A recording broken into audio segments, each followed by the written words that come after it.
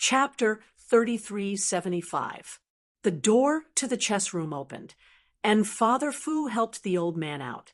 He saw his daughter, who was as light as a little bird, running towards them. Then, Father Fu felt a force pushing his arm away. The old man, who was like a stabilizing force in the aerospace department, pushed him away. He laughed loudly and opened his arms, waiting for his little princess to come over. Father Fu. Ever since his daughter came back, the respected old man became more and more like a child. Of course, he also became more energetic. This was a good thing. Father Fu, who was pushed away, was not angry.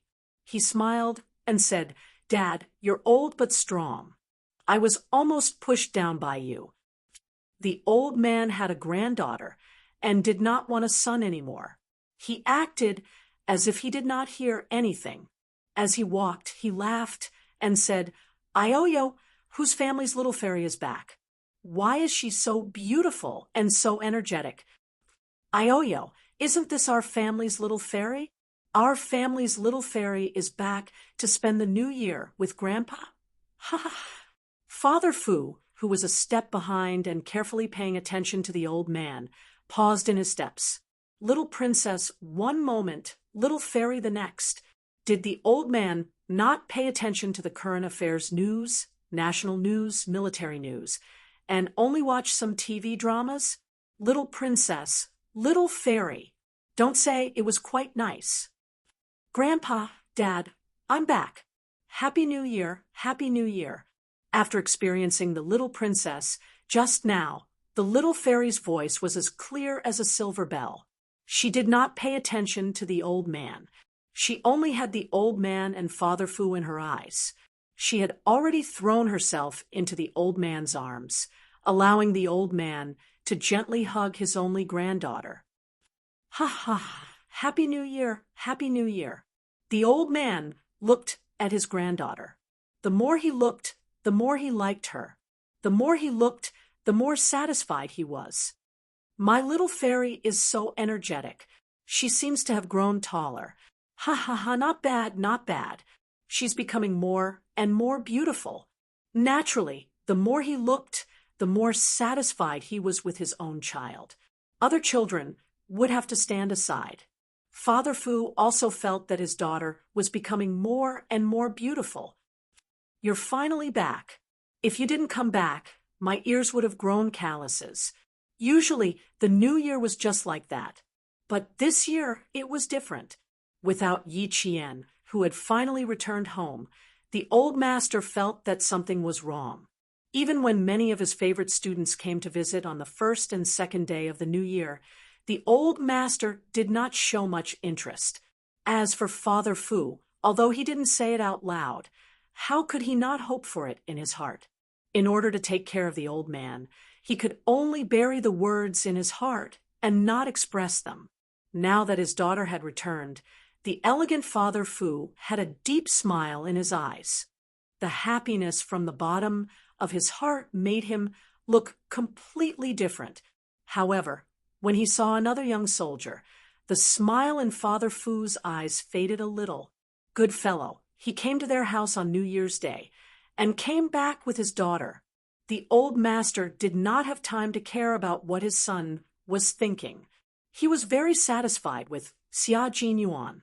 The descendant of the old family, Xia had a good character. Seeing that he came back with his granddaughter, the old master laughed heartily. "Good, good, good. It's best that both of you are back together.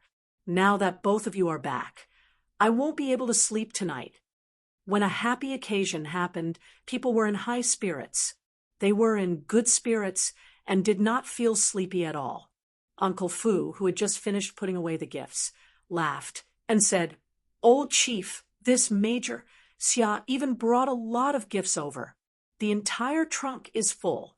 Young Master Xia probably emptied their house. He put in a lot of effort." Chapter 3376. In order to let old Master Fu know how meticulous Xia Jinyuan's gifts were, Uncle Fu wrung a few gifts for old Master Fu to see. He wrung them with both hands. Just by looking at the product names, one could tell how meticulous the gifts were. I'm very happy that you're here. Why did you bring gifts? Old Master Fu did not like gifts, but when he heard Uncle Fu say that he had emptied their house, he could tell how much importance he attached to this family Xia visit. Xia Jinyuan replied respectfully, "This is the first time I wish you and Uncle a happy new year. It's just a small gift." It's not just a small gift. Grandpa, these gifts were all prepared by Grandpa Xia, Grandma Xia, and Uncle Xia. He and I rushed back from overseas and reported to the military first. We didn't prepare any gifts for you and Dad. Look at me. I didn't bring anything back. Now that he was home with his closest family, Yi Qian suddenly lost his composure and became more childish. Yi Qian also had a soft sky under his tough exterior. Only her closest family members could get close to that place. Even Xia Jinyuan rarely had the chance to get close to that place. Lovers and family members were always different. They were unreserved towards their lovers, but they were naturally close to their family members. Father Fu could glean a lot of information from Yi Qian's words. 1. His daughter did not stay on duty at school. Instead, she went out with the young man in front of him. That was why she had to report to the military first. 2. Family Xia. This young man did not have time to go back to family Xia. He accompanied his daughter to the Fu family home first. He was quite thoughtful. He knew that old Master Fu and old Master Fu wanted Jane Eyre to go home. 3. Master Xia, old Madam Xia, and Commander-in-Chief Xia approved of his visit. They did not mind the young man from their family visiting the Fu family home first. They were very sincere, and old Master Fu could not find anything to complain about.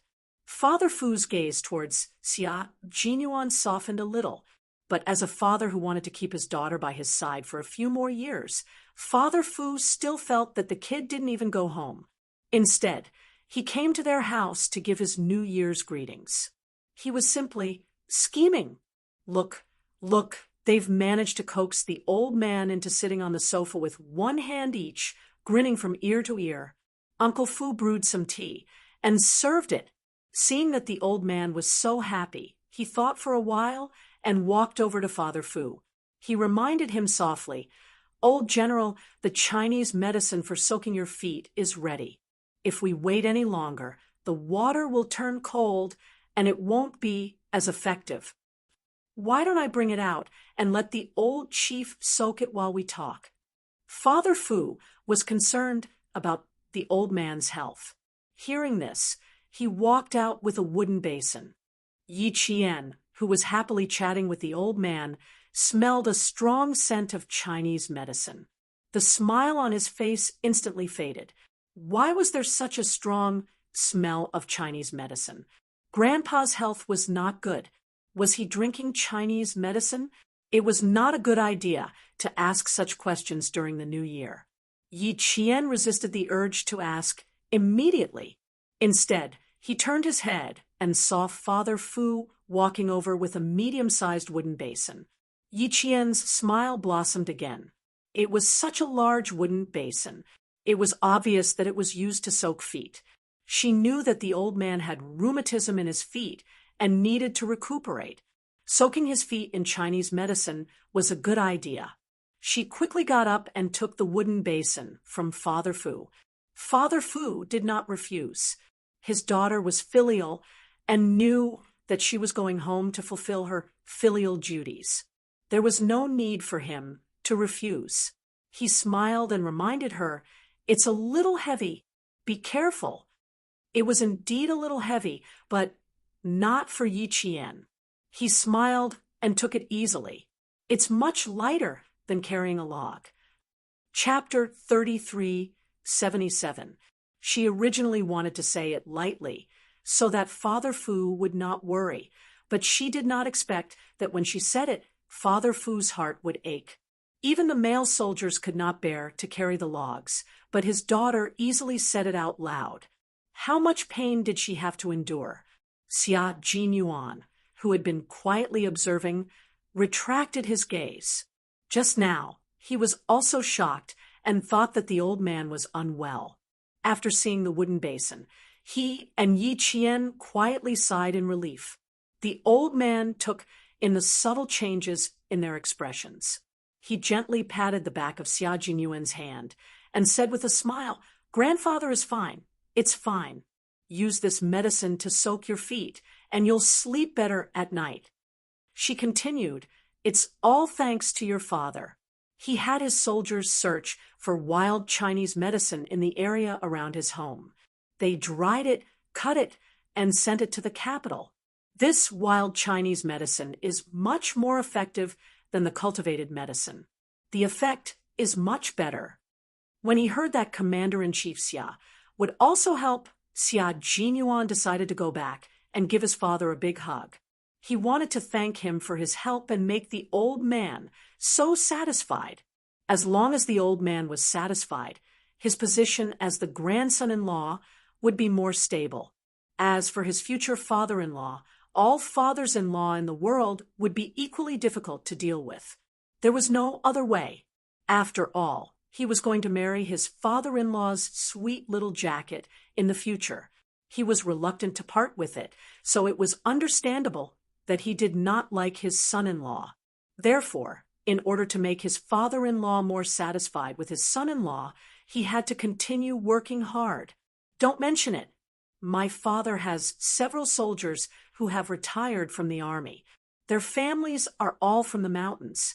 I heard from my father that they are not used to the arranged jobs when they go back, so a few soldiers from nearby started their own business. They specialize in pure, wild Chinese herbs. Don't worry and use it. Once you're done, I'll ask my father to arrange it for you." In order to please the old man, Comrade Xia did not hesitate to mention Commander-in-Chief Xia. There were indeed such things, but Commander-in-Chief Xia usually did not look for his soldiers because he was afraid that they would feel uncomfortable. For the sake of the old man's health and to make the two young people's journey home easier, Commander-in-Chief Xia was just like any other parent in the world. He was willing to help his children. When the old man heard this, his interest was piqued. That's a good thing. Now that the country's military is getting stronger and stronger, we will need more and more people to join the army in the future. After joining the army, they will be out of touch with society for a few years.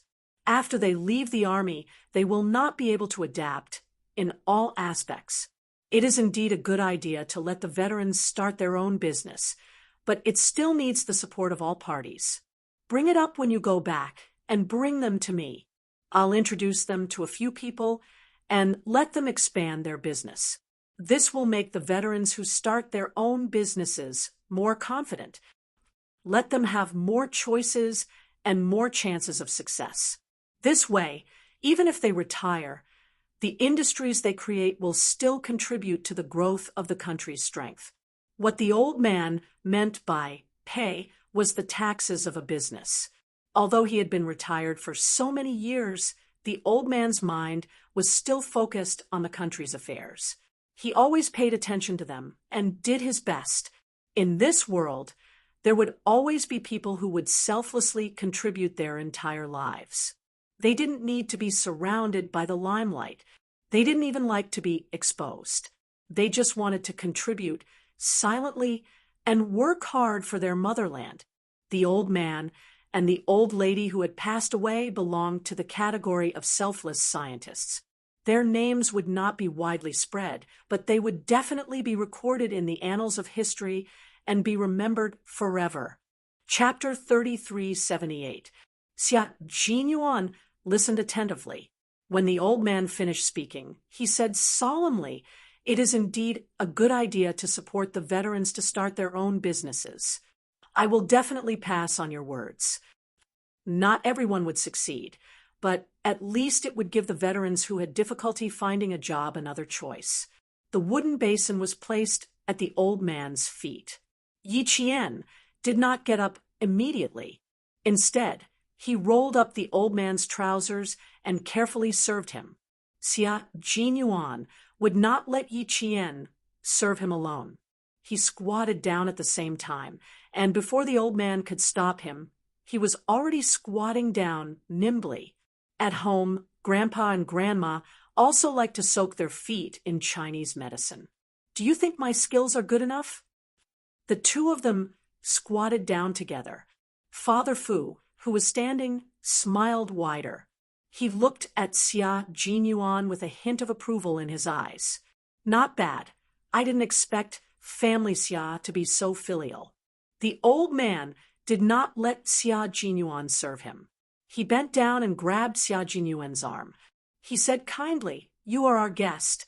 You don't have to do this. Let our little princess do it."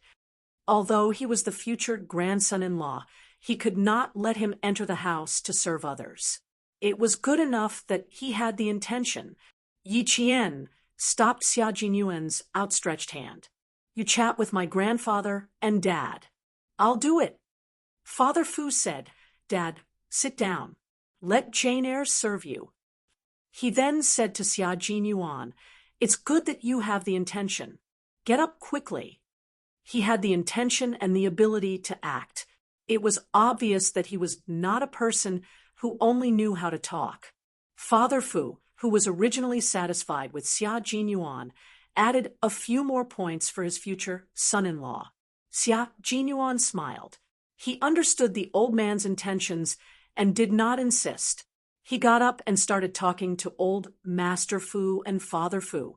Yi Qian carefully rolled up the old man's trousers and lifted the towel covering the wooden basin. He reached out to test the temperature of the water. It was a little hot, but it needed to be at this temperature. With his granddaughter taking care of him, the old man was overjoyed. Xia Jinyuan lowered his gaze and watched as his girlfriend carefully took care of the old man. She had a gentle smile on her face, and her gaze was so gentle that it could melt into water. Gentle, considerate, filial, smart, capable, and capable. How could he be so lucky to find her? That night, the family chatted until 11 p.m. before going to bed. The old man was actually still in good spirits, but when they were chatting, Xia Jinyuan mentioned that he and Yi Qian had gone to Guangdong province. The old man seemed to have thought of something. After chatting for a while, he said that he was tired and that they should go to bed early and continue tomorrow morning. Father Fu helped the old man go back to his room to rest. When he came out, he saw the two young people sitting on the sofa. They were still in good spirits and did not look tired at all, especially his daughter, who looked so energetic that her little face was glowing. "Aren't you sleepy after working so hard for so many days?" Father Fu walked over and smiled lovingly. "Is there anything else you want to talk to me about?" Yi Jian shifted her seat so that she was sitting next to Father Fu. She then held Father Fu's arm and said softly, "Father, I'm going to pay Grandpa Xia, Grandma Xia, and Uncle Xia a visit. You. Of course you have to visit them. You brought him home, so you have to send him back." Father Fu already knew what his daughter wanted to say before Yi Qian finished her sentence. It was the new year, and Master Xia and old Madam Xia thought so highly of the fact that they brought family Xia back. The Fu family could not be rude and had to visit them to visit. Chapter 3379. As the saying goes, a grown girl can't be kept at home. After breakfast tomorrow morning, I'll get the driver to send you both over. I'll represent our family to wish old Master and old Madam a happy new year. I won't be going with you. Your grandfather's student will be coming over tomorrow, so I have to stay to entertain the guests. You can go to family Xia with him." As he spoke, Father Fu asked, "Will you be coming home tomorrow night?" "Tomorrow night." Yi Qian wanted to come home, but he was afraid that she wouldn't be able to. Xia Jinyuan readily answered Father Fu, "I'll send Jane Eyre home tomorrow night, but it might be a little late." There were many relatives at home, and knowing that he would be bringing his girlfriend home, he was afraid that they would stay until tomorrow. Father Fu nodded. Okay, but there's no need to come back if it's too late. We'll see how it goes tomorrow. Family Xia, this kid, is too good. I can't find any fault with him at all. Father Fu deeply regretted this. Thus, the future father-in-law and future son-in-law had a brief exchange of glances. One glared daggers at him, while the other was gentle and refined. Both of them were calm and respectful. The future father-in-law smiled and nodded, indicating that he would let him off for today. Xia Jinyuan, who had received the signal, wanted to bow to his future father-in-law and ask him to be merciful. Yi Jian did not notice the twists and turns in the conversation. She also did not know that her smart father had set a trap for her boyfriend without batting an eyelid. If Xia Jinyuan didn't answer after Father Fu finished speaking, or if he said, maybe she won't come back, Father Fu would make a note of it. How would he make a note of it? He would make a note of it like this. You brat, you haven't even married my daughter yet, but you can't wait to keep my daughter in your house and not let her come back. Just wait and see. I don't believe that my daughter won't listen to me. I'll let you suffer for a few more years. If he really made a note of it, not only would Colonel Xia have a long road to pursuing his wife, but he would also have a long road to marrying her. Xia Jinyuan felt a lot of pressure when faced with such a smart father-in-law. He had to constantly be on guard against the traps set by his future father-in-law. If he wasn't careful, he would fall into a trap which was much more stressful than his father. Looking at his girlfriend's sweet smile and contented and blissful appearance, Lieutenant Colonel Xia's lips curled up deeply. Such a beautiful and filial daughter was suddenly abducted by a man one day. If it were him, he would also feel stifled. Thinking about it, he could understand why his future father-in-law wanted to make things difficult for his future son-in-law. If he and the little fox gave birth to a beautiful and adorable daughter, the little princess in his hands, the little fairy was about to be snatched away by a stinky brat. Just wait and see. Therefore, Lieutenant Colonel Xia, who didn't have a daughter yet and had yet to settle his future father-in-law, was already starting to think about how he, as a father, would compete with his future son-in-law. After thinking about it, Yi Qian advised Father Fu to go back to his room and rest early. Dad, you go back to your room and sleep first. We'll talk tomorrow. I still have a lot to tell you. When Father Fu heard that his daughter still had a lot to tell him, even if he was smiling gently, wrinkles appeared at the corners of his eyes. You guys should rest early too. Your Uncle Fu has just tidied up the room. He must be tired after running around for a few days. Sleep early and rest well before we go to pay New Year's greetings tomorrow. His daughter was so beautiful. When she put on her military uniform tomorrow, everyone in the family Xia would adore her. Nowadays, soldiers were not prohibited from wearing their military uniforms outside. They could wear it on normal occasions, and it was not against military discipline. Yi Qian nodded heavily. She should rest early and rest well. And tomorrow night, she would go home at night, and Captain Xia would go home too. That would be the best of both worlds. Chapter 3380. However, she still had to talk to Xia Jinyuan. Both Grandpa Xia and Grandma Xia wanted her to go to family Xia.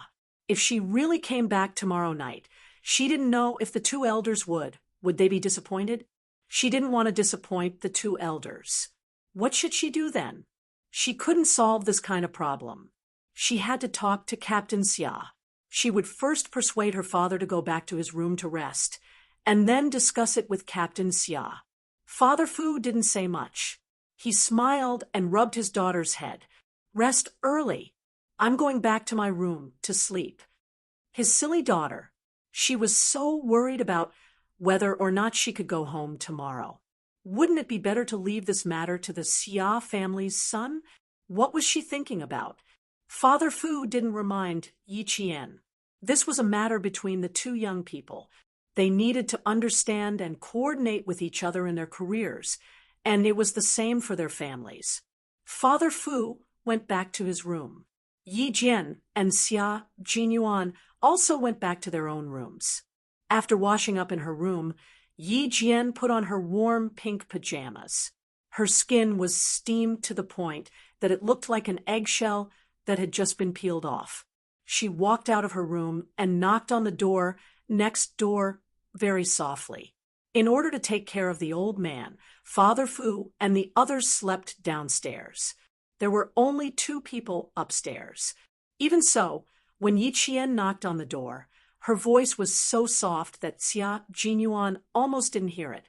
Fortunately, there was a special forces soldier sleeping in the room. He was lying on the bed with a smile on his handsome face. Who knew what he was thinking about?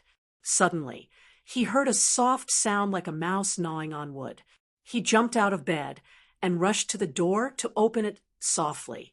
As soon as he opened the door a crack, Yi Qian whispered like a thief, "Captain Xia, it's me."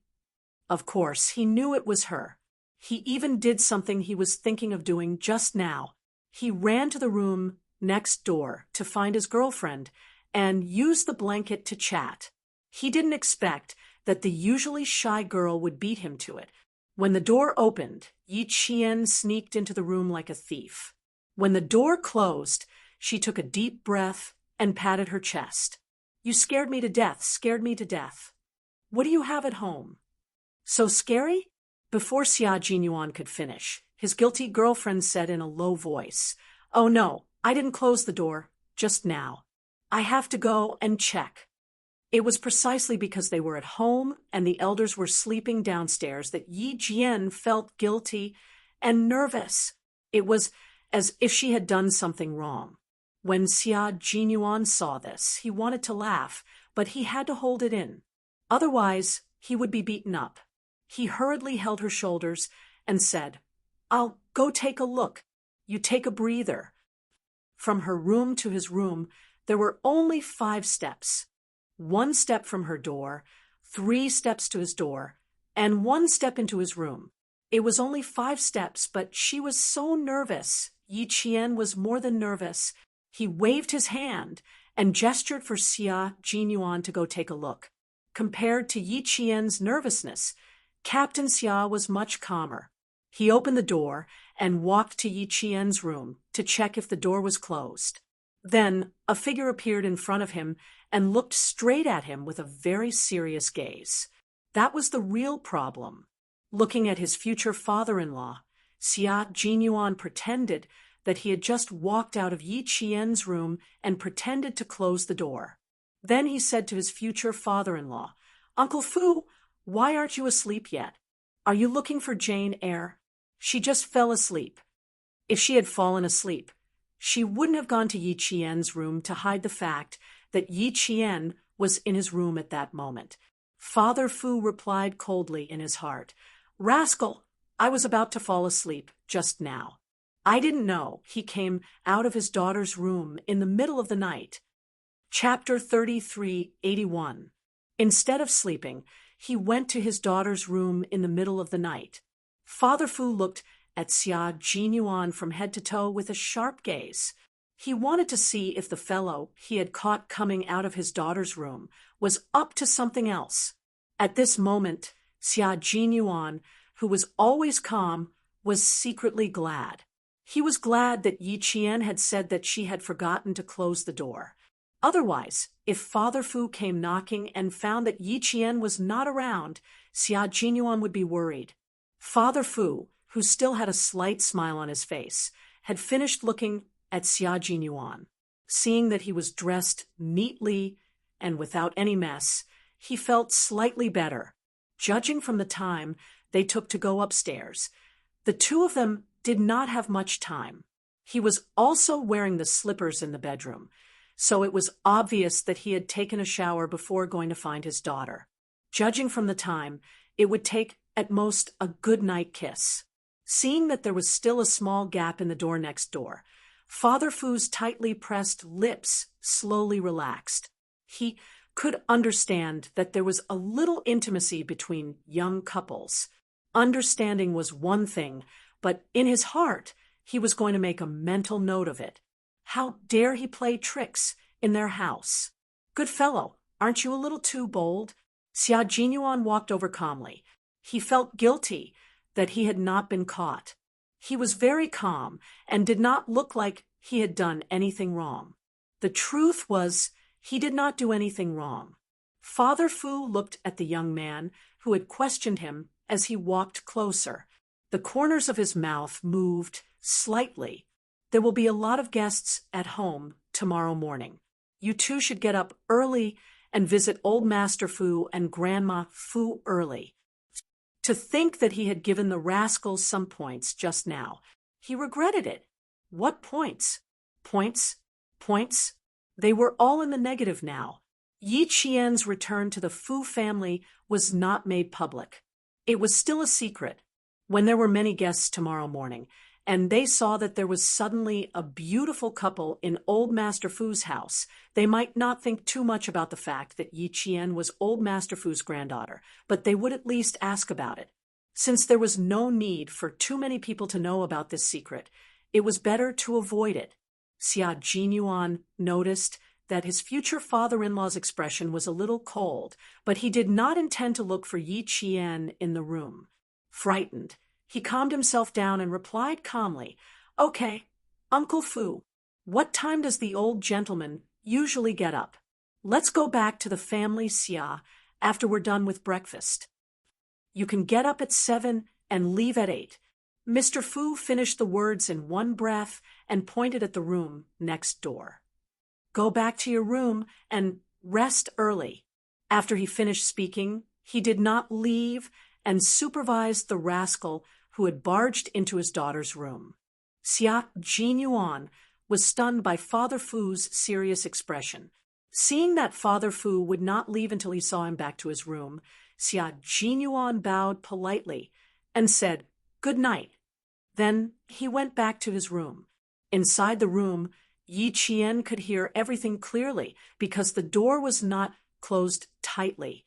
When she heard Father Fu's voice, her first reaction was to run to the window and push it open.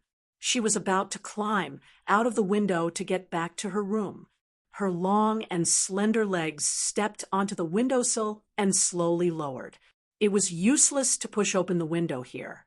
The window in her room was tightly shut. Even if she climbed out, she would not be able to get back to her room. Yi Qian, who was afraid that Father Fu would check on her, was so nervous that cold sweat broke out on her back. She held her breath in the room. Yi Qian, who was sweating profusely, tiptoed behind the door and listened carefully. When she heard Father Fu say, "Go back to your room and rest early," her heart was in her throat. She was afraid that Father Fu would ask Xia Jinyuan to go back to his room to rest while he went to her room himself. Chapter 3382. When he realized that his daughter wasn't in the room, the scene. Yi Qian clawed at the wall, so nervous that he almost tore the wallpaper. He even held his breath, not daring to breathe. He was afraid that Father Fu would knock on the door, so he could only hope that Xia Jinyuan would hold Father Fu back. When he heard the familiar footsteps approaching, Yi Qian held his breath and waited for Xia Jinyuan to return to the room safely. Xia Jinyuan pushed the door open, closed it, and locked it from the inside. Father Fu didn't leave immediately, even though he heard the click of the lock from outside. When he saw that Xia Jinyuan had returned to the room and locked the door, Father Fu turned around and went downstairs. Father Fu turned around, and the faint smile on his face disappeared. He walked down the stairs expressionlessly. In the future, he would never let that family Xia kid stay over at home again. Never. Who knew if he would sneak into his daughter's room again? Sneaking into his daughter's room in the middle of the night? Does he want to marry his daughter as soon as possible? No way. He had just acknowledged his daughter, so he had to keep her for a few more years. Tomorrow, he had to have a good chat with his daughter. She wasn't in a hurry to get married. She had to stay at home and be a little princess and fairy for a few more years. After she got married, Father Fu got more jealous the more he thought about it. His little princess and fairy had been cheated away by that brat. Father Fu's heart was still filled with jealousy when they returned to the room. In the room, Xia Jinyuan saw that his girlfriend behind the door was so nervous that the tip of her nose was sweating. He couldn't help but laugh. Just as he was about to speak, Yi Qian covered his mouth and stared at him with his clear eyes, warning him not to speak.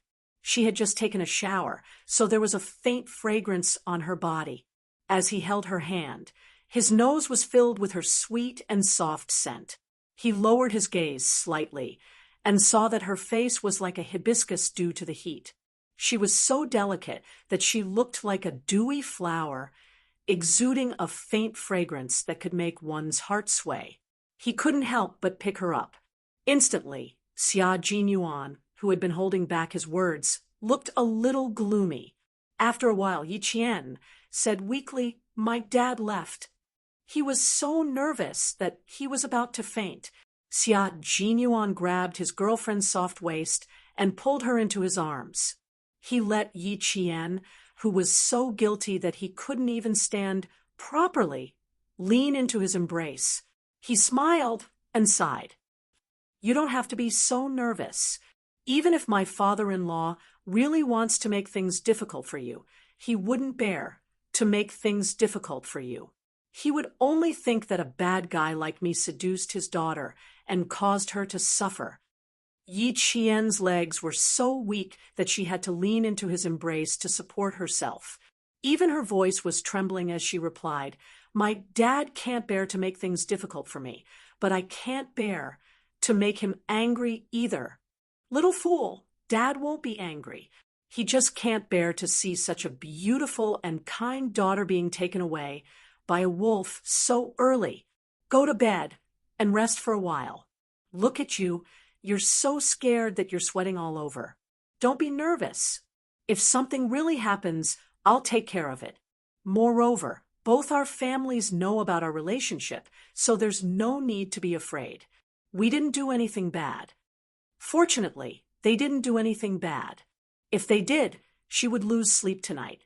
Yi Qian lifted her head from his embrace and said with lingering fear, "If I had known, I wouldn't have come. It won't be too late to tell you tomorrow." "Ha ha ha, since you're here now, tell me what you have to say." Xia Jinyuan, who was secretly happy, wrapped his arms around Yi Qian's slender waist. He looked at her gently and said, "It must be something urgent. Otherwise, you wouldn't have come." Yi Jian, who had caught her breath, nodded her head. She wanted to get out of his arms and talk to him. However, as soon as she moved, Xia Jinyuan suddenly picked her up and lifted her up. She could clearly feel that her chest had rubbed against his chin. Chapter 33:83. Yi Qian reacted quickly and placed his hands on Xia Jingran's shoulders. He was already very close to Xia Jingran, so that she could feel more comfortable. "Go lie down on the bed and talk," he said. Yi Qian quickly shook his head. No, let's sit down and talk." If they really lay down on the bed, who knew what would happen? In the past, he liked to do something to her. Thinking about the few times they had laid down on the bed together, even if it was just a few times, Yi Qian felt that there was something wrong with it. Xia Jingran was well aware of what it was. But this time, he really wouldn't do anything rash. What if his smart future father-in-law came back? Xia Jinyuan thought about how his future father-in-law couldn't smile when he was outside, but he still squeezed out a faint smile. What if his future father-in-law came back and found out that he was bullying the little princess of the Fu family? It would be impossible for him to bring the little princess back to the family Xia tomorrow. For the sake of tomorrow, for the sake of a long time, and for the sake of coaxing his father-in-law, Xia Jinyuan really just wanted to sleep with his girlfriend tonight and chat. What a simple thought. Unfortunately, Yi Qian didn't believe him. Xia Jinyuan didn't know whether to laugh or cry. I really won't. This is your house, not outside. How would I dare? There's nothing you don't dare to do. Also, my father isn't an ordinary person. You have to be careful that he comes back to check on you. Who asked him to catch you just now? That's right. A daughter knew her father best. Father Fu, who was still lying on the bed downstairs, suddenly lifted the blanket and took off his shoes. He was afraid that he would disturb old Master Fu, so he deliberately walked softly back to the second floor. This time, Father Fu didn't knock on Yi Qian's door. Instead, he knocked on the door of the brat's room that he was especially worried about. Knock, knock, knock, knock. Yi Qian, who refused to lie on the bed and chat with him, heard the knock on the door. He jumped out of Xia Jingyuan's arms as if he was struck by lightning. His speed was amazing. Yi Qian's dark eyes widened as he jumped out. The expression on his little face was indescribable. Xia Jinyuan, whose arms were suddenly empty, was speechless. As expected, his future father-in-law turned around and attacked him. Xia Jinyuan looked at the quilt, which was so neat that there was not a single wrinkle on it. For the second time tonight, he secretly rejoiced. Fortunately, he didn't carry the little fox to the bed. Fortunately, he didn't touch the bedding. Fortunately, the little fox knew that her future father-in-law's skills were superior. Fortunately, she was cautious enough. Fortunately, tonight was safe and sound. Xia Jinyuan heaved a sigh of relief when his future father-in-law came to check on him. Yi Qian took a deep breath, then another deep breath, and another deep breath. His voice trembled as he said, "I'll go. You stand there." At this moment, it was best for her to open the door. She was so scared that she almost had a heart attack. As she walked, she adjusted her breathing and opened the door. Then she asked in surprise, "Dad, you are looking for Captain Xia?" When the door opened, his daughter's little face appeared. Father Fu was shocked. Why was his daughter the one who ran into the little brat's room first?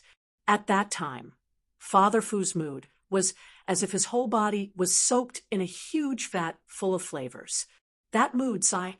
Why aren't you asleep? Father Fu was as gentle as a spring breeze when facing his daughter. He asked kindly, "Is there anything else at night? We're all home. If it's not something urgent in the army, it's not too late to talk about it tomorrow." "I vaguely heard you talking to Captain Xia just now. I was afraid something might have happened, so I came over to ask Captain Xia." Yi Qian maintained his normal tone and said indifferently, "Tomorrow he and I will wake up early and go to family Xia around 8. So he came over to ask about something. Chapter 3384. Oh, by the way, there will be a lot of guests at home tomorrow. You can go to family vacation with him earlier." Father Fu turned sideways. "Go back to your room and rest. I still have a few questions to ask him." Xia Jinyuan also walked over and stood beside Yi Qian. He smiled and said, "I was a little too loud just now and woke her up. The bed was a little wrinkled, but it was still very neat. I still have to go in and take a look." Father Fu thought to himself. Father Fu was worried sick about his little darling not being taken advantage of. Just like before, he watched Yi Qian go back to his room. Then, Father Fu walked into the guest room and glanced at the bed. Yes, it was very neat. He turned around and said, "Go back tomorrow and ask Commander-in-Chief Xia about the progress of the case involving Jane Eyre and I. I haven't been in contact with your father for a long time, so I'm not sure about the progress of the case. I can't say anything in front of the old master, so I can only talk to you in private. Don't worry, I'll understand the details from my father tomorrow and report back to you. Okay, rest early." Father Fu didn't have anything else to say, so he nodded and turned around to leave. He walked to the door and stopped. If it's really too late tomorrow night, I'll come and pick up Jane Eyre. You should spend time with your family. He was worried, too worried. How could he dare to let his little princess and little fairy stay over for family vacation? He was too worried. Without waiting for Xia Jinyuan to reply, Father Fu closed the door and left. He didn't give the little brat who made his heart bubble with jealousy a chance to speak. At 5:00 the next day, Yi Jian, whose biological clock was set, did not get up immediately. The old man would only get up at around 5:30. She stayed in bed until 5:30. After washing up, she knocked on the door next door, but heard the old man's laughter coming from downstairs. Yi Qian didn't even need to knock on the door and went straight downstairs. Downstairs, Xia Jinyuan had been chatting with the old man for nearly half an hour. His humorous and mature words made the old man laugh nonstop. He looked at Xia Jinyuan with affection, as if he was looking at his own grandson. This grandson-in-law was not bad. Yu Sheng said that he still needed to wait and see. There were many young and outstanding grandchildren in Dangui Garden who were still single, so there was no need to settle down immediately. In addition, they had just reunited with their families, little princess and little fairy, so they should stay for a few more years and observe their family Xia while they were at it. What Old Six said was not wrong. However, it was better for the elders to not interfere in their affairs and let nature take its course.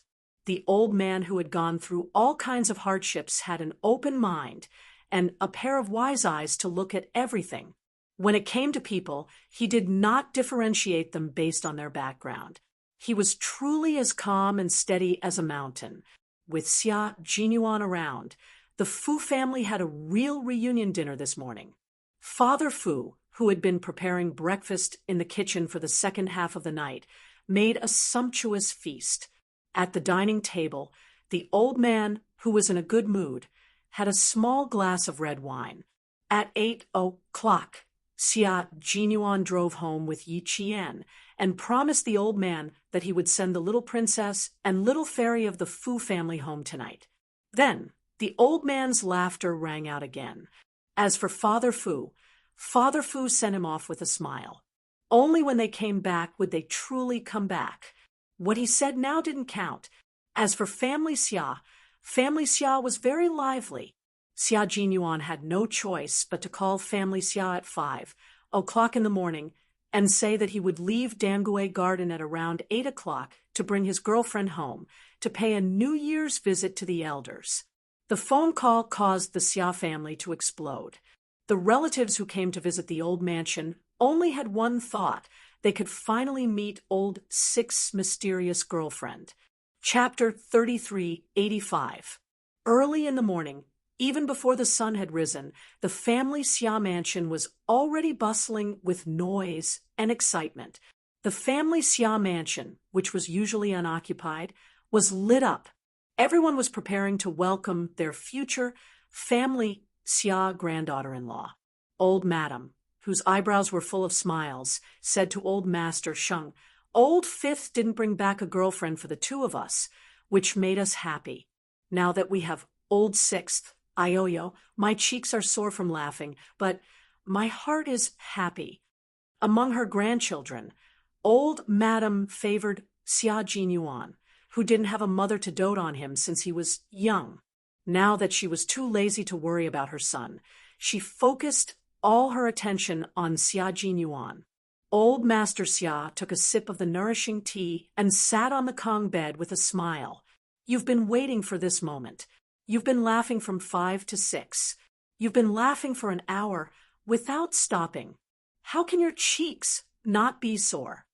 Back then, when she found out that her most beloved grandson had found a girlfriend, and that the girl was so good that even her granddaughter, Yi praised her, and said that Sixth Brother had his eyes set on the girl and had been waiting for her for several years, Old Madam was so happy that she looked forward to meeting her granddaughter-in-law.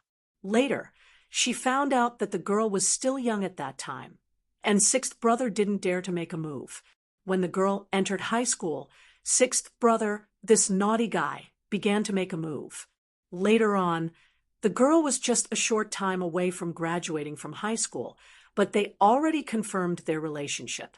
His granddaughter, Iwei, was the one who vaguely told her family about these things.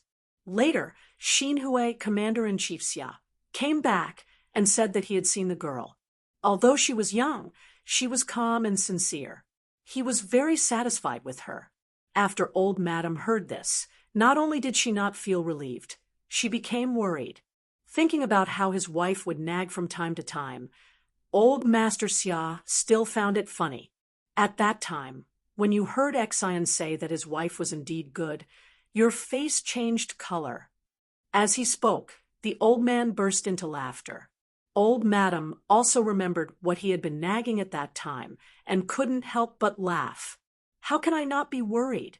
Shinhue doesn't even have good taste when choosing women. When he came back, he told me that old sixth girlfriend was not bad. At that time, my heart instantly sank. Don't tell me that our son and I have the same taste. Both of us are not very good. Tell me, how can I not worry? Ioyo, luckily I'm tight-lipped and don't meddle in the affairs of the younger generation.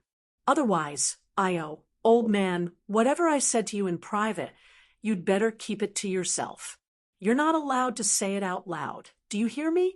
When I was your father, he married a daughter-in-law who couldn't take care of the family. What the eye doesn't see, the heart doesn't grieve over. Now, with his judgment, he says that the girl that sixth brother chose is not bad. How can I be at ease? I can't rest assured. Previously, I didn't look forward to meeting my future granddaughter-in-law. But when I came back and mentioned it, I looked forward to meeting her as soon as possible. If it doesn't happen, I can't let sixth brother make the same mistake as his father. No matter what, I have to be strong for once and stop sixth brother from bringing her into the family. When it came to important matters, the silver-haired old madam's expression became serious. She suddenly had the aura of a minister in the past. She placed her hands on the short table that was placed on top of the tea. Don't say a single word about it. Old man, remember this. Old Master Xia, who was also in a good mood, sipped the hot tea and listened to the music of the capital. He replied unhurriedly, I won't say a single word about what you said. My granddaughter-in-law is not bad. She's a descendant of the Fu family. That's amazing. At this time, the family can't be a burden. Chapter 3386. Master Xia would never do such a stupid thing as pushing his granddaughter-in-law to someone else. Old Madam was relieved. Then he started to chat with the old man. Lao Wu, that guy, is blinded by business. Today he changed girlfriends, and tomorrow he will change girlfriends again. I heard from Jean, that Lao Wu has a relationship with a celebrity in Harbor City. Just thinking about it makes my head hurt. When Jiaza said he wanted to do business, I stopped him. You said that he's grown up and can't be controlled by his mother. So I didn't stop him and didn't follow in his brother's footsteps. Now, he has raised a grandson that I have to worry about. Tell me, back then, my son made me tremble in fear. I was afraid that he would cause trouble. Now, my son's grandson still makes me worry. When sixth brother comes back, I'll get him to talk to fifth brother and persuade him to calm down. Jiaza, also known as Xia Jiaza, was old Madam's second son. Because he was the second son, it was more difficult when she was pregnant. Coincidentally, he was not at the right age. Xia Jiaza almost did not survive when he was born.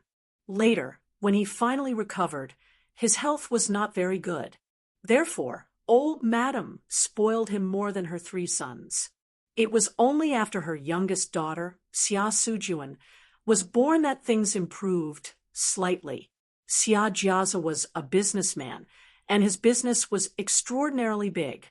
He had properties both at home and abroad. Now, He was involved in all kinds of industries. His son was a few years older than Xia Jinyuan. Xia Yunin, who was the fifth in the family, loved to do business like his father. He also didn't follow the path of his older brothers. When he was still in high school, he was already doing business with Xia Jiaza everywhere. He was only 29 years old this year and was also a famous eligible bachelor in the capital. He was a bachelor in the capital, Harbor City, and the Bay. He was handsome, rich, and elegant. He didn't have the shrewdness of a businessman and was elegant. How could he not be attractive? It was precisely because he was too attractive that old Madam was worried. Fortunately, Xia Yunin was a womanizer. As long as he returned to the capital, he didn't have any women by his side. He went home clean to accompany old Master Xia and old Madam Xia. The two elders talked about their son and grandson and quietly waited for the granddaughter-in-law they were particularly satisfied with to come over. Outside, the younger generation all sat together. It was so lively that they needed to sit at two tables. It was rare that everyone was present this year.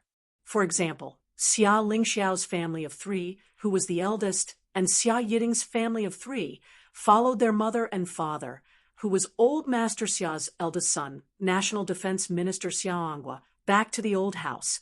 Second Uncle Xia Anbang's wife, and eldest daughter Xia Yiwei's family of four, and eldest son Xia Yujing's family of three also returned to the old mansion for the new year. Xia Yujing was the fourth in the family, so Xia Jinyuan had to call him fourth brother. Commander-in-Chief Xia was a little lonely. He was all alone, but he was carrying a child in each hand. They were all great-grandchildren. Her youngest uncle, Xia Jiaza, flew abroad every day. This year, he was angered by his second son, Xia Yunin, who was ranked fifth in the family. When he found out that his second son had returned to the old mansion, he immediately put aside a big business deal and rushed back. But when he saw his third eldest son, Xia Yui's family of three, he was so happy that he only cared about holding his grandson. How could he have time to care about his shameless son? Aunt Xia Sujuan and her husband returned home on the second day of the new year. Her son, Zhou Yichen, and daughter, Zhou Yijin, gathered at the old mansion. When they found out that her nephew, Old Sixth, was bringing his girlfriend back, they were so happy that they said to her husband, "Don't be. When the time comes, Old Sixth will get married earlier than Old Fifth. Little brother will have a lot to worry about." Chapter 3387. Hozi, who was carrying a baby, said to Xia Yiwei, who was also carrying a baby in her arms, sixth brother and his wife came back just in time. "Our son and daughter can finally return to our arms." Xia Yiwei gave birth to twins and became the mascot of family Xia. Everyone wanted to carry them, but there were many people in the family. Even if they wanted to carry the twins, they had to line up. The family of four came back from the southern province for the new year, and the twins could only be carried by their parents at night when they went to bed.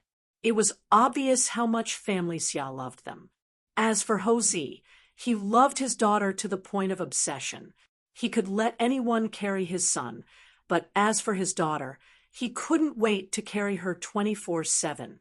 It was fine if he didn't carry his son when he returned to the family home, but he didn't even get to carry his daughter.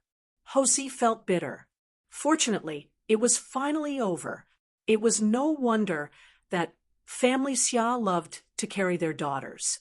The main reason was that family Xia's daughters were too precious. Only Xia Yiwei gave birth to a daughter, and the rest of her family were all sons. Ever since the elders found out that Xia Yiwei was pregnant with twins, they had secretly wished for a daughter. Later, Xia Yiwei went into labor and gave birth to a son first.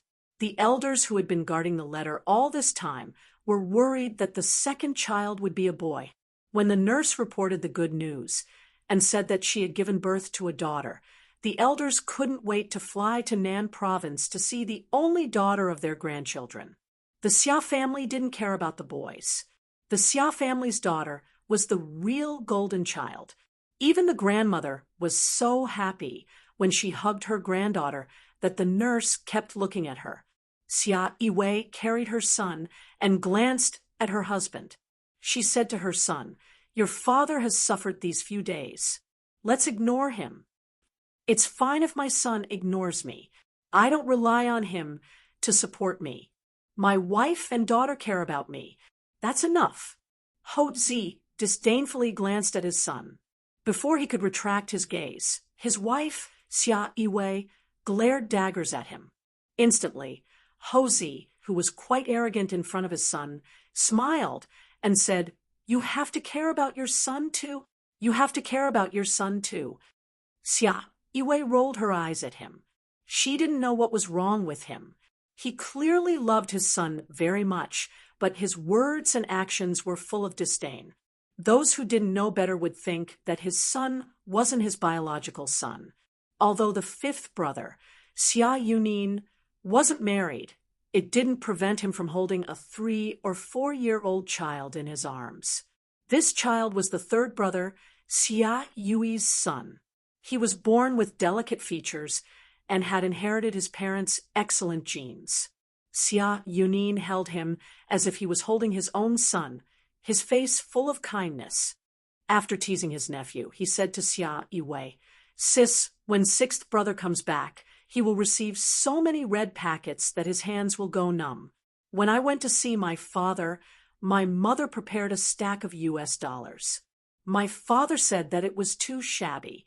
He also said that sixth brother likes to do surprise attacks, so he wasn't prepared."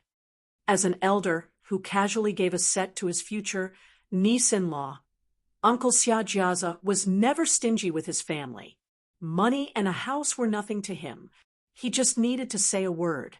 Uncle and Auntie prepared US dollars, and my mother prepared a set of jade jewelry.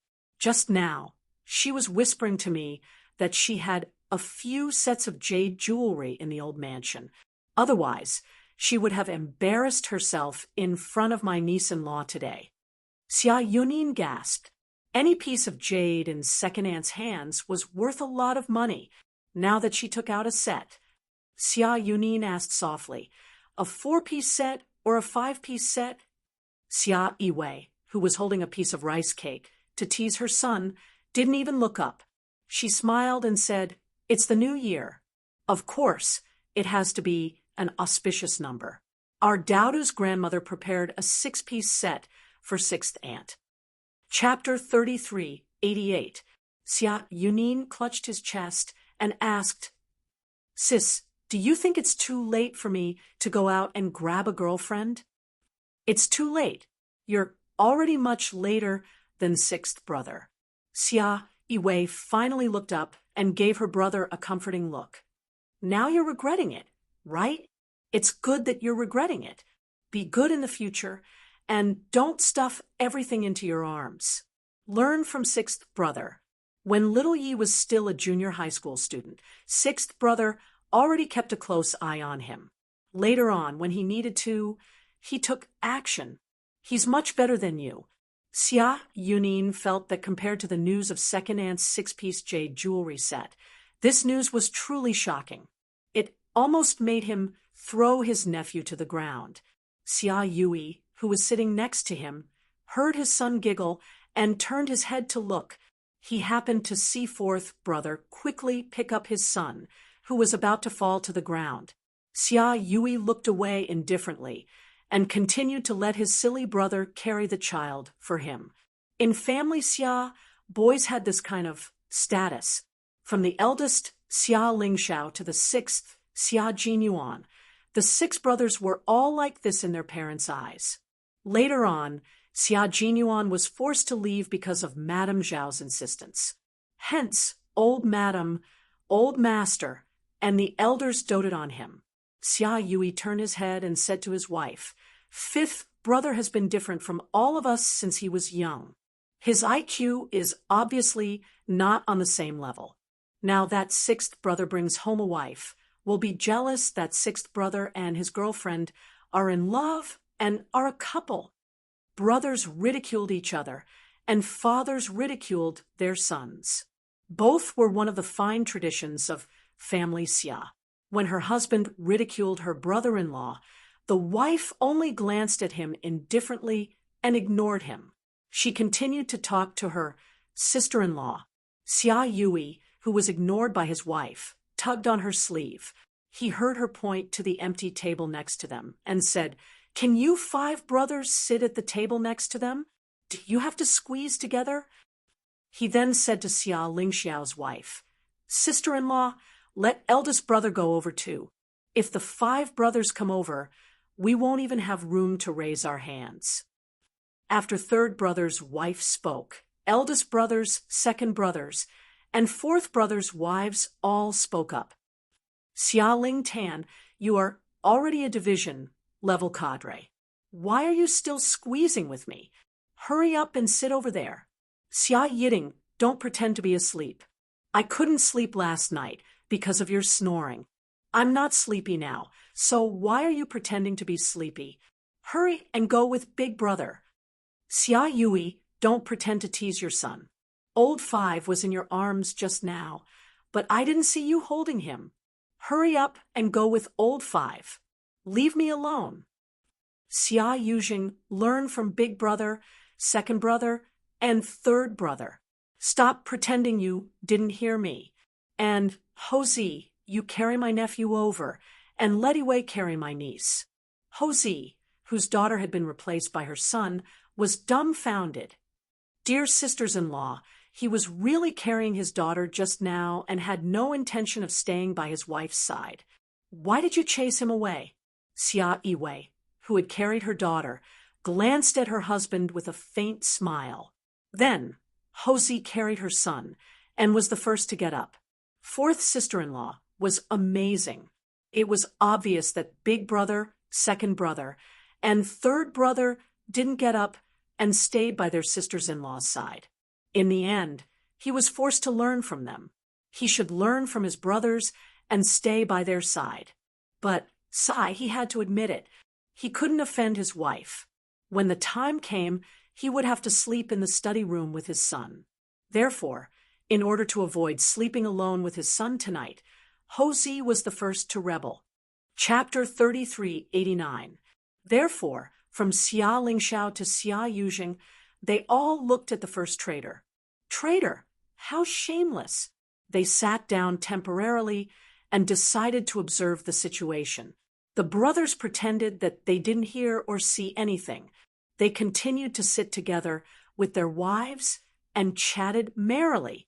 Xia Yunin, who did not have a wife to accompany him, smiled and carried his nephew. She said to the 4 brothers who were still sitting there, "Brother-in-law is lonely. I'll go and accompany him." The second traitor was about to lose the base. Retreat, retreat. Okay, together, retreat. The 4 brothers exchanged glances. There was a shameless traitor among them. If they did not retreat now, the consequences would be unimaginable.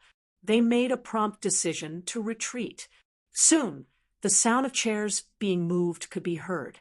The 4 men from family Xia stood up and said, "It's a little crowded. We ate too much breakfast just now. It's hard to digest if it's too crowded. Let's go. Sit next to us."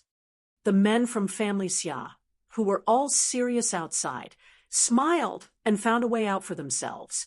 They obediently sat at the table next to them.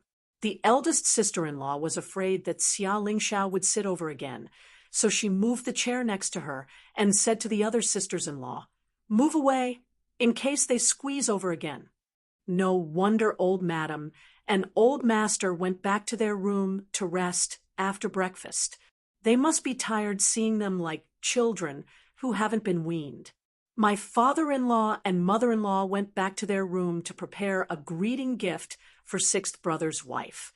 We didn't prepare enough, so we'll just use red packets. It's our country's tradition to give red packets during the new year. We can't go wrong with tradition. Set the number 2. Everyone has one number. Okay, it's best to use one number. I brought red packets with me. Come, one by one. I'll wrap them up now. I was worried just now and wanted to discuss with the sisters-in-law how big the red packet should be. Now, it's all the same. There's no need to worry. The sisters-in-law, who could not carry their children with their bags, took the red packets prepared by fourth brother's wife and took out cash from their bags to give Yi Qian a greeting gift. Family Xia's men never interfered with family matters. The financial power was also in the hands of their wives. The few of them ate and lived in the army, so they didn't spend much money at all. All of the daughters-in-law he married were good at managing the household. They were gentle, dignified, and tactful. The old madam often sighed, wondering how Commander-in-Chief Xia had made such a mistake. When the men at the next table saw this, they all sighed at Old Sixth's wife's good luck. They had not gathered together for the new year for 6 years. This year, they had made an appointment to return to the old mansion one after another on the 29th and 30th of the new year. Only then did they know that the brothers had all rushed back to the old mansion for the new year. It had been 6 years since the reunion new year, and sixth brother had managed to catch up with it. Last time, my dad told me that little brother's girlfriend is the prettiest of all the sisters-in-law. I was so scared that I didn't even dare to bring my girlfriend along for fear of embarrassing myself. When little brother and the others come back, I must take a good look at how pretty my sister-in-law is. As soon as fifth brother Xia Yunin finished speaking, fourth brother Xia Yujing knocked on his head. Your sisters-in-law are sitting next door. You're asking for a beating, aren't you? It was my dad who said that, not me. After being knocked on the head, fifth brother felt that he couldn't continue living like this. He was despised everywhere he went. Fourth brother hid him for me too. Third brother Xia Yui, who was also fifth brother Xia Yunin's biological brother, calmly used others to teach his younger brother how to speak. Pretty? Which of his sisters-in-law wasn't pretty? Chapter 3390. Father was an elder. It was fine if an elder said something, but fifth brother dared to say it too. He even said it in front of them. He deserved a beating. Xia Yunin, who had picked up her nephew, was heartbroken. She scolded her brother for his crime. Are there any brothers like you? I only said what my father said. I didn't say it myself. Why did you take turns to beat me? At the same time, she stuffed her nephew back into his father's arms. I'm not carrying him. Carry him yourself. Xia Yui took his son, turned sideways, and placed him on the ground. He said to his son, Little Bean, go play with Grandpa and Grandma. Also, go to the back room to accompany Old Master and Old Madam. Xia Yui, who was at a missile base in the northwest with Father Fu, put down his son, who was nicknamed Little Bean, and coaxed him to leave. He continued to sit there, glancing at the child's mother from time to time. Xia Yunin, who had been tricked by her brother, quickly complained to her sister-in-law. Sister-in-law, brother is being a hands-off boss again. How dare he? With a shout, Xia Yui picked up his son at lightning speed. He was really going to go find his grandparents. The 4-year-old Little Bean refused. He would come and go as he pleased. It hurt his self-esteem. Family Xia's children were all smart. Although Little Bean was only 4 years old, he was a little mischievous. He said directly to his father, I don't want you to carry me. I want to go find Grandpa and Grandma. The eldest, Xia Lingxiao, raised his voice and said to his 10-year-old son, who was playing in the snow outside the house, Xia, you come and play snowman with your younger brother. The children who were laughing just now seemed to have been hit on their acupoints to mute. It was quiet outside the house. When the servants who were watching the children outside saw this, they couldn't help but laugh. When the old butler saw this, he smiled even more. Looking at the old master's great-grandchildren was like looking at the eldest young master's generation. In the blink of an eye, the eldest young master had become grandpa and grandma. How fast the days passed. Every generation of the family Xia was strong, and when it came to the little young master's generation, every one of them was smart and quick-witted. They were so delicate that they wished they could hug them in their arms every day. The older children outside were afraid that the adults in the house would ask them to take the little ones to play, so they quickly ran to the back garden to play. When the old housekeeper saw this, he immediately let the younger servants follow them to prevent the golden jade dolls from bumping into each other. After the children left the front yard, the old butler smiled and stood there for a while before walking to the backyard. Everything was prepared at home. It was a pity that firecrackers could not be set off. Otherwise, he would have blown up the firecrackers to welcome the newlyweds home.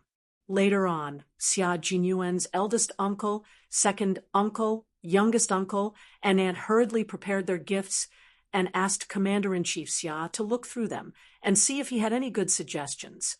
Commander-in-Chief Xia, who had also prepared a greeting gift, laughed out loud when he saw this. This is amazing. Sixth brother and his wife are back. What a great harvest. They went from being poor peasants to being rich. Every big red envelope was stuffed to the brim and couldn't be closed. It was full of new banknotes. A big red envelope stuffed to the brim was worth at least 20,000 yuan. 2 of each family gave 8 red envelopes. Youngest uncle's family was the most well-off. Youngest aunt used a red sandalwood box to store a set of 6 jade ornaments. Commander-in-Chief Xia said that it was too expensive, but youngest aunt said, "It's not expensive. I've given them to the first 4 wives, and I'll give them to sixth brother as well. We can't be biased. I'll take it. I'll take it. We can't refuse gifts from our elders. How can we refuse? Listen to eldest aunt. We can't leave out sixth brother's wife." Xia Jinyuan's eldest aunt persuaded in a soft and gentle voice. Just by listening to her voice, one could tell that she was a kind elder. Chapter 3391. Little Aunt was much more straightforward. She herself was a businesswoman and never hesitated to give anything to the younger generation in her family. She was especially generous. She also said, "Third brother, this is from me. You can't make the decision for sixth brother's family. Sister-in-law already said that we can't refuse gifts from our elders. We have to accept them." The immediate family members were all busy, including the uncles who came to give their New Year greetings to Old Master Yi and Old Madam Yi. They gave each other a big red packet. When everyone met with red packets in their pockets, even Old Madam Yi and Old Master Yi knew that sixth brother's family would be tired of receiving red packets today. The house was bustling with noise and excitement. Everyone was waiting for Xia Jinyuan and Yi Qian to return. They received the letter at 5 a.m. At 5:30 a.m., the whole family, including the twins in their arms, woke up to welcome the newlyweds. In the car, after Yi Qian heard about the family Xia's elders who were at the Yi family residence, her hand went to the car door lock. Was it too late to get out of the car now? They were all there. Besides eldest uncle's family, second uncle's family, youngest uncle's family, Annie's family, there were also 2 uncles' families. After doing the math, Yi Qian felt like she was about to faint. Based on a family of 5, there would be 40 people in total from 8 families. What's more, it wasn't just a family of 5. Yi Qian said in a trembling voice, "Captain Xia, you have a lot of relatives." There were too many of them. There were so many of them.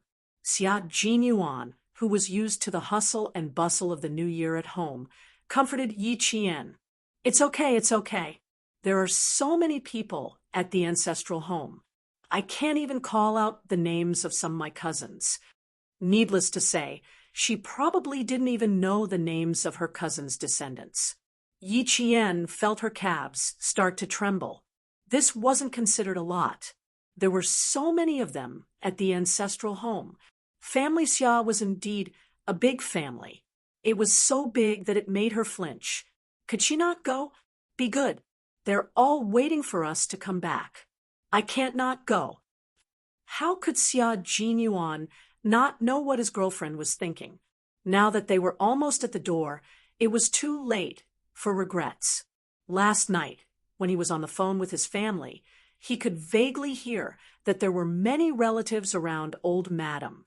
This morning, after he specially called to confirm how many relatives were there, Lieutenant Colonel Xia decided not to tell his girlfriend immediately. Based on his understanding of his girlfriend, if she knew that there were many relatives at home, she would not even be willing to step out of the Fu family.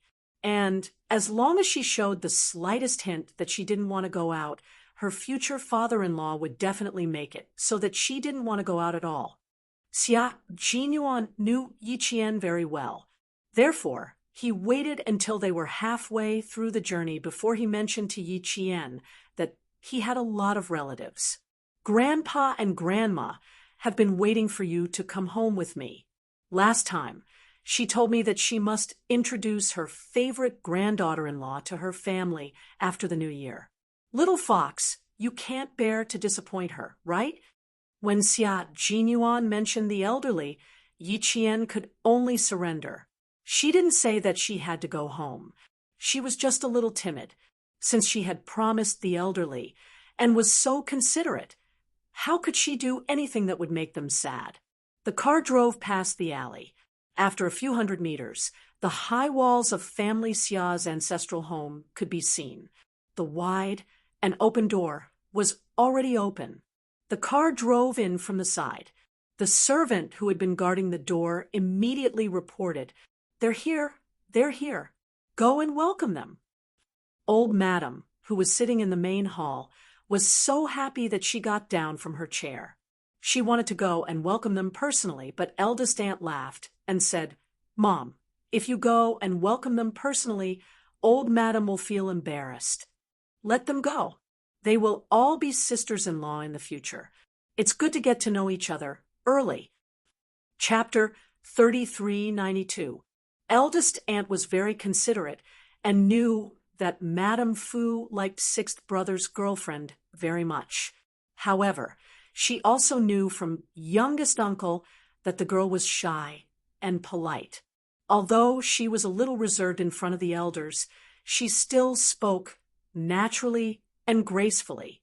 She was a good girl who knew how to behave. The Fu family was small in number, so the girl probably had never seen a family Xia welcome her. The whole family crowded around her to welcome her. Of course, the intention of the family Xia was good, but they were afraid that the girl would be embarrassed. Therefore, they persuaded her carefully. Madame Fu nodded and gently patted her eldest daughter-in-law, who was supporting her arm. She smiled and said, "You're so thoughtful. Sixth brother's wife is shy. I was a little worried that she wouldn't be able to control sixth brother." Commander-in-Chief Xia said, "Mom, you don't have to worry about that. Although Xiao Yi is shy, she is a very principled person. Sixth brother may be impudent in front of others, but in front of Xiao Yi, he's just like his brothers." When Madame Fu heard this, she exclaimed softly and laughed so hard that she couldn't straighten her back. I remember what sixth brother told me before. He said that eldest brother, second brother, third brother, and fourth brother are not as powerful as they are outside. When they come home, they are afraid of their wives. If he finds a wife in the future, she will have to be afraid of him. Oh my, I really believed him. In the end, he's just like his brothers. I'm going to ask him later if he's afraid of Xiao Yi or if Xiao Yi is afraid of him. When Madame Fu teased her grandson, the elders all laughed. It was normal for sixth brother to say those things in the past. Even they thought that sixth brother was more mischievous than his brothers in the family. He was also the most strong-willed one among them, who knew that he was the same deep down. Family Xia was really strong. It was passed down from generation to generation. Looking at the girl in their arms who was being coaxed, and the boy who was being thrown into the snow, it was no wonder that men with family Xia were a little afraid of their wives. They had been raised like this since they were young. Soon, the 4 sisters-in-law and 5 brothers came out to welcome Yi Qian. Xia Jinyuan parked the car at the entrance and asked the helper to drive it into the garage. He then held Yi Qian's hand and walked through the vermilion gate. Yi Qian's hands were a little cold. Before she got out of the car, she had even mentally prepared herself. She felt that she wasn't that nervous even when she was on the battlefield. "Don't worry, I'm here for you. The elders are all very gentle, just like my dad. You've seen youngest uncle. He likes to give you houses, cars, and money. Youngest aunt is the same. Money is not money in their hands. Later, youngest uncle and youngest aunt will give you money. Take it." Eldest uncle and eldest aunt are also very easygoing. When eldest uncle is outside, other people obey his arrangements. When he's at home, he only obeys eldest aunt's arrangements. You know what happened to second uncle? Second aunt is also very kind. When I was young, I loved second aunt's cooking the most. I even told second aunt that I wanted to be her son. In the end, I was beaten up by fourth brother. He said that not only did I eat and steal his food, but I also wanted to steal his mother. It was an unforgivable crime. After he beat me up, I turned around and told second uncle and second aunt. Fourth brother was beaten up that day. Aunt is more serious. She just looks serious. When I was young, she liked to secretly take me out to play. The first time I touched a car, it was Aunt who took me out. I was only 11 years old then. Later, Aunt was severely scolded by old Madam. From then on, she took me out to play even more secretly. Uncle is the principal of the industry university. He's very refined and reasonable to everyone. Old Master said that Uncle is the least like a soldier in our family. He has never seen a soldier who doesn't like to use his fists but likes to use his mouth. He started off as an instructor, and he's always walked the path of literature. Chapter 3393. Seeing that Yi Qian was still a little nervous, Xia Jinyuan couldn't help but slow down his footsteps. His reserved voice was gentle as he said, "I have 5 brothers upstairs. I won't introduce them too much. You'll know when you see them." They had already walked through the red lacquered door and passed through the wild goose-winged shadow wall. After Xia Jinyuan finished introducing his 5 brothers, Yi Qian saw a row of people walking in front of her. She had already begun to see them and was already nervous. Yi Qian couldn't help but hold Xia Jinyuan's hand tightly. At this moment, he was her only support. She couldn't be blamed for being nervous. She didn't have that many relatives in her 2 lifetimes, so she also had stage fright. Family Xia had 5 brothers. Even the 5th brother, Xia Yunin, who was a businessman, was a man with a strong aura. Most young ladies from prestigious families would keep quiet out of fear in front of them. They wouldn't even dare to raise their heads, let alone speak. Yi Qian was already doing well. Although she was nervous, she looked calm and composed on the outside. She had an aura that was unique to her. The man in the lead had sharp features. Probably because he rarely smiled, the corners of his mouth were pursed tightly, making him look even more serious. Even though he was dressed casually, Yi Qian could tell that he was a soldier. He was Captain Xia's eldest brother, and was also the youngest division commander. The National University of Science and Technology even introduced him. Yi Qian's heartbeat was a little unstable. The person who was holding her hand tightly held her hand, transmitting a warm and powerful force. He whispered to her, "When you're at home, there are no superiors or subordinates. We're all family. You don't have to care about your status outside. Yi Qian swallowed slightly and nodded subtly, indicating that she would do her best. She looked at the other men, who were equally outstanding. All of them were handsome and had an extraordinary aura, other than the young man who looked similar to her youngest uncle, who had an elegant temperament and wasn't a soldier. The other four men were dressed casually and gave off a strong military aura. Family Xia was originally a family of nobles and soldiers. They had an unshakable position in the capital. Other than the youngest one, the other four were accompanied by a gentle and graceful woman, just like her. Their hands were tightly held, as if they were afraid that they would slip on the snow. Each and every one of them was charming and had an outstanding temperament. Yi Qian could already feel that she was easy to get along with even before they spoke. Sister-in-law. In his heart, Yi Qian was already calling her sister-in-law. What else could he call her? Following the way Captain Xia addressed him, there was no mistake. In the blink of an eye, the two groups of people got closer and closer. Yi Jian secretly looked at her brothers and sisters-in-law of the Xia family. At the same time, the men and daughters-in-law of the Xia family were also secretly looking at their future sisters-in-law. Third brother Xia Yui had seen Yi Qian once before, so he wasn't that surprised. As for the others, it was their first time meeting Yi Qian. When they first saw Yi Qian, they felt that she was still in junior high school. Old Six had already started to have ideas. It wasn't unreasonable. Her eyes were clear and beautiful. Her eyes were like water. Her facial features were beautiful, and she had a smile on her face. She was indeed good-looking. Old fifth brother Xia Yunin felt that all the celebrities and young ladies he had dated before were just randomly picked up from the roadside.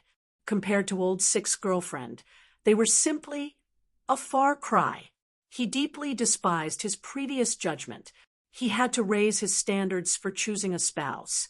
The sisters-in-law were no less surprised than their husbands. Old Six was indeed Old Six.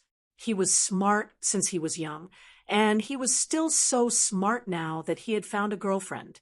Her appearance, figure, and temperament were all good. Chapter 3394. And his skin. Didn't they say that he was a military school student?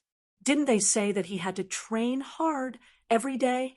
Didn't they say that he would never stop being exposed to the elements? Why was his skin so tender and fair? Even his skin glowed softly under the snow. Women looked at other women differently. They usually paid attention to appearance and figure first, followed by temperament. Temperament. Yi Qian had started his military career in the second semester of his second year of junior high school and had been tempered by war. The temperament of a soldier was ingrained in his bones and could be seen in his every move. Just like a man from a family Xia who joined the military, it was difficult to hide his military temperament, even if he wore casual clothes. The Fu family tested Xia Jinyuan, and similarly, Xia Jinyuan's 5 older brothers would also test Yi Qian. If he didn't even have the guts to speak to them, then 6th brother's taste was mediocre. As they got closer, Xia Lingxiao spoke on behalf of the family. Xiao Yi, Happy New Year. I'm your eldest brother, Xia Lingxiao. It's nice to meet you. Yi Qian reached out and shook Xia Lingxiao's hand gently. He smiled and said, Happy New Year, big brother. I'm Yi Qian. Hello, Xiao Yi. I'm your sister-in-law. If 6th brother bullies you in the future, just come to me. I'll stand up for you. His sister-in-law reached out with a gentle smile and voice. His second brother, Xia Yiding, had always had a low presence in the family. His occupation was even more special than Xia Jinyuan's. On the outside, he was an engineer in the National Defense Information Network, but in reality, his job was to prevent the domestic network from being hacked and, at the same time, to prevent hackers from invading the country. His special occupation allowed him to reduce his presence at any time. He reached out his hand and said calmly, "Second brother, Xia Yiding. If sixth brother does anything wrong, I can teach him." "Forget it. You spend all your time on the computer. You only have time to teach computer skills." Second sister-in-law secretly pinched her husband's arm and smiled at Yi Qian. "Just listen to your second brother's words." Second sister-in-law's words are much more useful than your second brother's. If sixth brother does anything wrong in the future, second sister-in-law will teach him.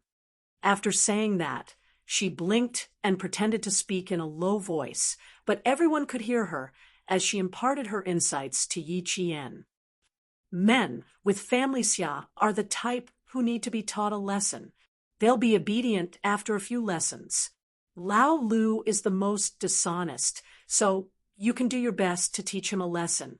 Even old madam will clap her hands and praise you. Men with family xia were too smart. Smart people tended to make mistakes easily. They needed a strong and principled wife to control them. When necessary, they could use force to solve the problem. Then, third brother, Xia Yui, and fourth brother, Xia Yujing, introduced themselves to his wife. They said the same thing as eldest brother and second brother, telling Yi Qian how to teach Xia Jinyuan a lesson. When it was fifth brother's turn to speak, Xia Yunin sighed. He sighed until the corners of Yi Qian's eyes twitched. He then said, "Xiao Yi, your appearance has suddenly raised my standards for finding a girlfriend. It's already difficult to find a considerate girlfriend. Now, I'm really worried that I'll be single for the rest of my life." The man who was elegant and proper just a moment ago had transformed into a humorous and playboy man.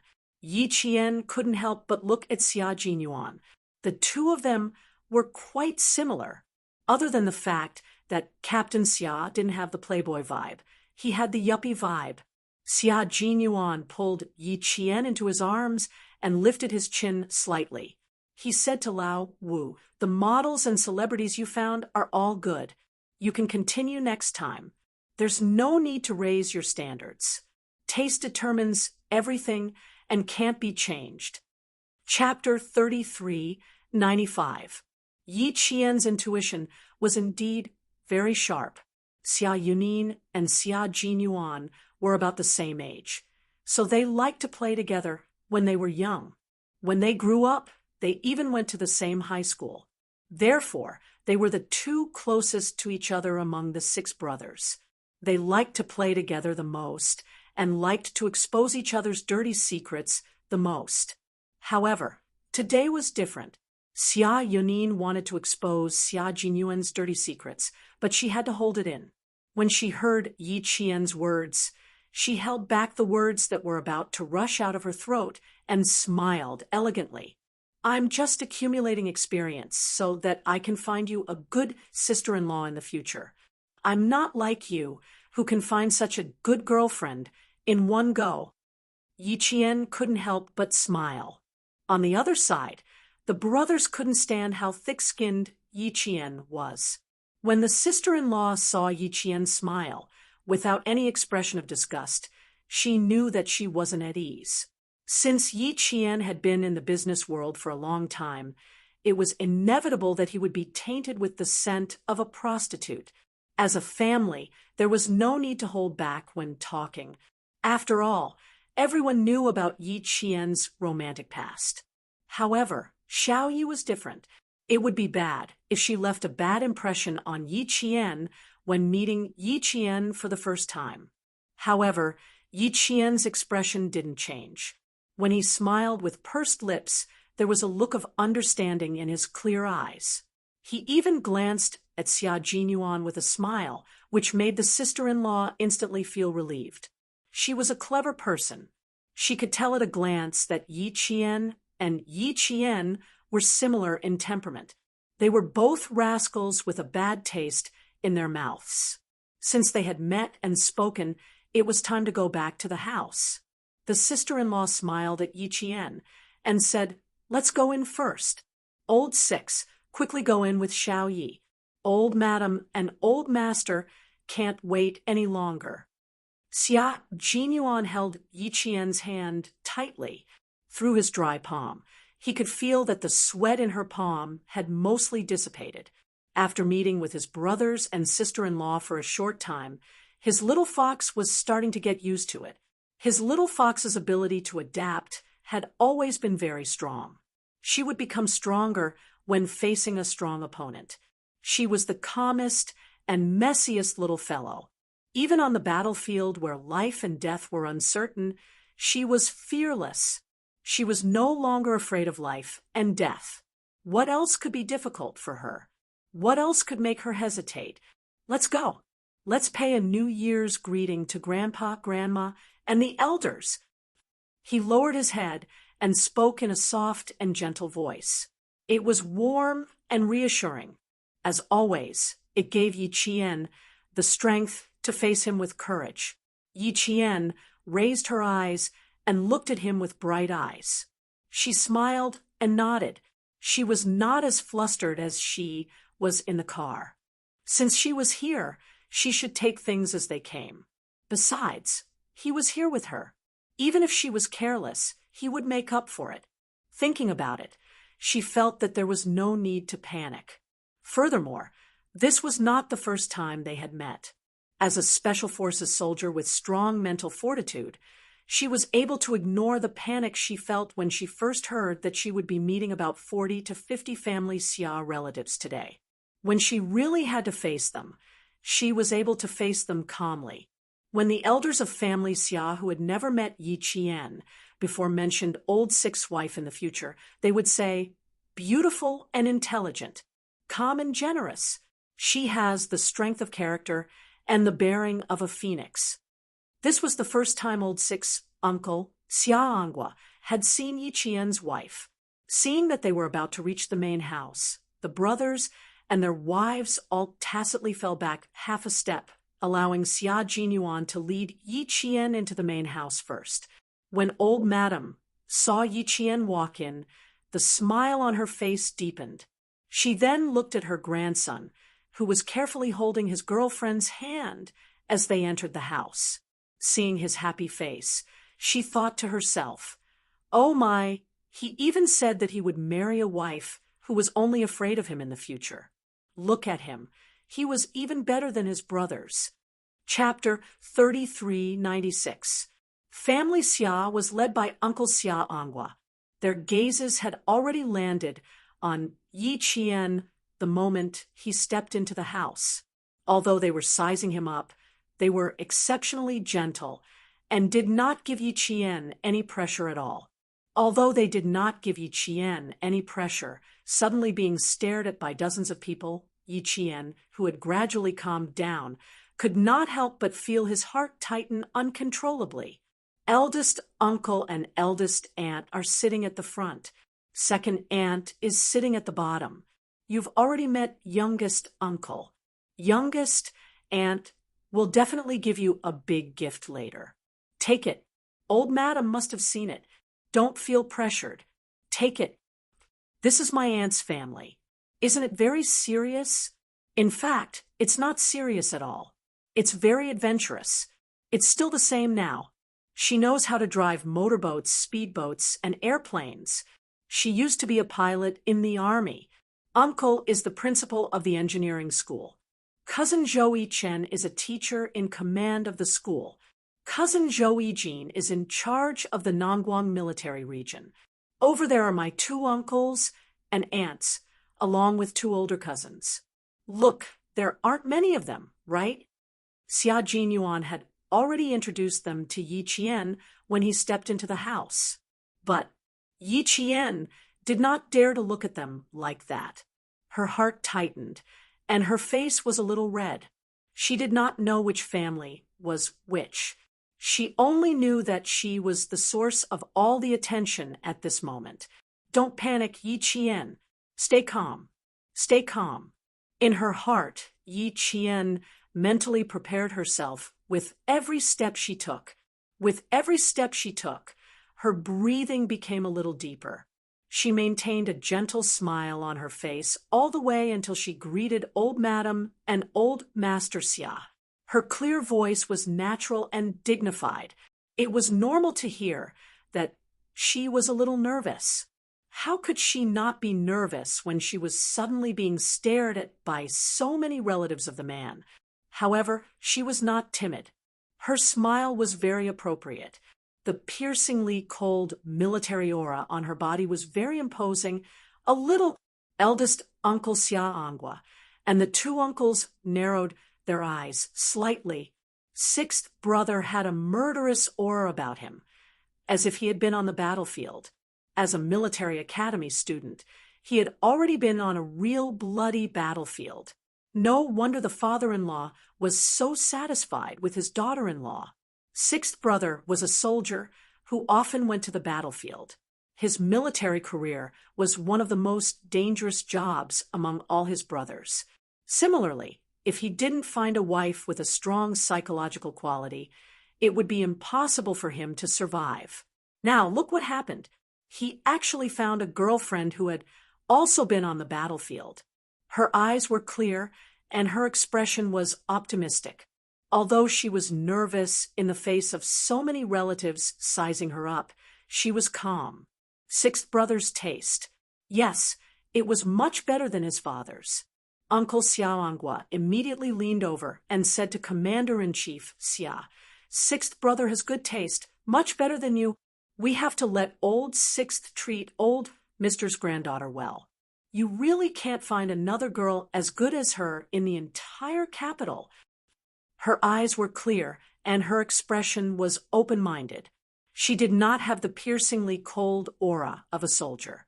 She did have the piercingly cold aura of a soldier, but she did not have the same killing intent as Old Sixth. After all, there were very few female soldiers on the battlefield. There were also female soldiers who had been on the battlefield like Old Sixth, but Old Sixth didn't like them. Old Sixth liked them, and Old Madam and Old Master were satisfied. There was only one such girl. Commander-in-Chief Xia had been used to saying that his son had good taste, and by the way, he would say better taste than his father. He smiled lightly and said, "The pupil is better than the master. As a son, naturally, he has better taste than his father." "You are telling the truth." Uncle Xia nodded and said with certainty, "You finally admit that you have bad taste." Chapter 3397. Commander-in-Chief Xia was speechless. He was already so old and already had a grandson in his arms. Why did he still like to tease him? Meanwhile, youngest Anne also said to youngest uncle, "Sixth brother is so lucky. This kid has been hard to fool since he was young. He's so naughty that no one can find fault with him. I told you years ago that sixth brother would be a successful man in the future. Look, he brought his girlfriend back. He has good taste." On the other hand, second aunt knew about Yi Qian from her daughter, Xia Yiwei.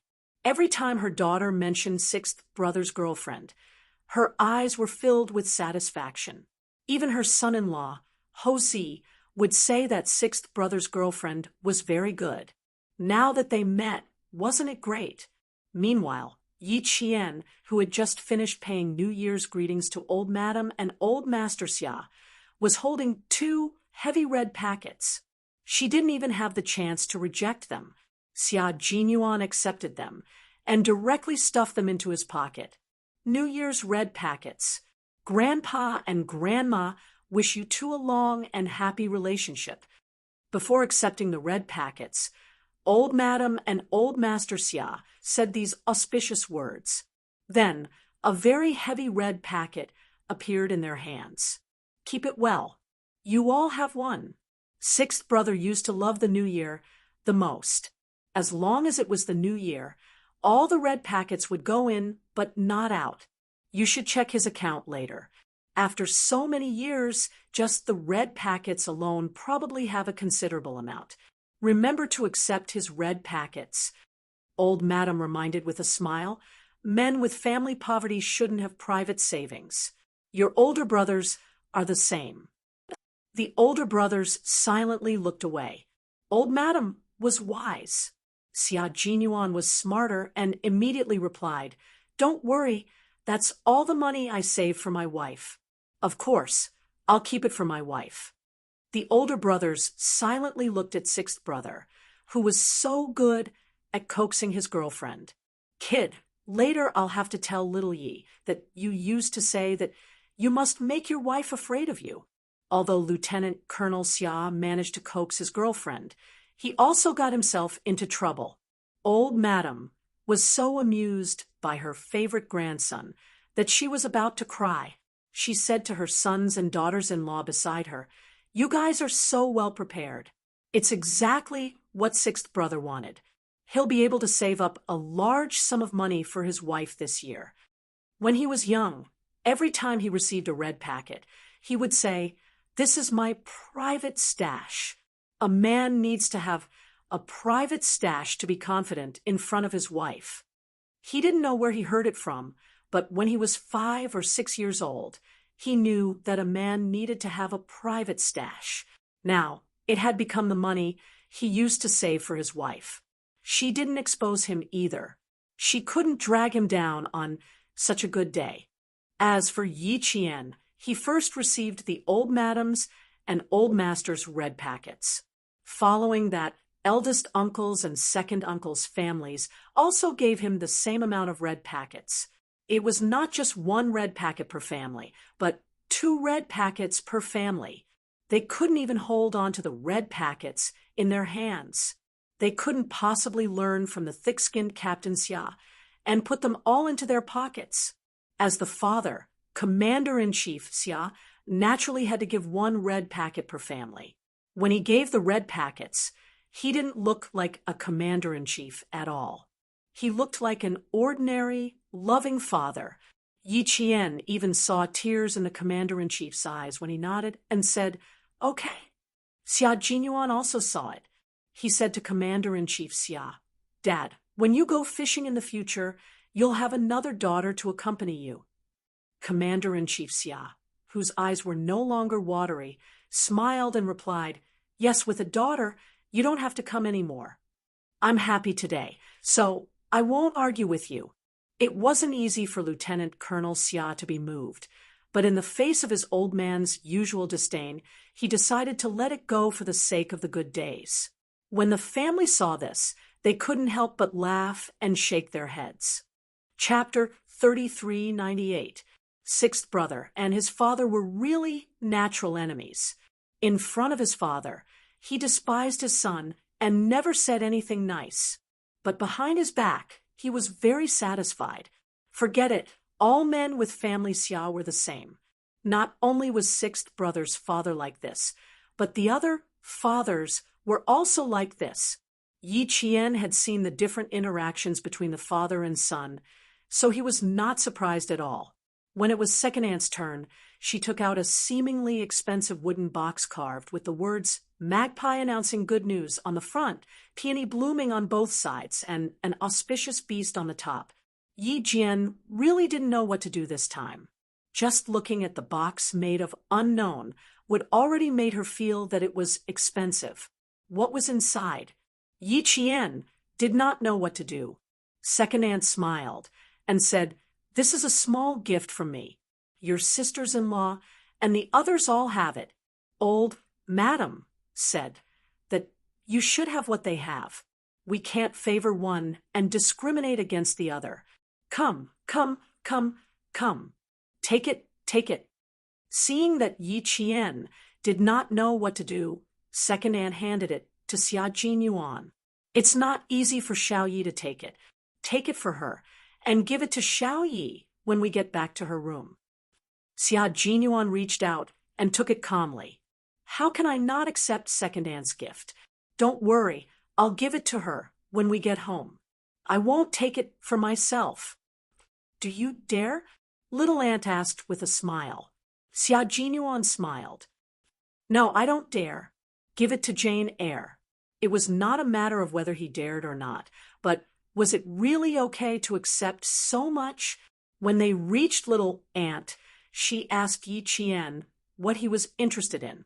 Yi Qian blurted out, "I'm interested in flying tanks and planes." She was really interested. Otherwise, she would not have asked to fly a fighter jet after winning. Uncle laughed. "Su Kuan, you found a common interest. Our daughter doesn't dare, but sixth brother's wife does. You won't have to worry about not being able to find a partner in the future." Little Aunt Xia Sujuan smiled and nodded. She said amiably to Yi Qian, "When you return to the capital during the holidays, Annie will take you to fly a plane." "Auntie, she wants to fly a fighter jet, not a civilian jet," Xia Jinyuan explained on behalf of Yi Qian. Xia Sujuan looked regretful. "That won't do. You'll have to work hard to achieve it." "Mom, if Aunt Lu can't fly a fighter jet, then you can teach Aunt Lu how to fly a civilian plane." Zhou Yijin, who had been waiting for Yi Qian to come over, finally found a chance to interrupt. She smiled at Yi Qian and said, "Aunt Lu, my mom is very good. If you can't fly a fighter jet, you can learn how to fly a civilian jet from my mom. I guarantee that you'll be able to master it." Aunt Lu. Faced with the new nickname, Yi Qian, she felt a little embarrassed. She hadn't married Captain Xia yet, but she had suddenly become Aunt Lu. Xia Jinyuan liked it very much. He gave his cousin a look of approval. "Yijin is right. Let your Aunt Lu learn with you in the future." "Lao Lu, you'll make her very scared. She doesn't dare to learn it herself, so she hopes that Lu Saw will learn it so that she won't be my mother's target." Zhou Yichen smiled and exposed Zhou Yijin's lie. He was also a brother who would easily set up his sister. Zhou Yijin wrinkled her nose and glared at her brother. She smiled sweetly at Yi Qian and said, "Aunt Lu, you're so beautiful. After you learn how to fly a plane with my mom, you'll be handsome and beautiful." "Your Aunt Lu is already handsome and beautiful. Later, sixth brother will give you a big red packet." "Thank you, sixth brother." "You're welcome. Just take care of your Aunt Lu in the future." Xia Jinyuan, who was holding the wooden box, didn't forget to find a backer for Yi Qian. In the future, when Yi Qian returned to the Fu family, it would be good to have another peer who could walk around the capital. But first, he had to think about how to transfer Yijin from the Nangguang military base back to the capital. Xia Jinyuan thought that when his uncle finished paying his New Year's greetings, the two of them would have to hold on to the red packets they received. For the first time, Yi Qian felt that it was easy to worry about money. Chapter 3399. Money was no different from a hot potato in her hands. Her hands were strong enough to carry logs and machine guns, but the red packets were getting heavier and heavier. It was getting more and more difficult for her to carry them. However, the man beside her said shamelessly, "If I had known, I would have brought a bag with me so that I could put the red packets in it. When the time comes, I can just open the bag and go straight to the bank. It's so convenient." Embarrassed Yi Qian. People with family Xia didn't seem to care about trifles. Sometimes, even the old madam could joke with the younger generation. She was as young as an 18-year-old. Xia Yiwei, who was carrying her son, smiled and joked, Come, Xiao Yi. This is a small gift from your brother-in-law, and since Laolu specially told me to take good care of you, I knew what Laolu was thinking. This guy, since young, as long as he has set his mind on something, he will do everything to get what he wants. But I really didn't expect him to be able to endure for so many years. It's obvious that he really cares about you. He won't marry anyone else but you." Jean Wawa, who was in her arms, seemed to know that her mother was happy. She clapped her hands and laughed. She even giggled at Yi Qian. She wasn't afraid of strangers at all. When Xia Yiwei saw this, she wanted to directly stuff the child into Yi Qian's arms. Ho Zi, who was beside them, reacted quickly. She carried her son with one hand and stopped her with the other. She doesn't have extra arms to carry. Let Laolu and his wife carry her later. Let's strive to give birth to a pair of twins. Yi Qian knew that Xia Yiwei gave birth to a pair of twins, but she had never seen them. Now that she saw them, the two children were wearing the same color clothes and hats. Even the shoes on their feet were exactly the same. At first glance, it was really hard to tell who was a girl and who was a boy. At this moment, Jin Wawa, who was in Xia Yiwei's arms, suddenly giggled at her. Yi Qian also laughed. If it weren't for the red packets given by the elders, she really wanted to hug the small and soft child. Aya, our Buble likes Auntie. Let Auntie hug you later. When little Aunt saw this, she couldn't help but laugh and teased. In the future, little Aunt should hug Boo Boo more. When you give birth to a pair of twins, it will be lively. Yi Qian's ears turned red when he heard this. She hadn't even married into the family, but she was already calling her Aunt Lu and Little Aunt. Then it was time to give birth to twins. When she came to Family Xia to pay her New Year's greetings, her identity changed layer by layer. She almost thought that she was really married and pregnant with twins. She blushed, but Xia Jinyuan did not feel embarrassed at all. He even smiled and said, "Since the elders are looking forward to it, I will work hard and live up to their expectations." Yi Qian couldn't hold it in any longer. He lifted his foot and ruthlessly stomped on his foot. Who asked him to spout nonsense? Who asked him to spout nonsense? Her ears turned red. Xia Yiwei, who was closest to her, was the first to notice. Fortunately, she was holding the child and did not look down to see Yi Qian's little movements. She laughed and said to the elders, "Auntie, if you continue to tease us, our newlywed will go back to his room and not dare to come out. You're blushing. Ha ha. Xiao Yi, you'll get used to it. Our family likes to be like this. Don't be shy." The benevolent old madam helped Yi Qian out of the situation. "Do you think Xiao Yi is like you? Don't scare Xiao Yi. Otherwise, our sixth brother will be heartbroken." While helping Yi Qian out of the situation, she did not forget to tease her grandson. Xia Jinyuan was immune to all kinds of poison. He allowed the elders to tease him and did not feel uncomfortable at all. The conversation continued. Chapter 3400. Yi Qian finally understood why Xia Jinyuan was so thick-skinned. Other than his family background, it was also because of the teachings of his elders. If he was constantly teased by his elders, no matter how thin-skinned he was, his skin would grow thicker day by day until it was as thick as a city wall. Knowing that his girlfriend was thin-skinned, Xia Jinyuan didn't want to embarrass Yi Qian any further. He greeted all the relatives, paid his New Year's greetings, and said a few words to Old Madam and Old Master Xia before taking Yi Qian straight to his room. After the beautiful couple left, Zhou Yijin laughed in a crisp voice and said, "Aunt Lu is so beautiful. Brother Six has struck gold. I didn't expect you to find such a beautiful and capable sister-in-law. You only see Aunt Lu's beauty, and you don't see anyone else beside her?" Xia Sujuan asked her daughter with a serious face.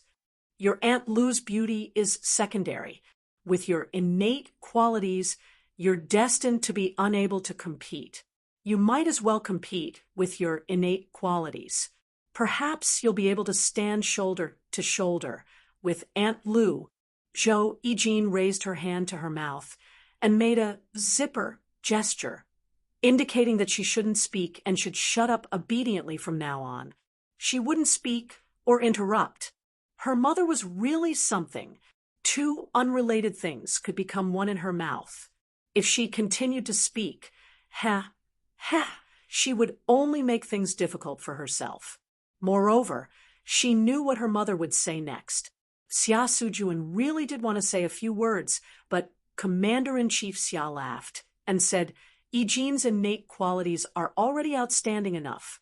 However, Eugène, don't listen to your mother about competing with your innate qualities so that you can stand shoulder to shoulder with Aunt Lou.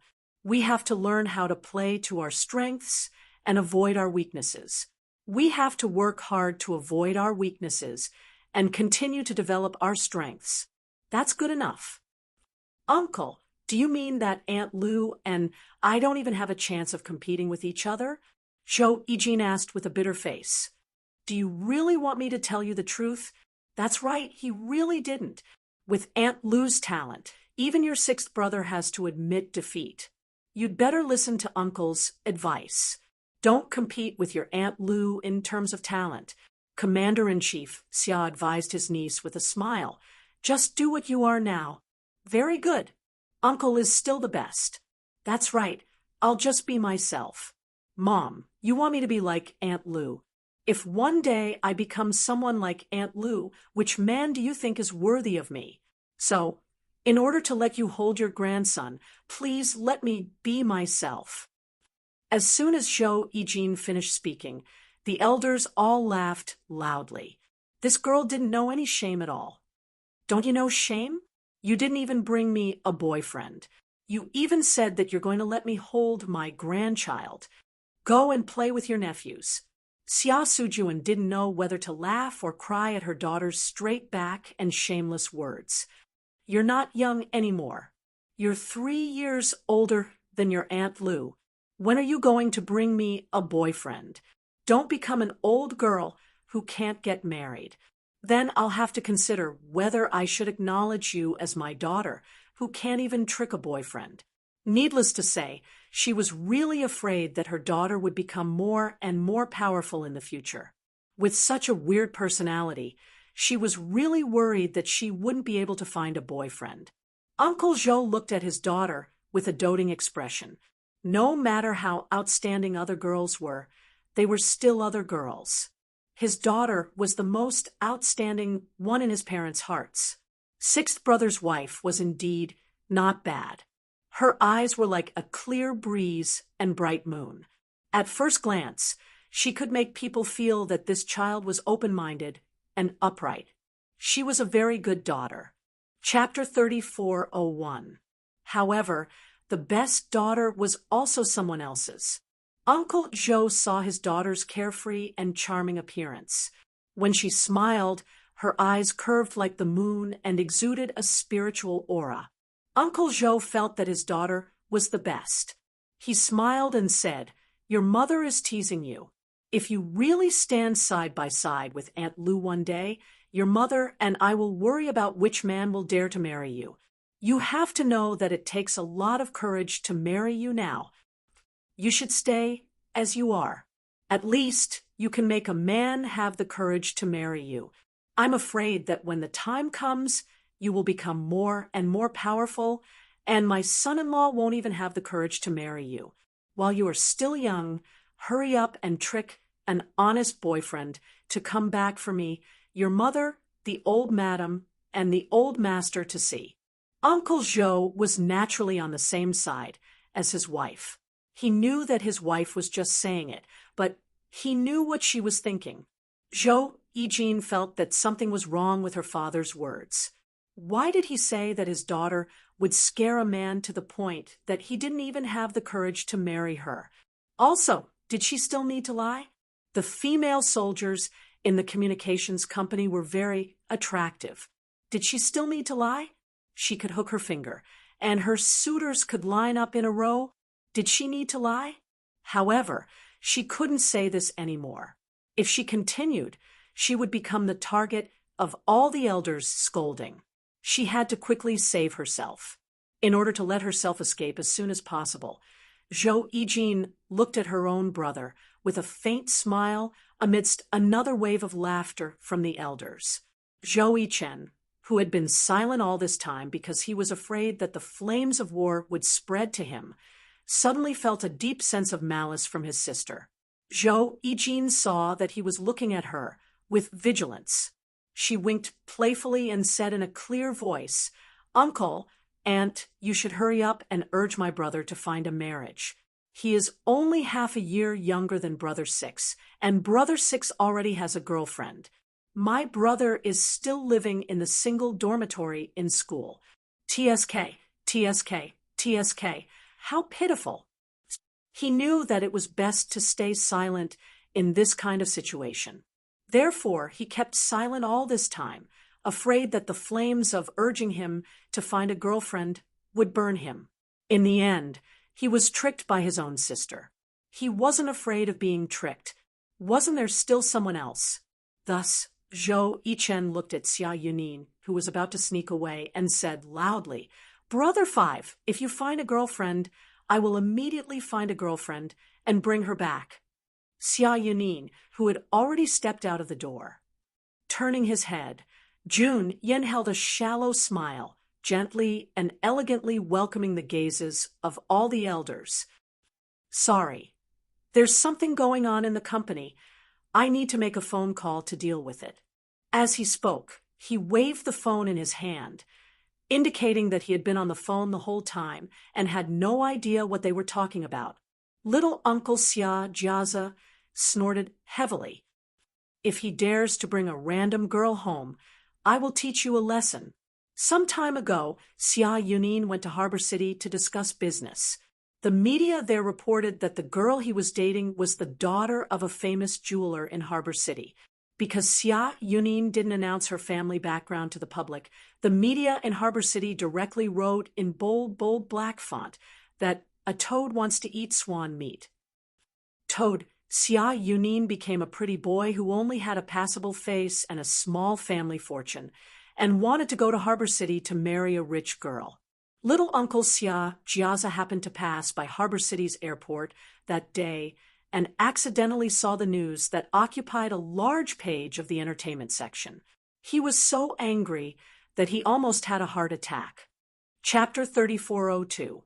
A toad, a gigolo, who flirted with a rich girl.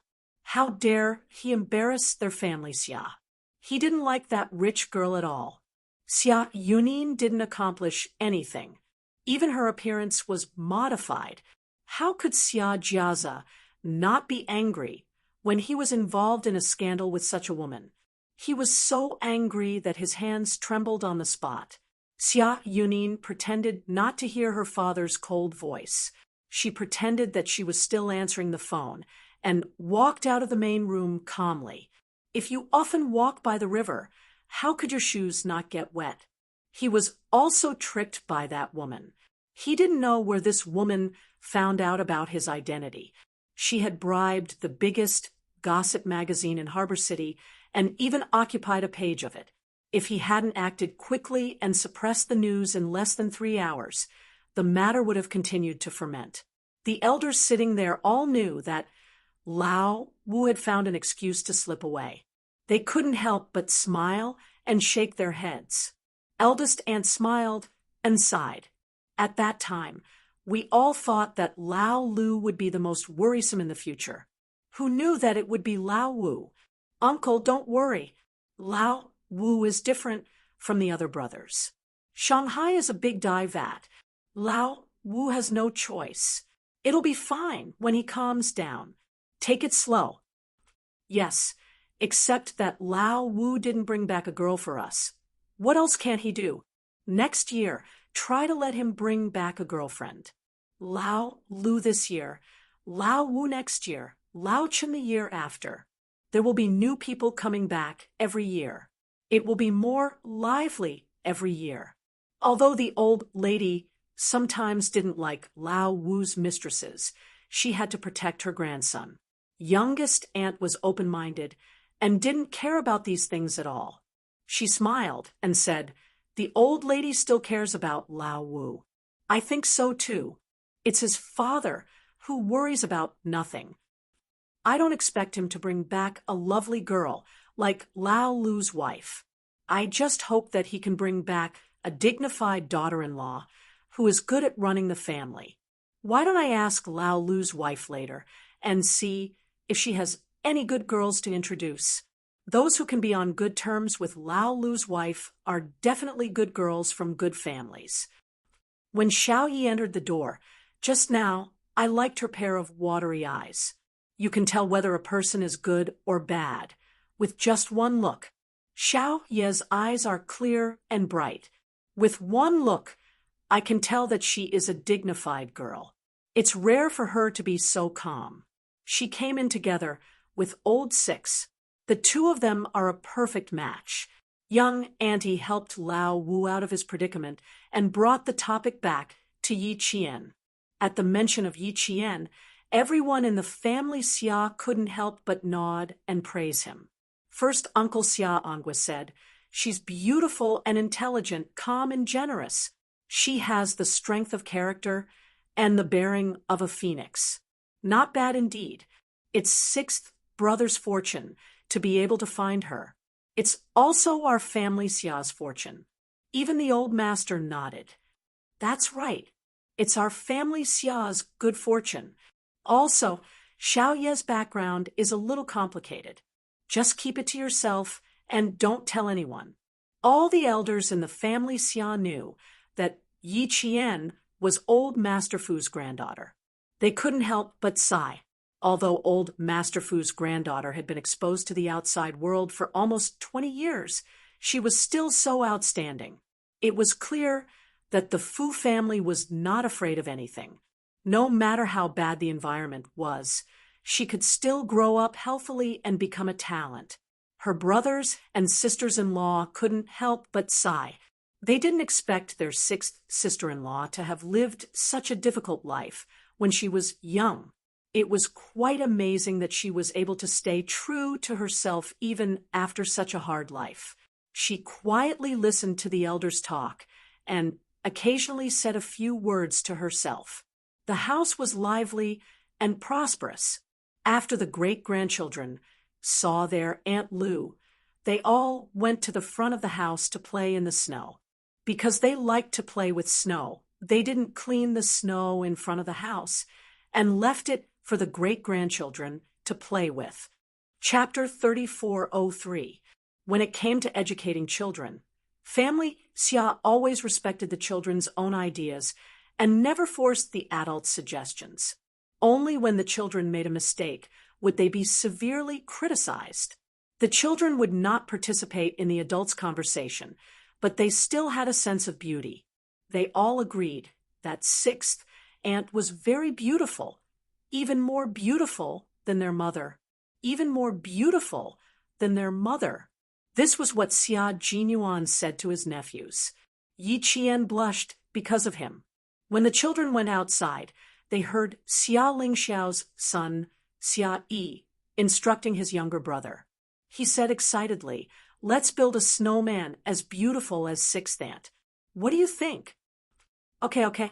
Sixth aunt is wearing a military uniform, so our snowman has to wear a military uniform too. And a military cap. Sixth aunt is wearing a military cap, so the snowman has to wear a military cap too. Does sixth aunt have a gun? My father has a gun. Should I steal my father's gun and give it to the snowman? Then you can steal everything while you're at it. We don't have to steal anymore. You have to be quiet and don't get caught by the adults. Then come with me, big brother. I can't carry so many things. No, it's not stealing, it's taking. I'll return it to my father after I take it. Outside, the children were talking and talking. In the end, they decided to steal Xia Yui's military uniform. Xia Yui, who was sitting in the room, raised his hand and rubbed his temples. He said to the children's mother, "Isn't it too easy to fool him? Why did he take the initiative to go home to get his own things? He wasn't like this before." That's because if your son didn't agree, the older brothers would think he's too young and wouldn't take him out to play. He needs to show some sincerity so that the older brothers will take him out to play. Your son is very smart. So there were so many twists and turns in the story. Xia Yui nodded with satisfaction. His son couldn't be stupid. If he was too stupid, he might be like old Five and not have a girlfriend at his age. That would be troublesome. The children decided to make a snowman as beautiful as their sixth aunt. They also wanted to steal the adults' military uniforms, which made the old madam and the old master laugh from ear to ear for a long time. These children were all the same as their father when he was young. Little Yi is indeed the prettiest among us. She even praises her child. I wonder how beautiful sixth brother's child will be when he or she is born. Eldest aunt listened to her grandchildren's childish conversation and kept pursing her lips and smiling gently. She was 61 this year and had maintained herself very well. She looked to be in her early 50s with not many wrinkles on her face. Her gaze was gentle, and she had a slight smile at the corner of her mouth. She was both beautiful and intelligent. She was the daughter-in-law that old madam was most satisfied with. She also liked Yi Qian very much. Her sixth son had been an orphan since he was young. Although she didn't know what his occupation was, she could more or less guess that her sixth son's occupation was very dangerous when she saw that her grandson cried when he was 5 years old. She also saw that her husband was very concerned about what kind of girlfriend her sixth son had, so she was afraid that her sixth son's occupation was very dangerous. Therefore, those gentle and delicate girls who needed to be coaxed by men from time to time were definitely not suitable for old six. Girls with personality and independence were also not suitable because they might not be able to stay at home. Only the old master's granddaughter was the most suitable. No matter what, she was a perfect match. As the saying goes, like pot, like lid. It was an old saying, and it couldn't be more appropriate. Old madam loved to listen to eldest aunt's words. She beamed with joy as if she would be able to hold Yi Qian and Xia Jingyuan's baby tomorrow. Chapter 3404. When the sisters-in-law saw that old madam, old master, and their parents were very satisfied with Yi Qian, they couldn't help but look at each other and laugh. They were also very satisfied. They could tell that their future sister-in-law was a girl with a gentle temper. It wouldn't be tiring to be her sisters-in-law, and they weren't afraid of saying the wrong thing and offending her. At this time, even if Yi Qian wasn't around, she was still the most talked about in the room. When they talked about Yi Qian's return to the Fu family, old Master Fu said in a deep voice, "Since we can't announce it to the public yet, we have to guard the house well. We can't make things difficult for the Fu family. When people outside ask if sixth brother has a girlfriend, you can just say that he has a fiancé. Your relationship is very stable, and your family is well matched. Tomorrow, you can all go and pay old Master Fu a New Year's visit. In the future, you will be visiting relatives. The Fu family's matters are our family Xia's matters, so you have to treat them seriously." Old Master Fu didn't speak easily, but once he did, from his eldest son to his youngest grandson, they had to listen obediently and not go against him. As for Yi Qian's mother, old Master Fu didn't know much and didn't tell everyone. It was enough for eldest Uncle Xia Angua and Commander-in-Chief Xia to deal with it. At the mention of the Fu family, eldest uncle and Commander-in-Chief Xia, who were sitting in the first apartment, looked at each other. Commander-in-Chief Xia leaned forward and said in a low voice, "I have to mention this to Xiao Yi and let her know what to do. You can decide on your own." Eldest uncle nodded and didn't stop Commander-in-Chief Xia from talking about this matter. He had to tell Xiao Yi in advance that Chen Dongfeng's identity had been exposed so that she would know what to do. As long as Chen Dongfeng stayed at the sniper's base, nothing would happen to him. Our country was a forbidden area for foreign mercenaries, so they couldn't enter our country. The biggest enemy of the Sniper King was none other than the mercenaries. Commander-in-Chief Xia nodded gently and planned to have a chat with Yi Qian later. Sun Ying used to be a student of the town's middle school, and she had always known Principal Chen. Who would have thought that this time she would accidentally reveal the identity of the Principal Chen? The hidden danger had been buried since Sun Ying was a student of the town's middle school. and it only came out today. It was both fortunate and unfortunate. Fortunately, the higher-ups had been monitoring Sun Ying. If anything happened, they would know immediately.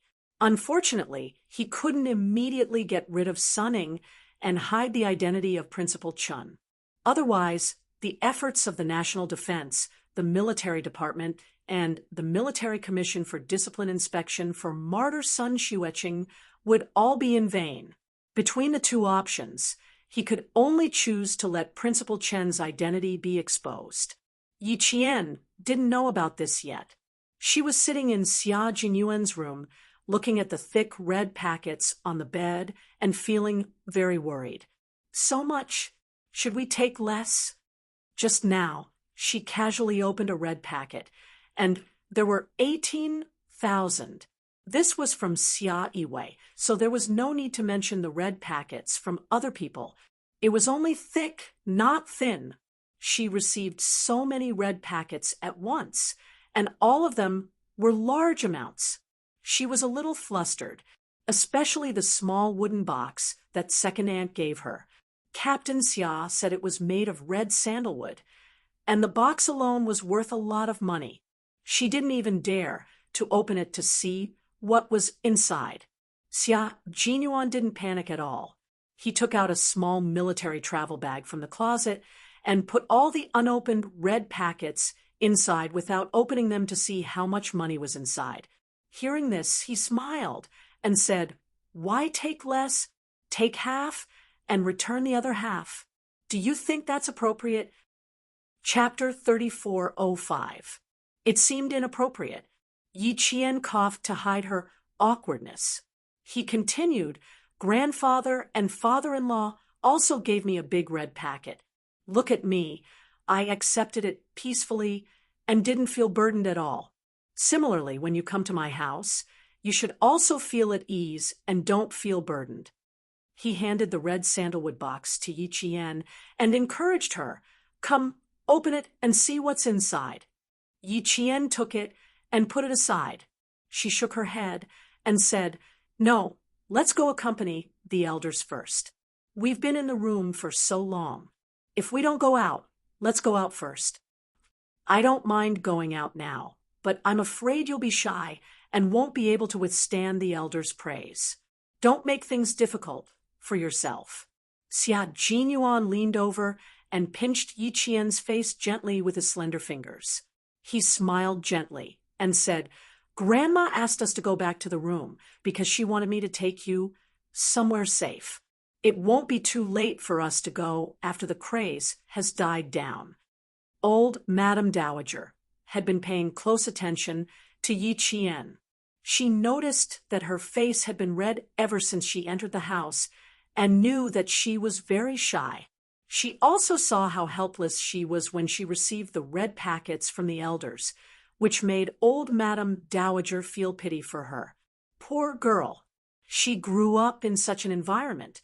Old Madame Dowager heard from old Madame Dowager that Yi Qian didn't have a good day when she was young. When she was still in elementary school, her heartless uncle kicked her in the chest and knocked her unconscious. Old Madame Yi, who later died of a stroke, threw her into the snow by the roadside.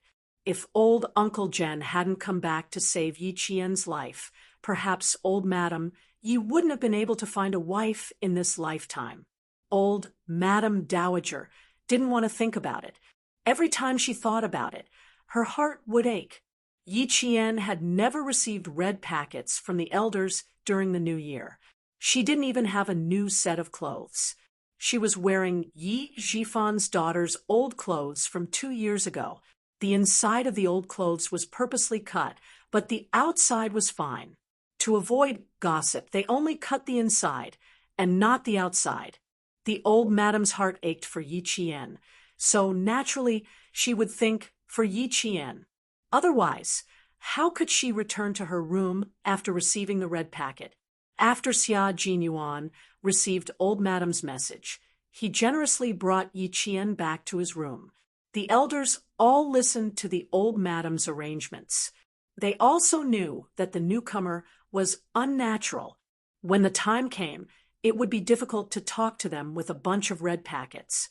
It was fine to go back to the house and put away the red packets before coming out. Although Yi Qian was not as good at dealing with people as Xia Jinyuan, she knew that it was only because the elders noticed her awkwardness that she was allowed to come out for some fresh air. It had already been nearly 10 minutes, enough for him to run more than 2,000 meters. If she didn't go out now, it would be rude of her. When the elders saw Xia Jinyuan coming back with Yi Qian, the love in their eyes did not diminish. It was as if they were looking at their own daughter. They smiled and pulled Yi Qian to talk about other things. They did not mention the word red packet. The most they asked was whether Yi Qian treated her well. If Yi Qian did anything wrong, she should not be afraid. She should educate him directly and not let him go overboard. Men are always asking to be taught a lesson. Teach him a few lessons, and he will be obedient. Otherwise, if you let him do as he pleases, he will be terrible. He will only need a pair of wings to fly. The attentive young aunt imparted her experience to Yi Qian. Although second aunt died in the line of duty because of second granduncle, she also held Yi Qian's hand and said gently, "Yi Qian may speak coldly sometimes, but he is the kindest person in the world. He had a good relationship with Yi Wei. He knew how to protect his sister from being taken advantage of at a young age. Now that he has found you, second aunt can guarantee, with my integrity, that he will not let you down." Chapter 3406. Second aunt was also from a prominent family. She was kind and reserved when she spoke. She reminded Yi Qian like a mother. As for you, don't be afraid of him. Don't let him do as he pleases. If he does, teach him a lesson. Don't feel burdened. We, including old madam and old master, won't say anything bad about you. We'll even applaud and praise you for teaching him a good lesson. Men with family xia are a little stubborn. If you don't teach them a lesson, they'll completely indulge themselves. You have to control them. Don't be too lax. It's not good to be too lax. You have to be a little strict, but you can't be too strict.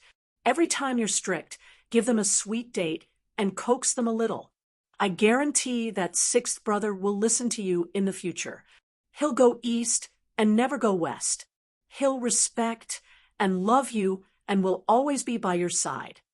Ever since Yi Qian's birth mother passed away, she had lived 2 lifetimes, but had never been treated like a mother.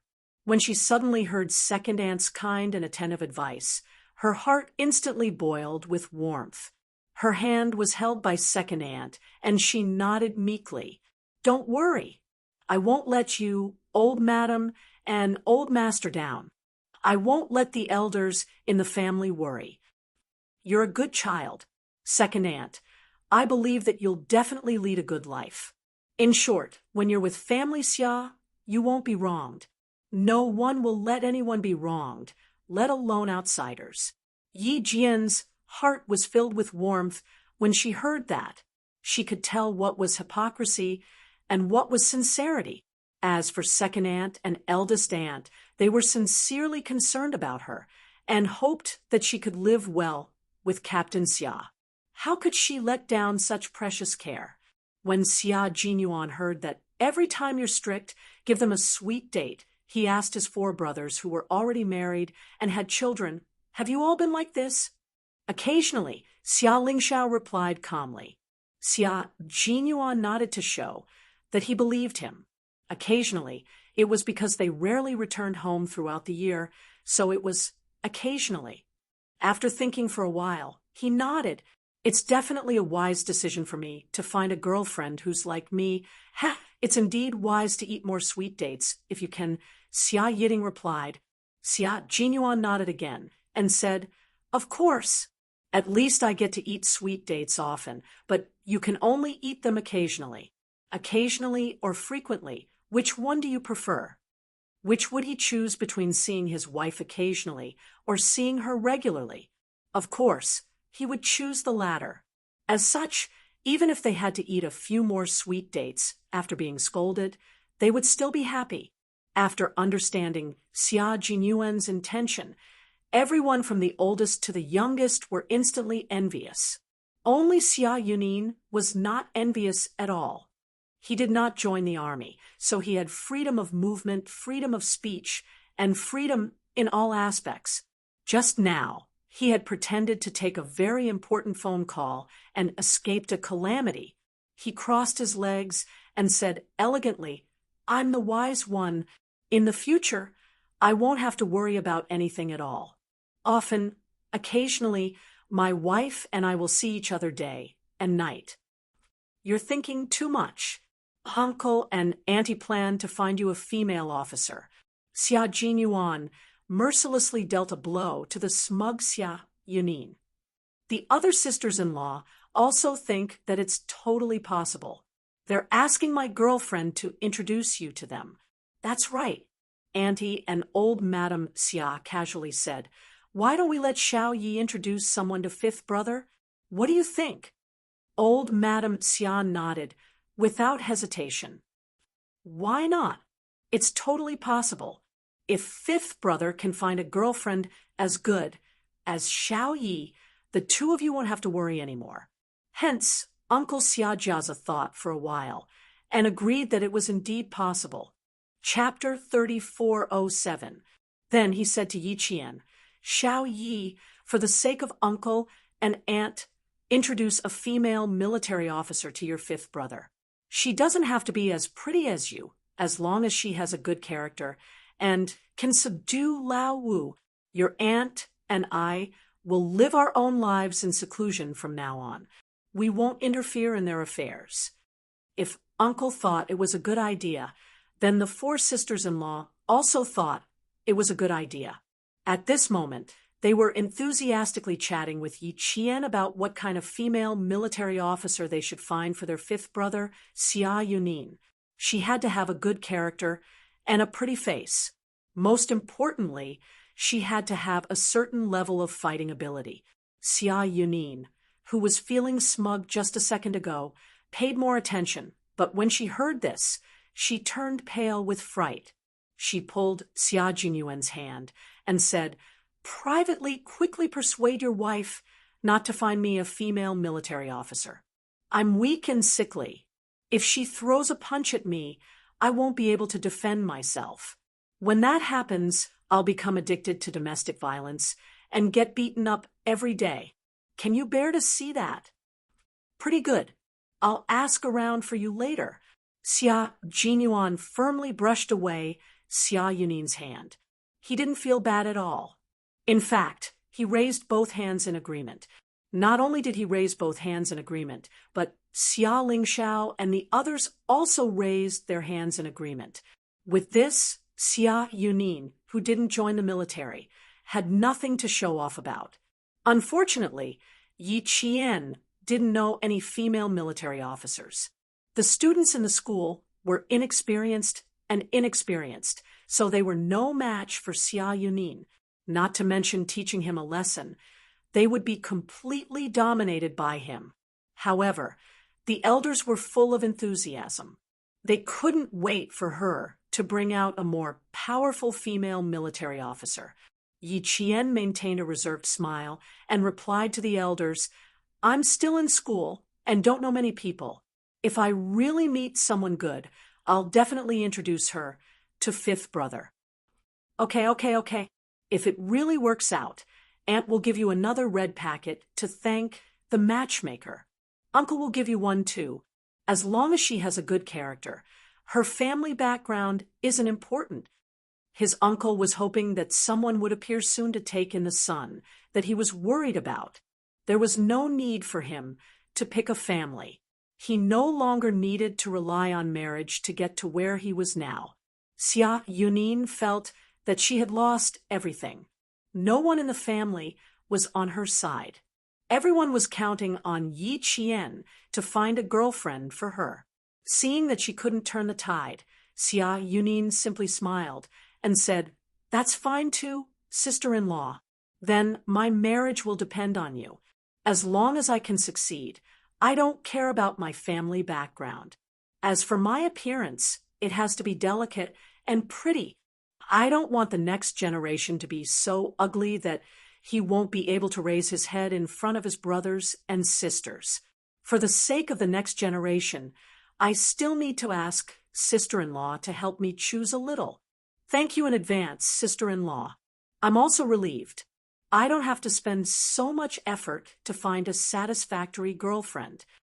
Find him a female military officer. That's fine. If he really wanted to find one, he could just find an excuse that he couldn't meet her. At that time, wouldn't it be up to him to decide whether or not it would work out? As a successful businessman, Xia Yunin quickly took the initiative in her hands. Yi Qian only smiled and didn't say anything. She couldn't make such a big decision. Xia Yunin wasn't someone who would let others influence her marriage. She just listened to the elders' wishes and said a few words. If Xia Yunin really told her personally one day, she would really pay attention to it. However, Xia Yunin, Yi Qian raised her head slightly and recalled her previous life. In her previous life, even someone like her who didn't care about the entertainment industry knew about his romantic affairs. Why would such a successful man who never got tired of playing with women need her to introduce a girlfriend to him?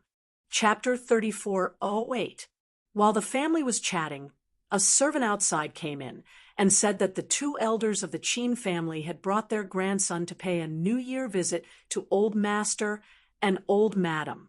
Old Master and Old Madam Qin brought their grandson to family summer holiday.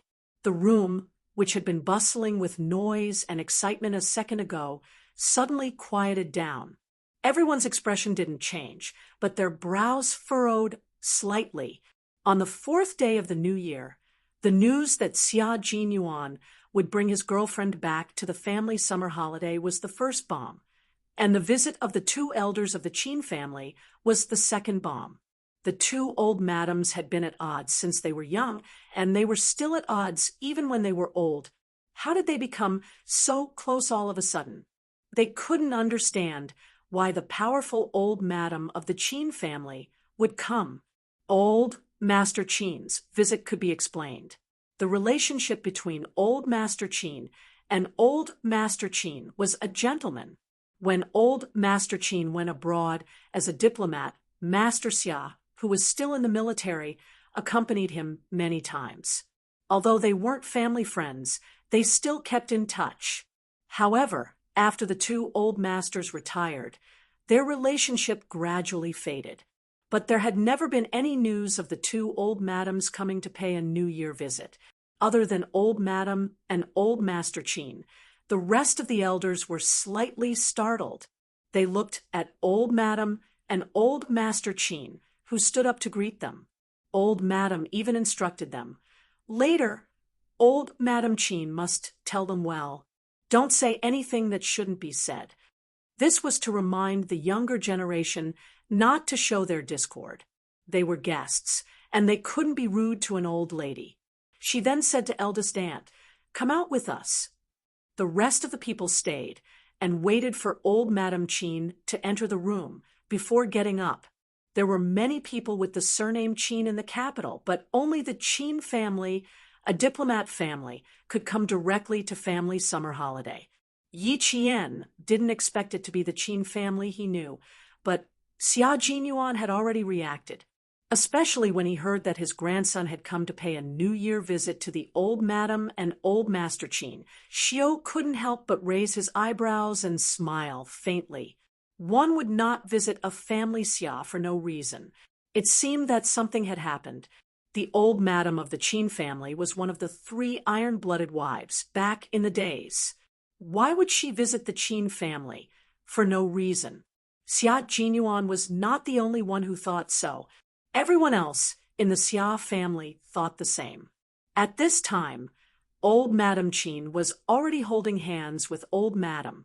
She said kindly, "I haven't gone out for a long time. I think that if I don't come out to visit friends now, I'm afraid that in a few years, even if I have the intention, I can't do it." Wasn't that right? As one grew older, One's lifespan decreased with each passing day. Who knew what would happen in the future? It was better to take advantage of the fact that one was still able to move around and walk around more. Hearing this, the old mistress could not help but sigh. Their generation was becoming fewer and fewer. Half a month ago, there was an old acquaintance who passed away in his sleep and ascended to the Western Paradise. That was the first time the two of them met, and it was under such a sad scene again. The two of them held hands and said a lot of intimate things, reminiscing about their youth. Out of 10 sentences, half were about the friend who passed away in her sleep, one of the 3 iron-blooded wives in the Secret Service who was known as one of the 3 iron-blooded wives. For a moment, they felt less distant and more intimate. Old Master Chin and Old Madam Chin brought their grandson over for the new year. It was obvious that the relationship between the two families would become better and better. Old Madam Chin smiled and said, "That's right. I was planning to visit your house when it was quieter these few days.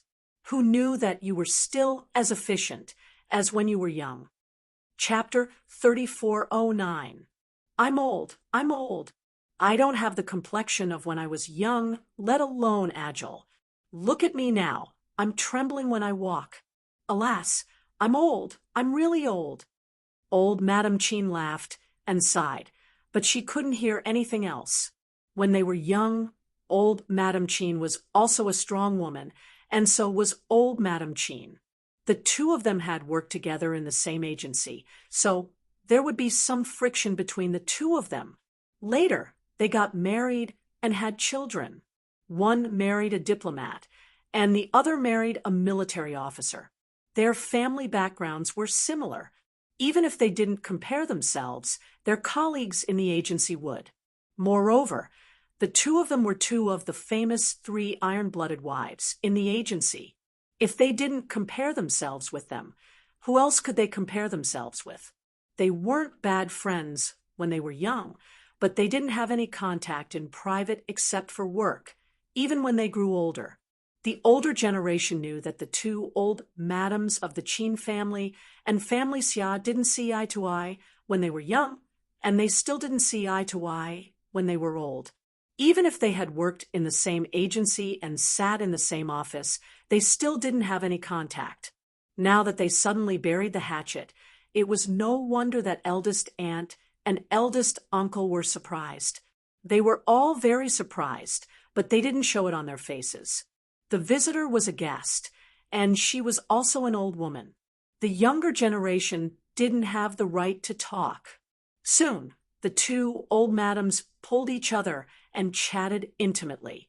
There was no tit-for-tat, like when they were young. Behind them, the 2 old men also laughed and chatted. There was no grudge between the old men, but because their wives couldn't tolerate sand, they had always been friends with gentlemen and didn't have a deep relationship. Otherwise, with the friendship of visiting abroad many times, they would definitely be good friends. The Chin family is stronger than the previous generation. The youngest diplomat in your family is a role model for young people. He's young, but he has the demeanor of your youth. His future is limitless. The one who spoke was the old man. He praised Chin Xiu at first sight. It wasn't polite words, but sincere praise. The old master was most concerned with national affairs. How could the old master not know Chin Xiu, a young and promising diplomat who fought for the glory of the country? He even said to the old madam many times, "The Chin family is also a little strange. Every generation, there will be an outstanding man, but there will also be a man who will give others a headache. It's still the same in this generation." In Chin Xiu's father's generation, his youngest son had given birth to an illegitimate son, Chin Yi, if not for Chin Xiu's father, Ambassador Chin Dingkong, who had some tricks up his sleeves. This matter would have been known by everyone. When it came to Chin Xiu's generation, the illegitimate son Chin Yi, who was recognized by the Chin family, was also a disorderly person. He used the living signboard of the Qin family to live a good life in the capital. He was a typical dandy who did not do anything. The old madam also said, "Strange." It was indeed the case. A good bamboo shoot was followed by a bad one. It had been this way for generations and had never changed. In old Master Qin's generation, it was his younger brother who made trouble. At that time, there was a secret rumor that Ambassador Qin Dingkong's younger brother was not actually his biological brother, but the flesh and blood left behind by old Master Qin's younger brother. Because of this, another illegitimate son was born. However, these were old stories. Now, except for the older generation who still knew some inside stories, few of the younger generation knew. The same was true for the new nobles in the capital. They didn't dare to secretly discuss the Qin family's affairs. Master Xia and the old madam, who knew the inside story, were even more unlikely to say anything. Chapter 34:10. The two old ladies met at the funeral of an old friend of one of the deceased, three ladies of iron and blood. They had not seen each other for many years, and they were no longer young. They had white hair and deep wrinkles. For a while, they were silent for a long time. Then they slowly talked to each other and made up their minds. They promised to visit each other more often when they were free and not be as willful as they were when they were young. Therefore, old Madam Qin and old Master Qin went out to visit their old friends on the 4th day of the new year. When old Master Qin heard his old friend talk about his grandson, his tone was sincere and not polite. He felt relieved and humble at the same time. "You're flattering me. I just learned it from his father. I don't deserve your praise. I don't expect anything from him in the future. I only hope that he can serve the country well now. Then I have no regrets." "Ha ha, you're still the same as when you were young. You've taken advantage of others, but you still have to pretend to be obedient. You've personally cultivated two powerful diplomats. What regrets do you have? You're still the same as before. You always say that I have to pretend to be obedient after taking advantage of others. Our national conditions were like this at that time. Sometimes we have to be like this. I'm not like you. You'll pull a long face when you don't agree with us. Once you pull a long face, we diplomats start to tremble in fear. I'm really afraid that you'll open fire on those countries that want to take advantage of our country. When the great leader was here, he secretly told me that as long as you pull a long face, you'll do anything. I'm so nervous. I'm afraid that something will happen." Recalling the past, the two old men also laughed loudly. Before they arrived, they had already laughed. Everyone in the house knew that the two old men were very happy about the arrival of the two old men of the Qin family. They were not like the old ladies of the two families who did not contact each other at all. They were more like old friends who came to visit and were very happy. Then they heard old Master Qin say in a strong and vigorous voice, "Qin Xiu, quickly thank your Grandpa Xia for his praise. He doesn't praise people easily. Today he praised you. It's obvious that you've really done something that your Grandpa Xia praises." As a grandfather, he naturally knew how outstanding his grandson was. However, he was even happier to hear his old friend who did not praise people easily. This meant that his grandson had been recognized by the older generation. There was nothing happier than this. Qin Xiu said respectfully, "Thank you for your praise, Mr. Xia. It's what I should do." He was neither servile nor overbearing, and remained unfazed by honor or disgrace. He displayed the demeanor of a diplomat in every aspect, which made the old man, who was observing from a close distance, even more satisfied. The country needed such people to carry heavy beams and shoulder heavy responsibilities. The words Qin Xiu drifted into Yi Qian's ears. Yi Qian reflexively looked at Xia Jinyuan, who was sitting next to her. Coincidentally, Xia Jinyuan was also looking at her. When their eyes met, Yi Qian's eyes were filled with questions. In the past, Captain Xia had personally told her that the old madam of the Qin family and the old madam at home had been at odds since they were young. But from the laughter and chatter of the four old men, how did it sound like they were at odds? Clearly, they had a very good relationship. Xia Jinyuan was also puzzled. He shook his head slightly at Yi Qian, indicating that he also did not understand why the two old men had suddenly reconciled. Then he looked at the expressions of eldest uncle, youngest uncle, and old man Xia. They were also puzzled. It seemed that only the four old men could understand. The four old men chatted and laughed as they entered. Qin Xiu followed closely behind them. After entering, Qin Xiu was so shocked by the room, full of people, that she stopped in her tracks. She knew that family Xia had a prosperous family, but when she saw them, the impact on her heart was still very strong. Especially since there were many people in military uniforms, it was even more visually shocking. However, the one who shocked Qin Xiu the most was still Yi Qian. Chapter 34:11. Yi Qian wasn't shocked, nor did she seem flustered by Qin Xiu's arrival. This was the family Xia, and old Madam and old Master Xia had welcomed the two elders so calmly. The elders in the family Xia didn't ask her to leave because of her status. They had inadvertently told her in the most direct way that no matter what her status was, the family Xia would protect her.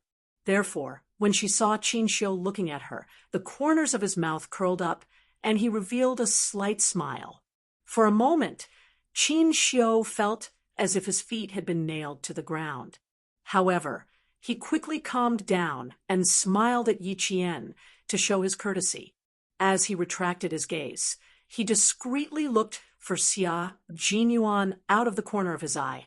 From the bustling family Xia hall, he was able to spot Yi Qian at a glance, but he didn't notice where Xia Jinyuan was sitting. When he saw Xia Jinyuan again, Qin Xiu felt a slight bitterness in his heart. His emotions were more or less affected. He didn't have time to do anything, but Xia Jinyuan had already brought Yi Qian home so quickly. When he looked at the elders in the family Xia hall, he could feel the warm atmosphere when he walked in. It was clear that the elders in the family Xia had already accepted Yi Qian. Yi Qian was such a good girl, and it was indeed easy for others to accept her. As for him, after his failed confession, he knew that she loved someone and that she belonged to someone else. He also knew that Xia Jinyuan doted on her a lot. No matter how upset he felt, he had to stand far away and never disturb her life. Since he couldn't get close to her, it was better to stay away from her. Otherwise, things would become more complicated and, in the end, implicate her. Xia Jinyuan had been looking at Qin Xiu ever since he walked in. When he saw that the first person he saw was his girlfriend, even though he knew what Qin Xiu was thinking, he couldn't help but feel a little jealous. His precious girlfriend was coveted by another man. No matter how much he didn't take it to heart, he still felt a little sour when they met. Fortunately, Qin Xiu did not do anything impolite. He only paused beside Yi Qian for a moment and then calmly moved away. He was very gentlemanly, which made Xia Jinyuan jealous, and at the same time think more highly of Qin Xiu. J5 was right. If Yi Qian had met Qin Xiu earlier, with Qin Xiu's outstanding performance and way of handling things, he and Qin Xiu might have swapped roles today. Qin Xiu was not a man who could be swayed by his family. He had his own set of principles when dealing with people. As a diplomat, if he couldn't even protect the people he wanted to protect, he wouldn't be a diplomat or a man. Thinking of this, Xia Jinyuan was glad that he met Yi Qian first. He also knew early on that, with his girlfriend's outstanding performance, there would definitely be many outstanding men pursuing her. Fortunately, he was prepared for danger in times of peace, and seized the opportunity to seize the opportunity. Fortunately, he had the foresight to tell his elders in advance. Fortunately, he took the time to confirm their relationship and met each other's parents to confirm his identity. Otherwise, with Qin Xiu's ability, there might really be variables between him and Yi Qian. Fortunately, he was the one who took the lead in everything. Qin Xiu was destined to be one step behind and miss her for life. Xia Jinyuan secretly rejoiced. Qin Xiu's mouth was full of bitterness, but he suppressed all the bitterness in his heart. His elegant and handsome face maintained a decent smile as he greeted the other elders in the family Xia. Old Madame Qin focused on introducing Yi Qian and beckoned Yi Qian to come to her side. She held Yi Qian's hand intimately and said to old Madame Qin, "This is my sixth brother's girlfriend. She's fresh and beautiful. Ever since I found out that my sixth brother found her, I've been overjoyed all day. Now, I just hope that they can get married soon, so that I can hold my great-grandchildren." Chapter 34:12. Qin Xiu, who was standing next to him, felt a sharp pain in his heart when he heard this. The elders all began to look forward to having great-grandchildren. Xia Jinyuan was indeed a soldier. He was so efficient. He then looked at Yi Qian out of the corner of his eye. He saw her standing next to Xia Jinyuan and lowering her head because of the elder's words. Just by looking at her side profile, he knew that she was happy and shy. She was only happy for Xia Jinyuan. Qin Xiu sighed softly. He didn't know when he clenched his fists, but he quietly loosened them. "Calm down, Qin Xiu. You are nothing. You have no right to disturb her happy life in front of her eyes." He closed his eyes slightly and slowly opened them again. The young diplomat standing next to old Madame Qin was still elegant and calm. He maintained a faint smile on his face. There was nothing strange about him. Old Madame Qin, who didn't notice anything strange about her grandson, first congratulated old Madame Qin on finding her ideal granddaughter-in-law. As she spoke, she secretly observed Yi Qian. The strong old Madame Qin's judgment of people was similar to old Madame Qin's, but she was more selective about family background. She looked at Yi Qian and said kindly, "It's rare to see a delicate face with bright eyes. She is indeed a good child." There was no big family with the surname Yi in the capital, but there was one in Guang province. However, this child's accent was not unique to Guang province. It was obvious that she was not a daughter of that family. Her old friend didn't mention her family background, so she must be a daughter of an ordinary family. With family Xia's current power, there was no need to pick a girl's family background. As long as she had a good character, it was enough to be presentable. Looking at this daughter, she had to say that Su Rong, who had been secretly competing with her all her life, was really lucky. How could she tell that her family background was ordinary? Her temperament and appearance were first class. Just these 2 points alone were enough to make people not care about family background. Looking at the family Xia, the whole family was happy and harmonious. There was not the slightest bit of unhappiness between the brothers, and the sisters-in-law were also harmonious. They all treated each other as a family. Ever since she stepped through the red lacquered door of the family Xia, she could hear the laughter in the room through the projector wall. A prosperous family was talking about family Xia. Old Madame Qin couldn't help but sigh secretly in her heart. So what if her family background was good? Take her second daughter-in-law as an example. Because her eldest and youngest uncle's families had both married daughters-in-law of high status, she had to work hard to find a daughter-in-law for her grandson, Qin Xiu, whose family background, appearance, and talent were not inferior to those of her eldest and youngest uncle's families. She was picky about this and that.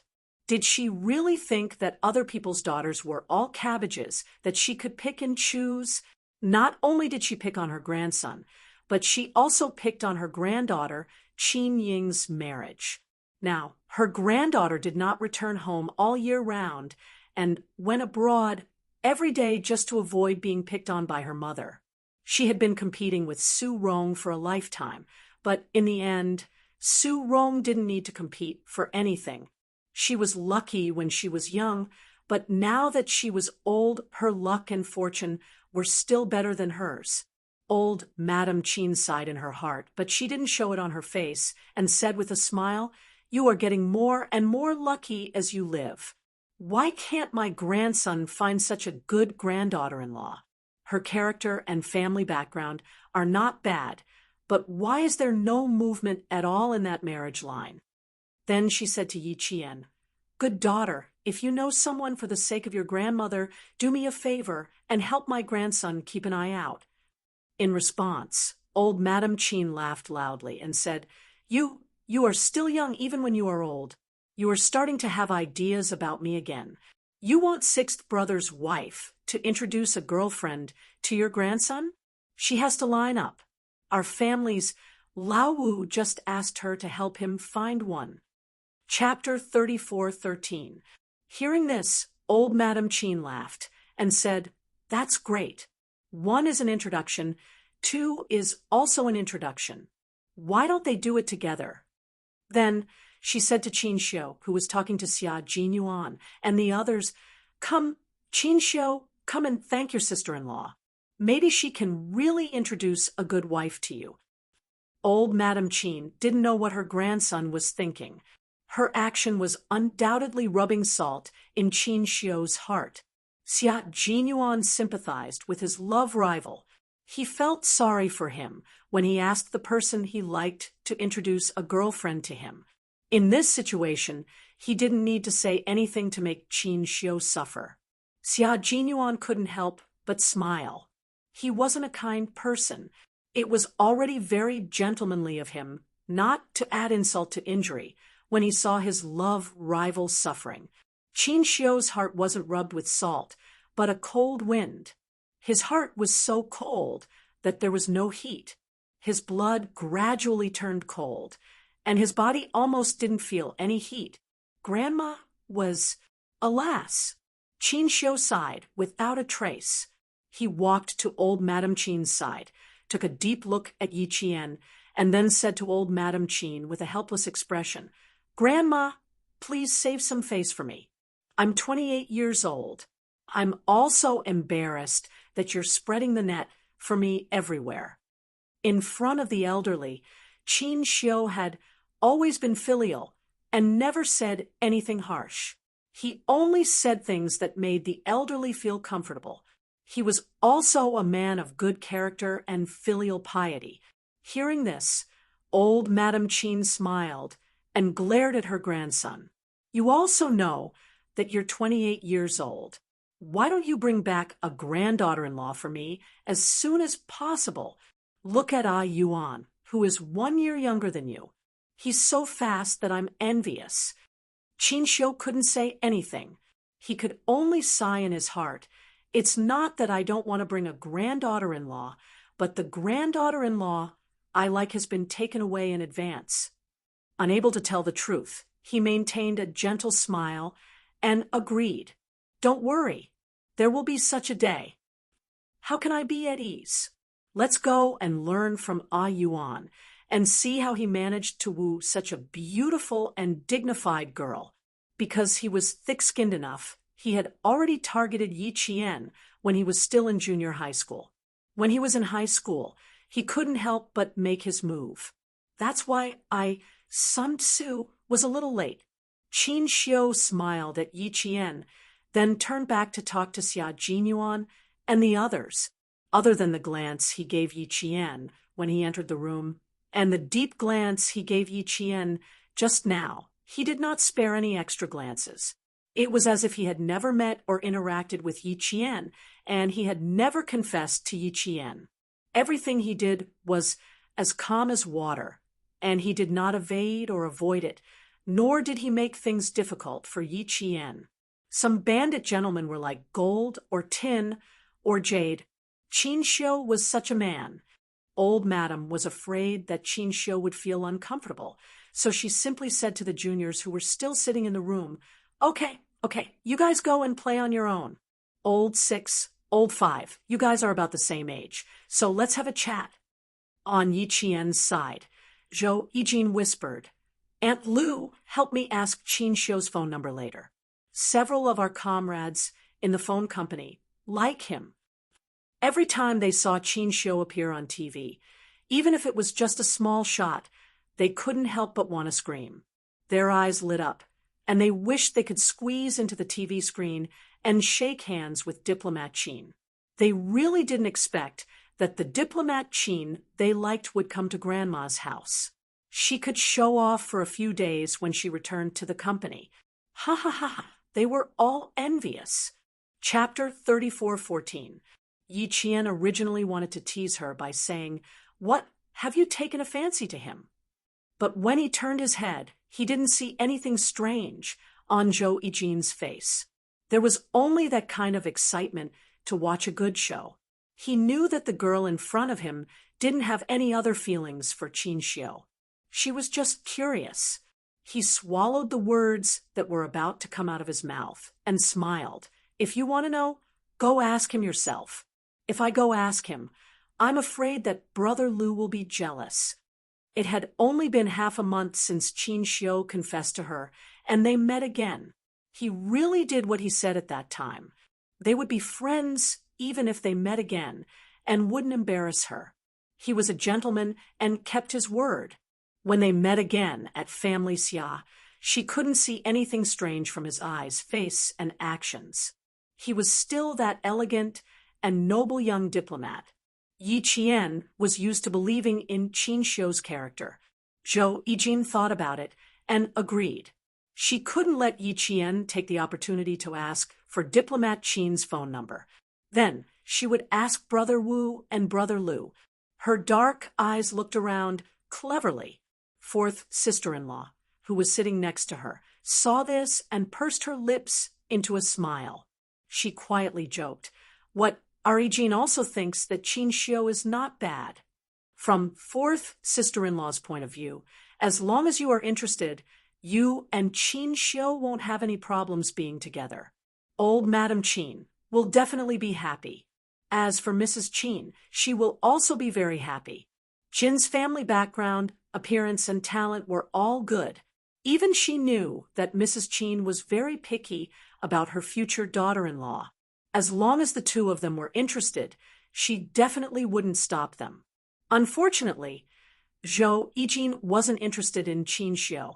No one knew that she didn't want her husband, who couldn't come home all year round. Her family was full of soldiers, and she had seen too many sad things that outsiders didn't know about. Take fourth sister-in-law, for example.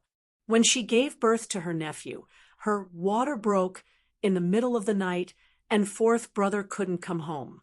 Fourth sister-in-law took care of everything by herself. From the hospital to the birth of her nephew, fourth brother didn't know anything.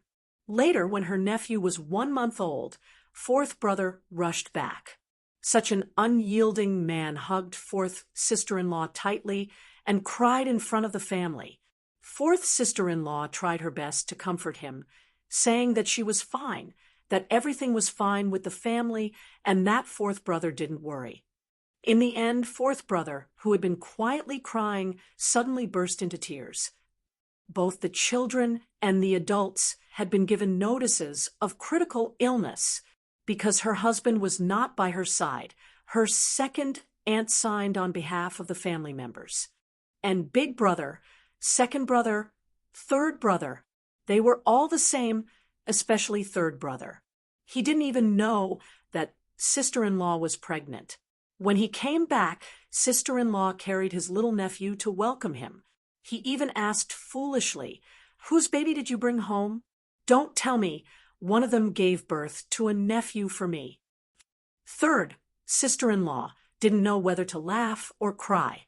She said, your biological son, and shut the door on third brother, whose face was full of stubble. Later, third brother called to ask and found out that third sister-in-law was carrying his biological son. Sigh. Mom told me later that third brother was so angry that he wanted to slap himself.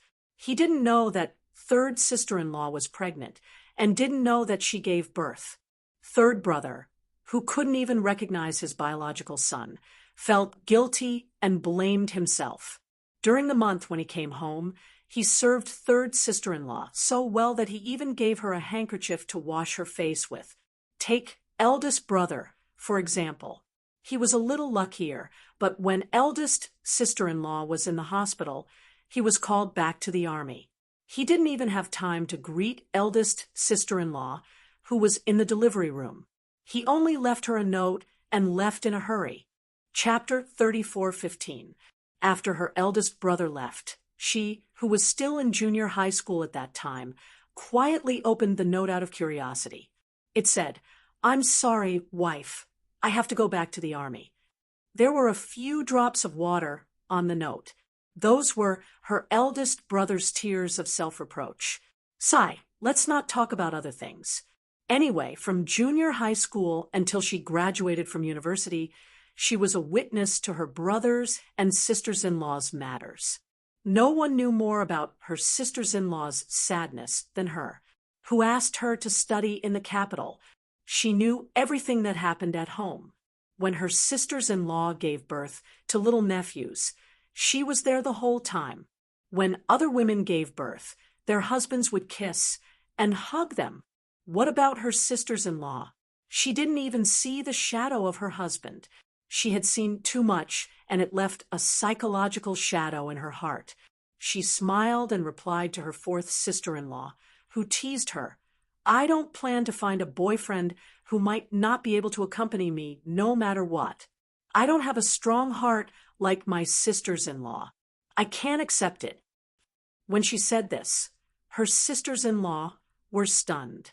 Fourth sister-in-law reacted and raised her hand to gently touch Jo-Eugène's head. She smiled and said, "Yes, with our sister Jin's qualifications, you can find a boyfriend who can take good care of you. Don't look for someone like your brothers. I also advise you not to look for one." Tiredness, bitterness, she had experienced all of it. If she wasn't strong enough, she might not be able to get through it. That was why sixth brother was smart. He found a like-minded girlfriend so that they could understand and support each other. That was the best outcome. After the other sisters-in-law reacted, they first glanced at Yi Qian. The eldest sister-in-law even gently patted the back of Yi Qian's hand to comfort him silently. Other than not being able to accompany his wife often, men with family xia were very good in other aspects. Although most of them had to shoulder the big and small matters at home, they were still envied by their friends. There was no other reason. Their husbands made them worry less, although they couldn't accompany them often. As long as they were home, they didn't even need to do the housework themselves. They could put down their status and didn't need to interfere with washing or cooking. This was very good. How could a person be perfect in this life? 9 out of 10 times, life didn't go well. However, compared to many other families, the things that didn't go well in their lives were nothing. With her husband doting on her, her parents-in-law doting on her, and the whole family helping each other, it was enough to make her happy. Yi Qian knew why his sister-in-law was gently patting her hand. He tilted his head and pursed his lips into a gentle smile. There was an indescribable strength in his bright eyes, which made his sister-in-law smile even more. Sixth brother's wife was stronger than they had imagined. Soon, the old madam gave the order, and the juniors all got up and left to chat. Old Madam and Old Master Qin invited the 2 elders of the Qin family to the guest hall. They ate fruits and reminisced about the past. They chatted happily even without the younger generation's company, discarding all the misunderstandings and prejudices of the past. They calmly recalled the past when they were old. When the past was brought up, they couldn't help but lament that they were young and ignorant. It was just a small matter, and they could get over it with a smile. However, it became a knot in their hearts. Thinking about it now, they found it funny. The elders didn't interfere in the affairs of the younger generation, and the elders didn't hang out with the children and grandchildren. Aunt Xia Sujuan proposed a round of national treasures, which was unanimously approved by the aunts and aunts. Thus, eldest aunt, second aunt, youngest aunt, and third aunt just happened to sit at a table. Soon, the sound of mahjong playing could be heard. Chapter 34:16. Eldest uncle and the others didn't mind and pulled Uncle Zhou and the others to play a game of leveling up. Thus, eldest uncle, Commander-in-Chief Xia, youngest uncle, and Uncle Zhou sat at the same table again.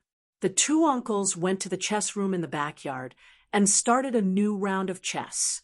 The elders found their own ways to relax and entertain themselves. The children didn't want to be left out and started to play snowmen under the care of the servants. The guards who came with eldest uncle and Commander-in-Chief Xia didn't have to stand guard at this time. They simply became the king of the children and led the children to build snowmen. The guards were also proficient in all kinds of martial arts. The four of them even played a competition to see who could build a snowman first. When the children saw this, they were so happy that they clapped their hands. Hozi and Xia Yiwei's children could have been sitting peacefully in the house. However, when they heard the children's laughter outside, the children, who were only a few months old, knew that they wanted to join in the fun and cried at the top of their lungs. They cried until the couple couldn't coax them in the house. In the end, the servants who were taking care of them reminded them if they should take them out for a walk. Although it was cold outside, the sun was warm. It was still okay to wear warm clothes and cover up tightly. Unable to coax the children, the couple carried them out. As soon as they came out, they were surprised. The two children who were crying at the top of their lungs actually stopped crying. Xia Yiwei couldn't help but gently pinch the children's tender cheeks in her arms. "You guys are just like your brothers when they were young. You all want to go out and play." Hozi hugged his little princess and laughed. "Isn't it great? You should go out for a walk. It's so boring to stay at home all day. Isn't it, my little darling?" After saying that, he raised his daughter high in his arms, making the delicate little girl giggle. The children were laughing, and the adults were laughing. The red lanterns hanging under the eaves swayed with the wind, as if spreading family Xia's laughter far, far away. Yi Qian and his sisters-in-law sat together and started to play cards. After playing a few rounds, Zhou Yijin, who was sitting next to Yi Qian, swallowed her saliva several times. This was because she realized that Yi Qian seemed to be counting cards. Just like now, third sister-in-law didn't even play a card. Aunt Lu seemed to know what third sister-in-law would play in advance. Her slender fingers had already touched the card she was going to play later. As soon as third sister-in-law played, Aunt Lu drew and put down the card without any consideration. After a few rounds, Zhou Yijin could see that something was up. In fact, Yi Qian did not calculate carefully. There were only a few dozen cards. She remembered what she had in her hands and what was on the table. She could guess what cards third sister-in-law and fourth sister-in-law had in their hands. Eldest sister-in-law and second sister-in-law didn't play, and all the younger generations were looking for entertainment. It wouldn't be good if no one responded to old madam and old master's orders. Xia Lingxiao and Xia Yiding didn't play either. They were both accompanying their wives. They were the type that couldn't be coaxed away. The two sisters-in-law were used to this. After glaring at the two brothers, they ignored them and walked around the room to chat. They felt that it was more interesting than sitting and playing cards. After second sister-in-law walked around Yi Qian's table, Xia Yiting looked to the side and smiled meaningfully. It's difficult for the two of you to win against six sister-in-law. He could tell at a glance that Yi Qian had memorized all the cards. Playing these small cards was like an adult playing against a 3-year-old child. He won without any pressure. When Yi Qian heard this, he knew that second brother had noticed something. He looked up and smiled at Xia Yiting. He continued to play cards. I'm sorry, sisters-in-law. I won again. Chapter 34:17. The two of them gradually came back to their senses and put down their cards. They smiled at Yi Qian and said, "Fortunately, we were just playing and didn't bet. Otherwise, with Xiao Ye's luck, we would have lost so much that we wouldn't be able to return home today."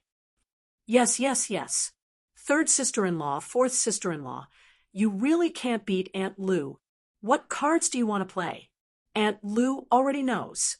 Zhou Yijin nodded heavily. Although she was older than Yi Qian, she called her sister-in-law very naturally and didn't feel guilty at all. Fortunately, you didn't bet.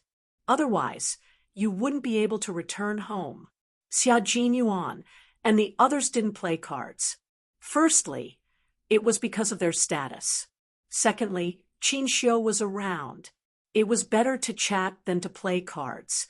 After hearing some noise, Xia Yuzheng raised his eyebrows at Xia Jinyuan. Do you want to play a few rounds? Was he trying to get back at them for his wife? Xia Jinyuan stretched his long legs and got up lazily. Sure, let's play a few rounds. He then asked Qin Xiu, do you want to join us? Join them and watch them being lovey-dovey? Qin Xiu smiled and shook his head. You guys play. I can watch from the side. Let's see who's better. Sure. As for Qin Xiu, Xia Jinyuan didn't have the status of a love rival, so he still appreciated him quite a lot. Even though they didn't have a deep relationship before, he knew that Qin Xiu was a good person. Now that they chatted a little and he didn't even look at his girlfriend, Xia Jinyuan appreciated his gentlemanly demeanor. If the other party could do this, there was no need for him to be too prejudiced. Qin Xiu knew what to do, and Xia Jinyuan also knew what to do. For a moment, they were able to chat, and there wasn't much fighting. Xia Yuzheng, who wanted to get back at them for his wife, said to Xia Yui, "What about you? Do you want to join us?"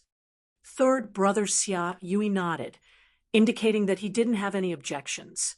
Thus, in the end, Yi Qian and Xia Jinyuan were matched up against each other, while Xia Yui and Xia Yuzheng were matched up against each other. The 3-player checkpoint became a 4-player checkpoint. Yi Qian didn't know whether to laugh or cry. As he shuffled the cards, he said to the 3 family Xia brothers, I didn't count the cards, but I know what cards I've played. Third brother, fourth brother, please go easy on them later. Both of them were senior colonels with heavy responsibilities. If they met outside, she would have to salute them. To be honest, Yi Qian felt a little pressured that they were playing cards at the same table one day. Xia Jinyuan did not have so many scruples. He glanced at the 2 people who were supporting his wife and smiled at Yi Qian. Since third brother and fourth brother are in the mood, let's play with them. We don't have to be too serious. Just play casually, lest they lose too badly and lose face in front of the sisters-in-law.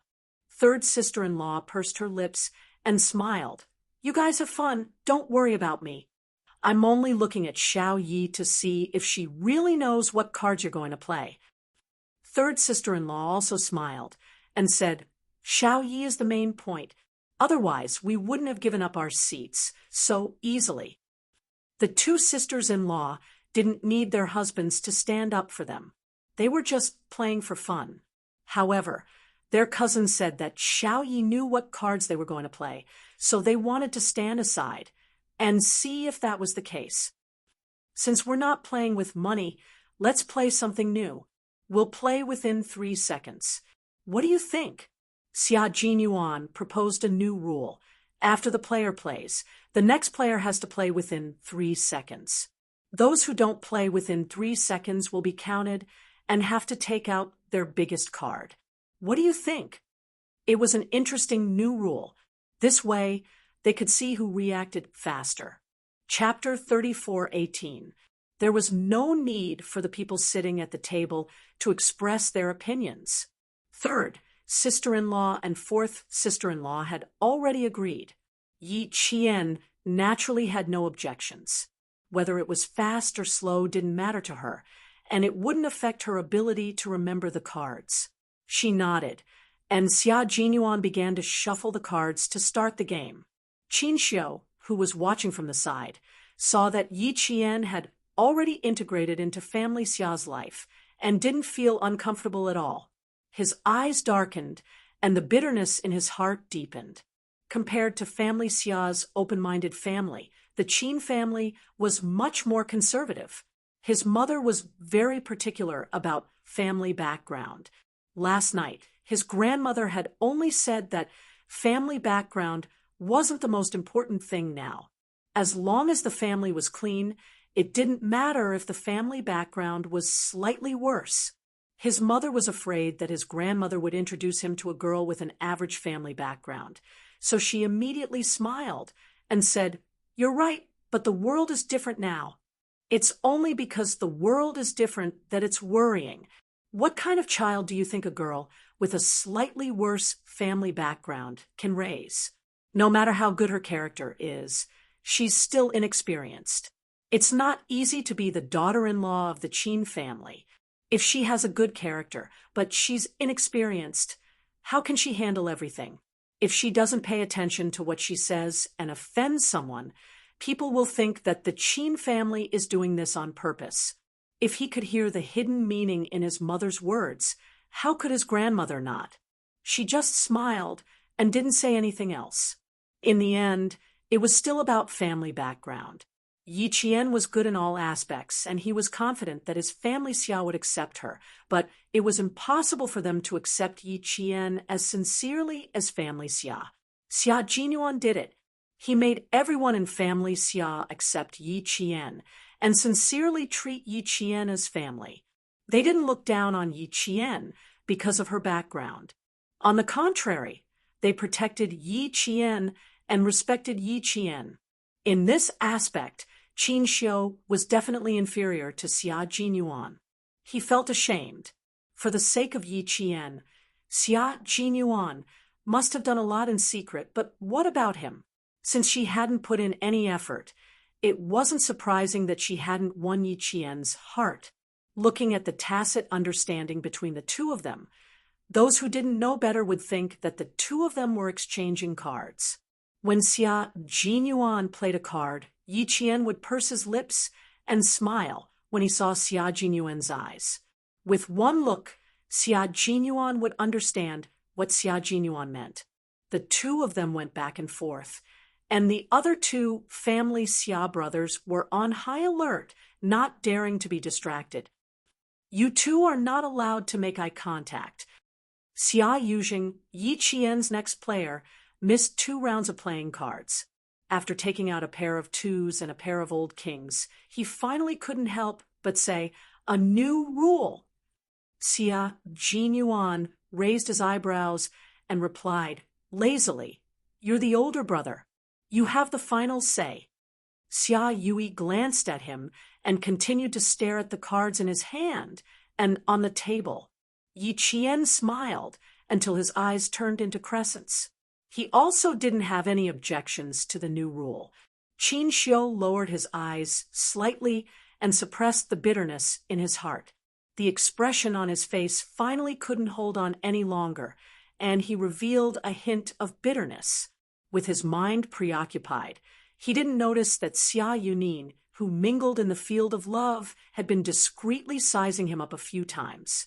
When Xia Yunin took one last look, there was a hint of coldness in her eyes.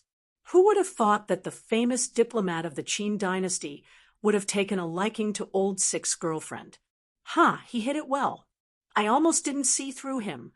Later, He had to remind Old Six that this young diplomat of the Qin family was no ordinary man.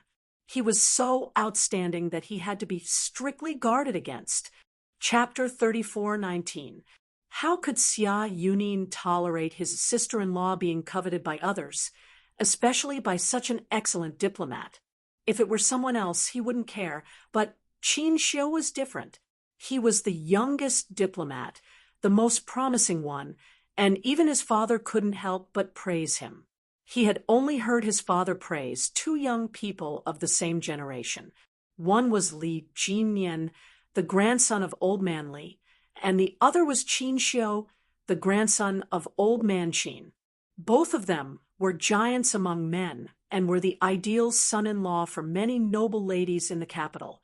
He didn't expect that Qin Xiu also had his eyes on Old Six's girlfriend. Although he had good taste, he was with the wrong person. Xia Yunin's eyes flashed with coldness. Just as he was about to remind Xia Jinyuan, Qin Xiu seemed to have sensed it and looked over.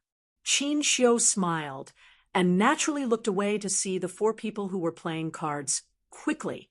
How could he be so magnanimous after being caught? Xia Yunin couldn't help narrowing his eyes. He suddenly thought of the interaction between Old Six and Qin Xiu. It didn't seem like the first time they met, but they knew each other. Could it be that Old Six already knew that Qin Xiu liked Xiaoya? If he knew, then he didn't have to remind him. With Old Six's intelligence, he would know how to deal with it. Then again, even if Qin Xiu had a good impression of Old Six's wife, he wasn't afraid. Xiaoyi obviously only had Old Six in her eyes. Moreover, when the two of them were playing cards, Old Fourth reminded them not to make eye contact. It could be seen that the two of them had a very good tacit understanding. Xia Yunin thought for a while, and his heart settled down. Take Old Six's wife, for example. Even the elders were full of praise for her. It was normal for her to have a few admirers and suitors.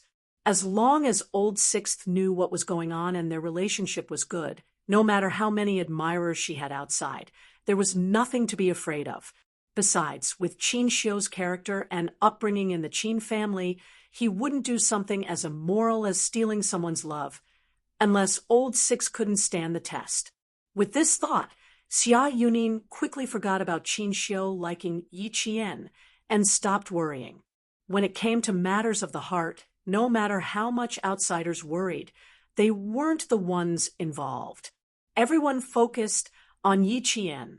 Yi Qian played the last card in her hand, indicating that she had won. Xia Yujing had 4 cards, Xia Jinyuan had 1, and Xia Yui had 3. Yi Wan won this round. They played a few more rounds, and Yi Jian always maintained the speed of playing cards within 3 seconds. Every time Xia Yui put down his cards, she would have already drawn her cards, and she would finish within 3 seconds. She didn't make eye contact with Xia Jinyuan, but both of them could remember the cards. Even if one hand turned into 2 hands, Yi Qian could still remember how many kings and tens were on the table. Out of 10 rounds, she and Xia Jinyuan won 6 rounds, while Xia Yujing and Xia Yui won 4 rounds. The winner and loser were decided. Xia Yui smiled and said, "Looks like Xiaoya's memory is really good." She didn't count the cards, but just remembered what cards were on the table, and she could roughly guess what cards we had. Your 4th brother and I admit defeat. Both of them had good memories, but it was still difficult to play cards within 3 seconds. If they thought for a few more seconds, they could also calculate each other's cards, but Yi Qian was clearly better. Xia Jinyuan was never stingy with his compliments to his girlfriends. He was even happier when he praised Yi Qian than when he praised himself. Hearing this, his thin lips curved into a smile, and he said, "My girlfriend's memory is better than you think. She must have held back just now because she didn't want 3rd brother and 4th brother to lose too badly." Yi Qian wondered if she should give her boyfriend face. She really didn't hold back just now. Chapter 34:20. Just as she was about to explain, Xia Jinyuan winked at her, hinting for her to keep quiet and let him handle the situation. Yi Qian gave him a look, hinting for him not to think too highly of himself. He wasn't that good. Xia Jinyuan smiled elegantly. His handsome face was so gentle that the sisters-in-law couldn't help but laugh. These two people are so sweet that honey is oozing out of them. They are still exchanging glances in front of us. Aren't we too much of an eyesore? Should we withdraw and give the young couple some dating space? Fourth sister-in-law took the lead to tease. Third sister-in-law quickly followed. We were playing cards just now, but we still glanced at you and me. You can see how much of an eyesore we are. Let's go. If we don't leave now, I'm afraid sixth brother is going to hate us. It's obviously a good date, but we're the pillars of support. Sixth brother must be feeling very aggrieved right now.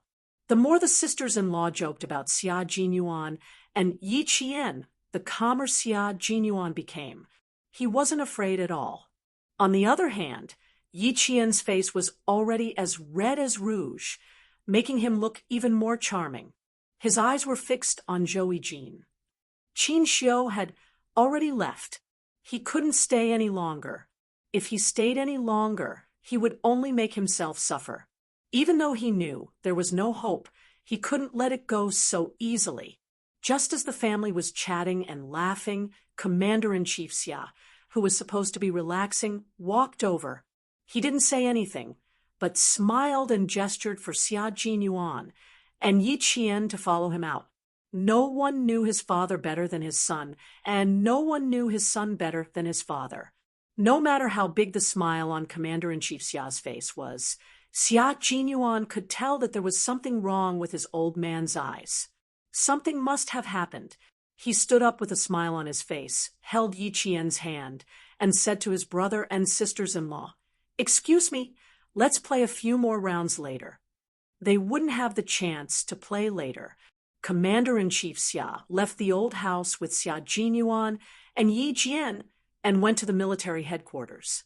Qin Xiu, who had been taking a breather outside, saw the three of them leave. His footsteps were hurried, as if something had happened. He was slightly startled and went back into the house. He heard old Madame Xia say with a smile, "It's always like this. I have to go to an emergency meeting immediately. I'm used to it." "How can you not be used to it? We were like this when we were young. I remember there was a problem with the ingredients. I was washing my hair when I answered the phone. I was scared. To leave with my hair, to. Old Madame Qin answered with a smile. When she saw Qin Xiu coming over from the corner of her, she smiled and said, "He's the same." 1 second, he was still eating with the old man and me. The next second, he left the table to work. There were several times when I wanted to call the Ministry of Foreign Affairs and ask them if they still let him eat properly. That's right. I also wanted to call and ask, but I held myself back. Now that they were talking about a common topic, the two old madams chatted again. The more they talked, the more excited they became. As for why Commander-in-Chief Xia and the other two left in such a hurry, they didn't care. They were used to it, so there was no need to make a fuss. Qin Xiu, who had left the house again, frowned slightly as he looked at the messy footprints in the snow. Yi Qian had walked past here, just now. Among the messy footprints, there were also her hurried footprints. He could understand why Commander-in-Chief Xia and Xia Jinyuan were called back by the military headquarters. But why was Yi Qian also called back? Yi Qian was just a military school student. Why was Yi Qian also called back? Chapter 34:21. Qin Xiu, who knew a little about Yi Qian's situation, couldn't help but wonder. However, this wasn't something he could know, so even though he had doubts, he could only suppress them in his heart. However, He couldn't deny that after Yi Qian and Xia Jinyuan left, he finally had a chance to breathe. Earlier, even though he tried his best not to pay attention to the interaction between the two of them, their voices, the joking voices of the family Xia brothers, and their wives came from all directions. It was like a net binding him, like a mountain pressing down on him, making him feel suffocated all the time. In the future, wherever they were, he would have to stay away from them. Qin Xiu clenched his fists as he stood under the eaves. Even with the warm winter sun shining on him, he still felt desolate in his heart.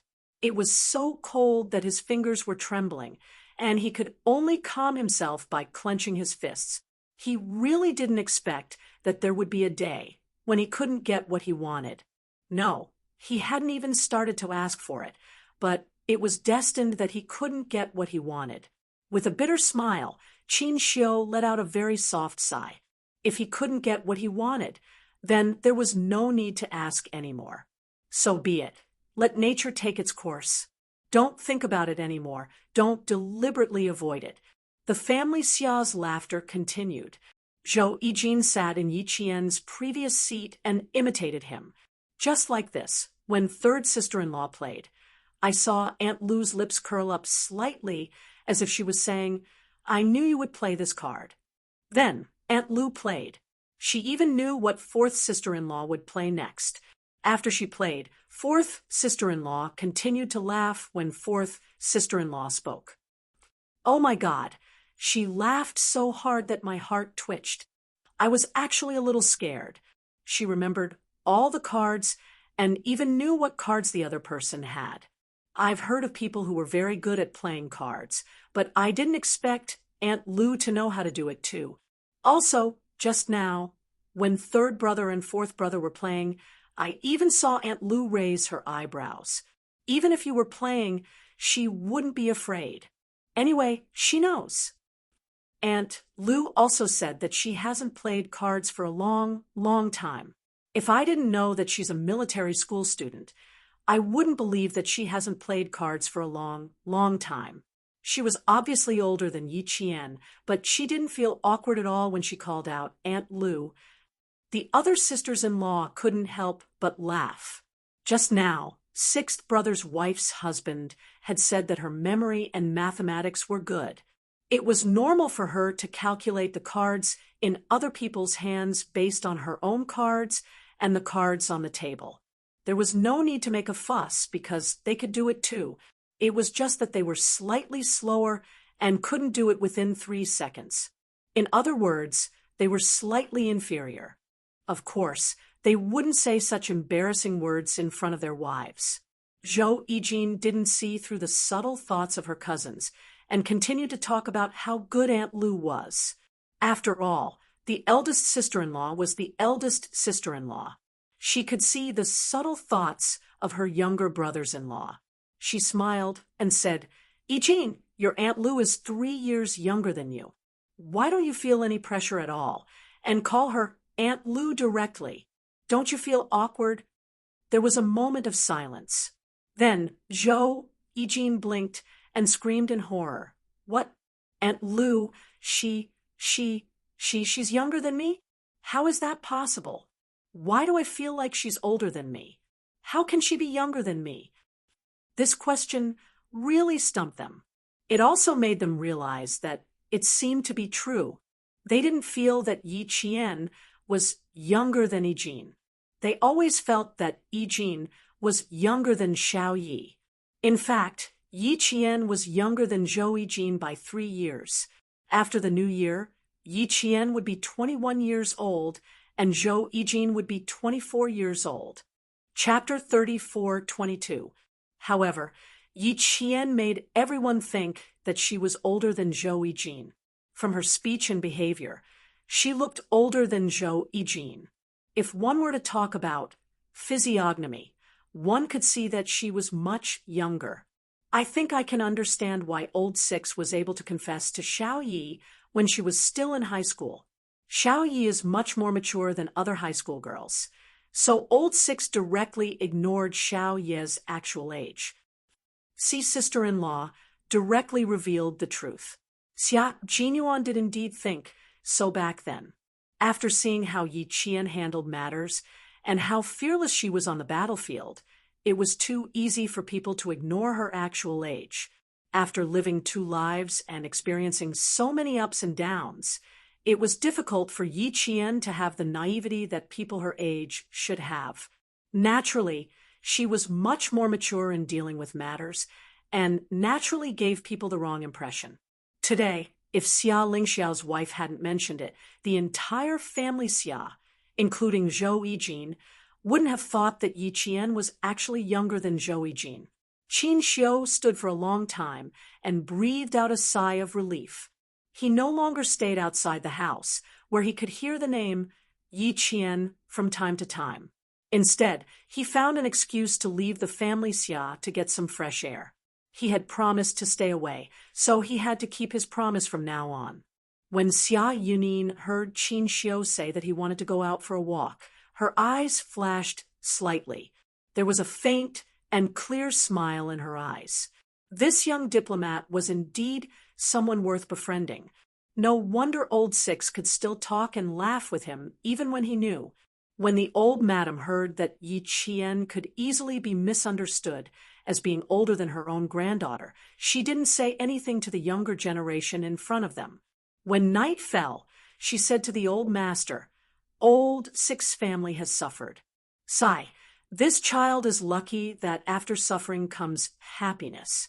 Otherwise, who knows how she would be tortured by that family." Yi Qian still didn't know that the old madam had once again taken pity on him that night. At this moment, she was already sitting in the carriage. Her expression was cold, and her clear eyes were filled with hostility. In the depths of her pupils, there was a murderous aura surging. She already knew that because of Sun Ying, Principal Chen's identity had been exposed. Now, the news was still sealed in the country and had not been spread abroad through special channels. However, nothing was absolute. Sun Ying has a pistol in her hand. The target is a key surveillance target. If she makes any dangerous moves, she will be dealt with immediately. She's been looking for you all over the place, and they've already found evidence of Li Chuhai overseas. They're starting to close the net. Yi Qian, you're invited to this meeting. It's very likely that you'll be directly involved in the operation. You have to be mentally prepared. In the car, Commander-in-Chief Xia first told Yi Qian that Principal Chen's identity had been exposed. Sure enough, after Yi Qian heard about it, her smiling expression suddenly became stern. Her entire temperament changed drastically. She was no longer as gentle as she was at the family Xia. She was fierce and cold. Yi Qian listened quietly before saying, "If this meeting is about the next step of the operation, I'm very willing to participate." Sun Ying had reached the point where she had to be eliminated. She believed that the leaders involved in the case had already realized this, so she was invited to participate in this meeting. Just as Yi Qian had guessed, not only had Sun Ying reached the point where she had to be brought to justice, but it was also time to bring to justice the mastermind behind Sun Xueqing's sacrifice. On the 4th day of the new year, the entire nation was still immersed in the festive atmosphere.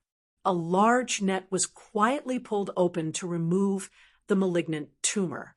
Chapter 34:23. Yi Qian, who was sitting in the car, finally understood why her mother's case was progressing so slowly, even with the involvement of the Military Commission for Discipline Inspection, the Ministry of Defense, and the Ministry of National Defense. The net was too wide, so wide that she realized how terrifying the situation was. Smuggling, reselling. How dare they? How dare they? Currently, we have more than 80% of the evidence. We can prove that martyr Sun Xueqing's sacrifice wasn't an accident. It was because she knew who was behind this, but she didn't have time to report it to her superiors. Perhaps we can say that before she knew who was trustworthy, they had already been discovered. In order to hide the evidence of their crimes, martyr Sun Xueqing sacrificed herself. Most of these people were dealt with back then, but the main target escaped because he had time to spare. This person is now a very successful businessman, but also a very dangerous one. He has close ties with foreign criminals and has a rather large underground market. Now, this person, Commander-in-Chief Xia, who was sitting in the back seat with Yi Qian, took out a photo from a file and handed it to Yi Qian.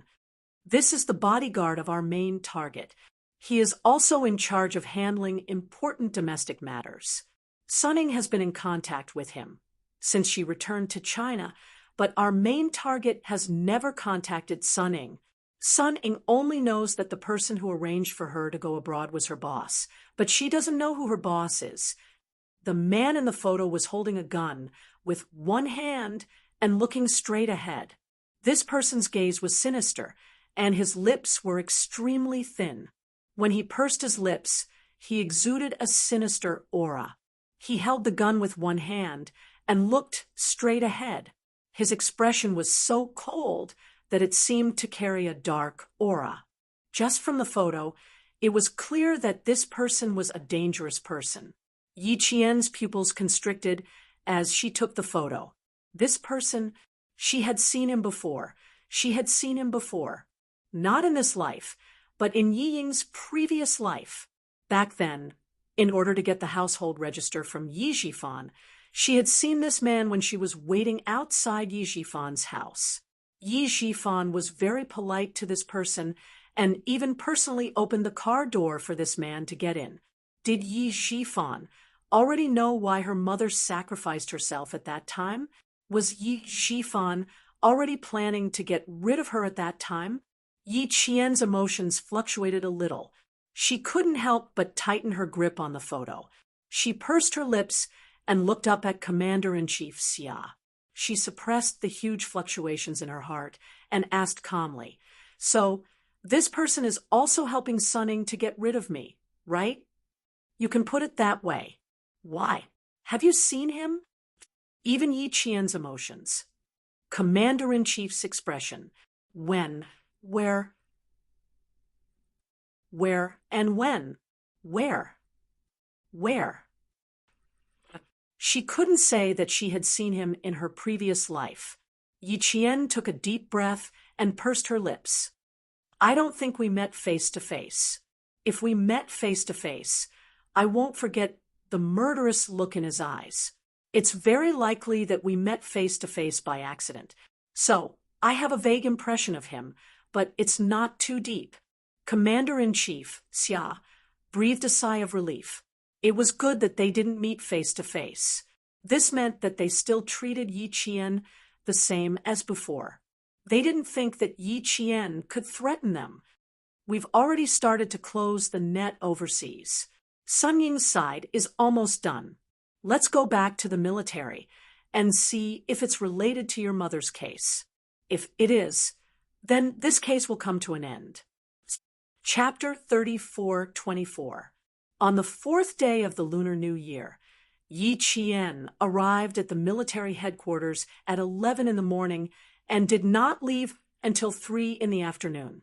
Commander-in-Chief Xia said to Xia Jinyuan, "You two don't have to go to the old mansion anymore. I'll go back and tell old madam and old master that you have to go out on business, but accompany Xiao Yi back to Dangui Garden and report the matter to your father-in-law. It doesn't have to be too detailed, just a rough idea will do." There was no time to go to family Xia's old mansion, so he could only choose to return to Dangui Garden first.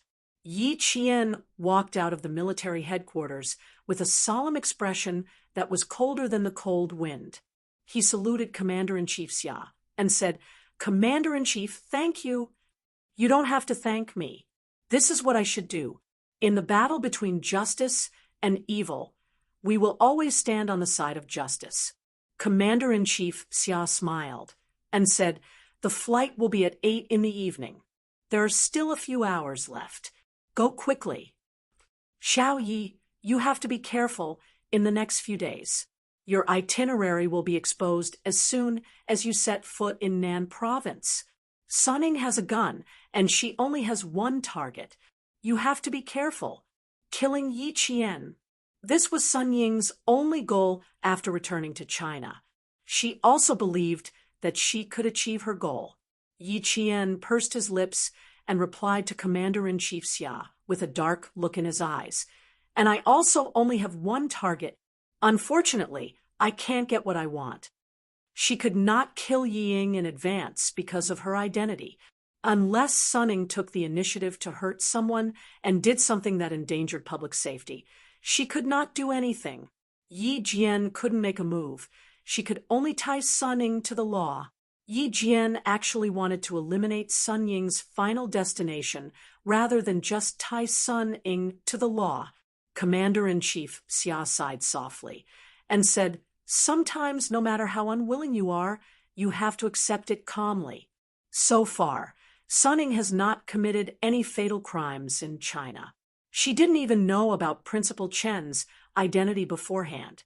She only mentioned it unintentionally and aroused his suspicion. I know what you're thinking. Just bear with it. Don't forget that the family you care about the most is waiting for your safe return. Yi Jian nodded gently and said, "Don't worry. I know what I should do." Yi Jian nodded gently. "All right, come back early. Have a safe and smooth journey." Commander-in-Chief Xia was not worried about Yi Qian. He then instructed Xia Jinyuan, who was secretly following them, "Keep an eye on this side and protect Xiao Yi well." To be on the safe side, Xia Jinyuan would secretly protect Yi Qian. If the situation went south, he would immediately provide support. This was a request made by Commander-in-Chief Xia. The main purpose of this operation was to arrest Sun Ying and take advantage of the situation to lure out the Asian man who had been in contact with Sun Ying. They would further control this person and cut off the mastermind's contact with the outside world. Then, they would launch a surprise attack to complete the operation in China. Previously, when Yi Qian asked why they didn't take the mastermind into custody first and then further control the Asian man, the head of the National Defense Department told her that the Asian man was far more dangerous than the mastermind. This was because he was a member of a mercenary group. If there was any news about the mastermind, it would be spread abroad through him. Only then did Yi Qian realize that the darkness outside the country could infiltrate the country through the Asian man. Therefore, the only way was to control him first. After saying what needed to be said, Commander-in-Chief Xia gestured for the two of them to go to Dangui Garden first. They had finally won the final victory in the case of martyr Sun Xueqing. He didn't want any more mishaps to happen along the way. Everything had to go smoothly. After Father Fu found out, in front of Yi Qian and Xia Jinyuan, he only said, "I'll wait for your good news." Then, he didn't say anything else. As for how he felt, only Father Fu himself knew. Chapter 34-25. The two of them went to Southern Province to carry out a mission without telling old Master Fu. They only said that they wanted to go back to Southern Province to visit martyr Sun Xueqing. When old Master Fu found out, he thought that they were going to visit martyr Sun Xueqing and wanted to go with them. He said, "Your mother has been married to the Fu family for more than 20 years, but I have never seen her. I should go and visit her." In order not to worry old Master Fu, he found the most suitable reason. He did not expect old Master Fu to want to go with them. Father Fu advised, "Let's wait until the weather is warmer. It's snowing heavily in Southern Province now. I just saw the weather forecast. There will be more snow in Southern Province tomorrow.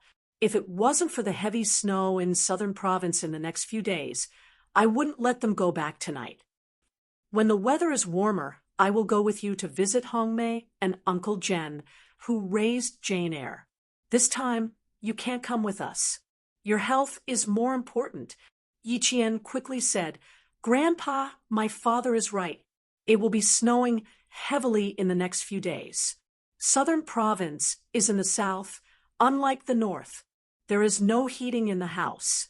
Your rheumatism is not suitable for you to go to Southern Province now. If you suffer there, my mother will blame herself. When the weather is warmer, my father and I will accompany you. Xia Jinyuan also advised, Grandpa, rest well at home and wait for Jane Eyre and I to come back. When I come back, I will play 2 more rounds with you. The last round with you has not been decided yet. His son advised him, his granddaughter advised him, and his son-in-law, who he was satisfied with, also advised him. Old Master Fu thought about it and looked at the weather. Indeed, it would be snowing heavily in southern province in the next few days.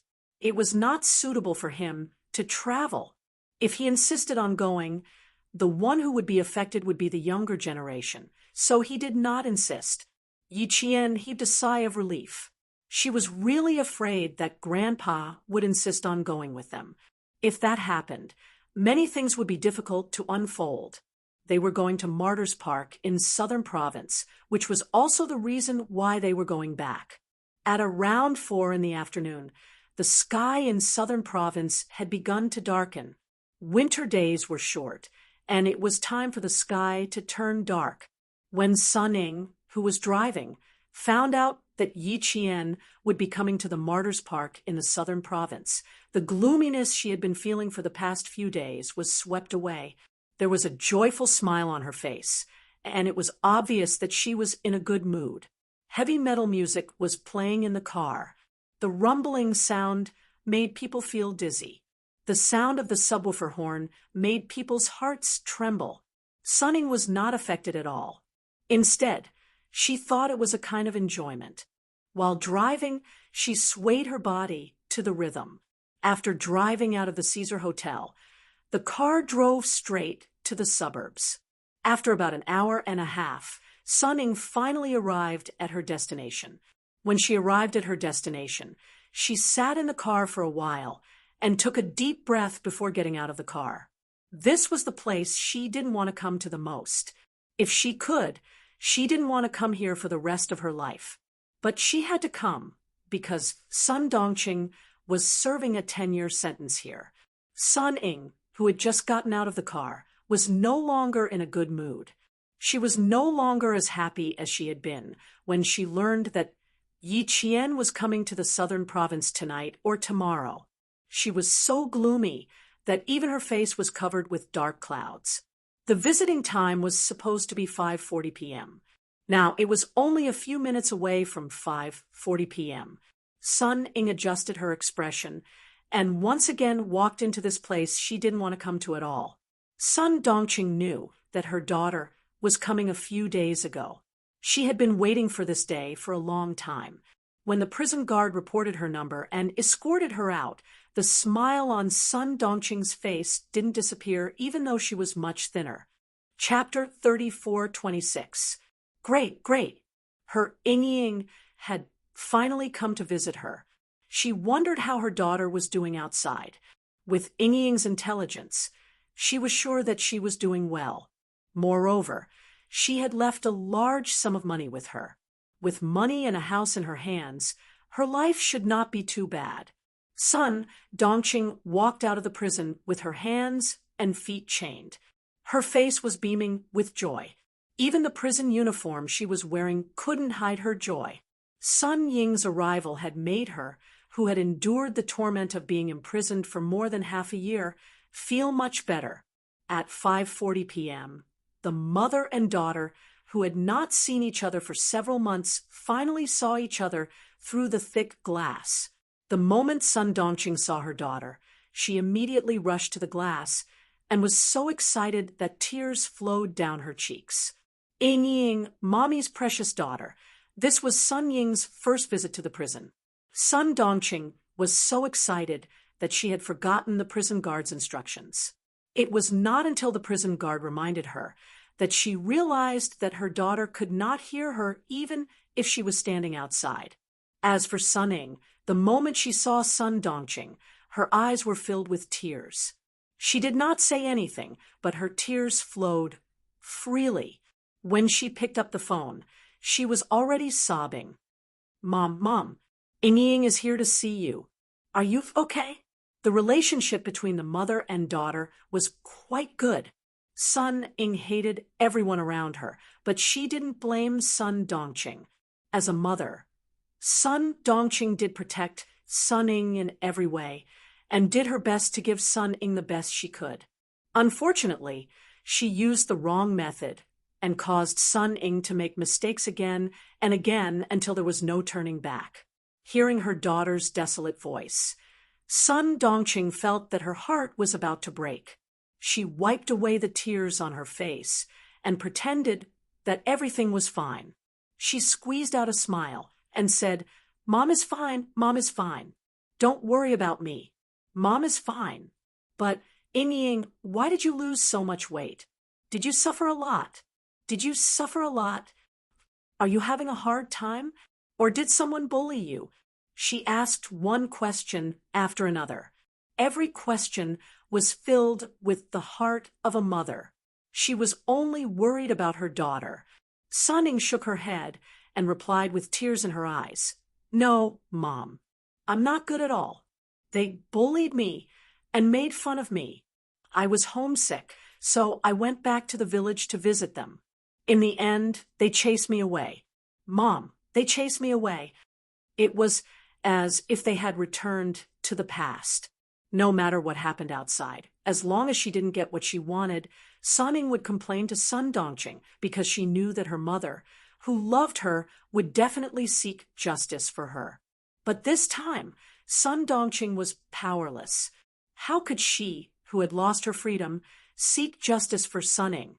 What right did she have to seek justice for Sun Ying? Even if she could hear her heart twitching and bleeding, Sun Dongqing could only be locked in this square place, unable to go anywhere else.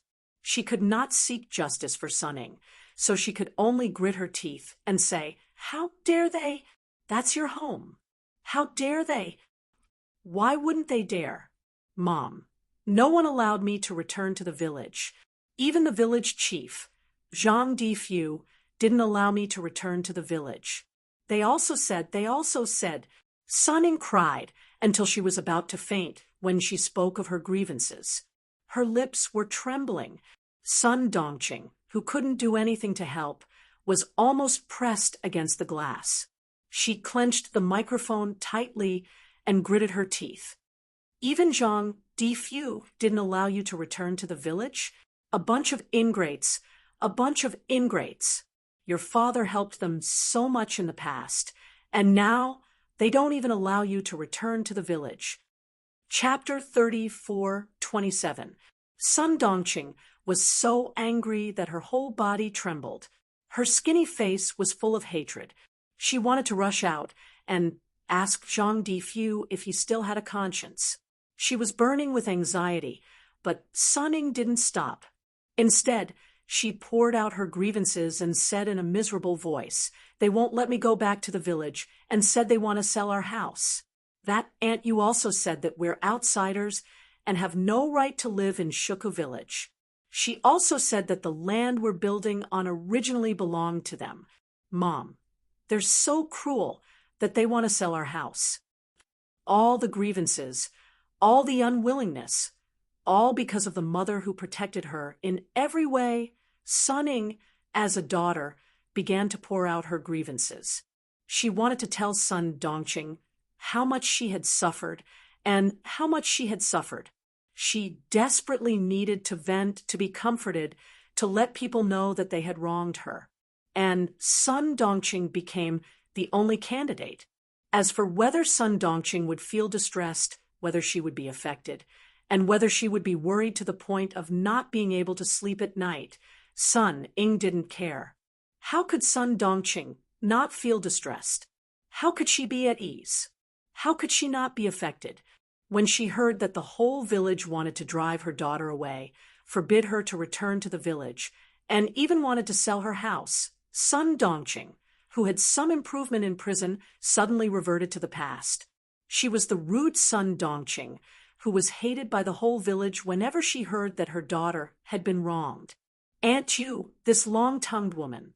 Bah, who does she think she is?" Sun Dongqing, who still had a long string of curses in her mouth, was warned by the prison guard.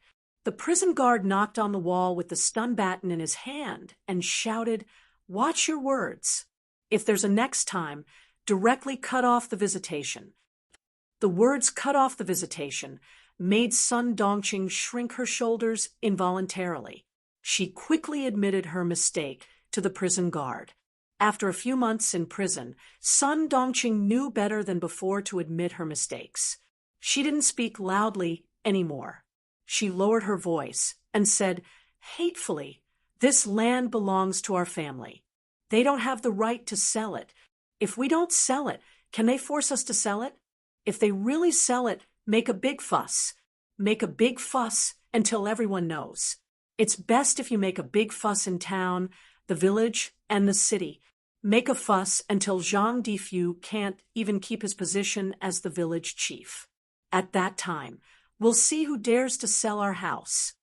Sun Ying didn't care whether the house was sold or not. She didn't want to go back to that kind of place. Hearing this, Sun Dongqing wiped her tears again. She knew that her daughter had been wronged and that these people had embarrassed her, but what else could she do?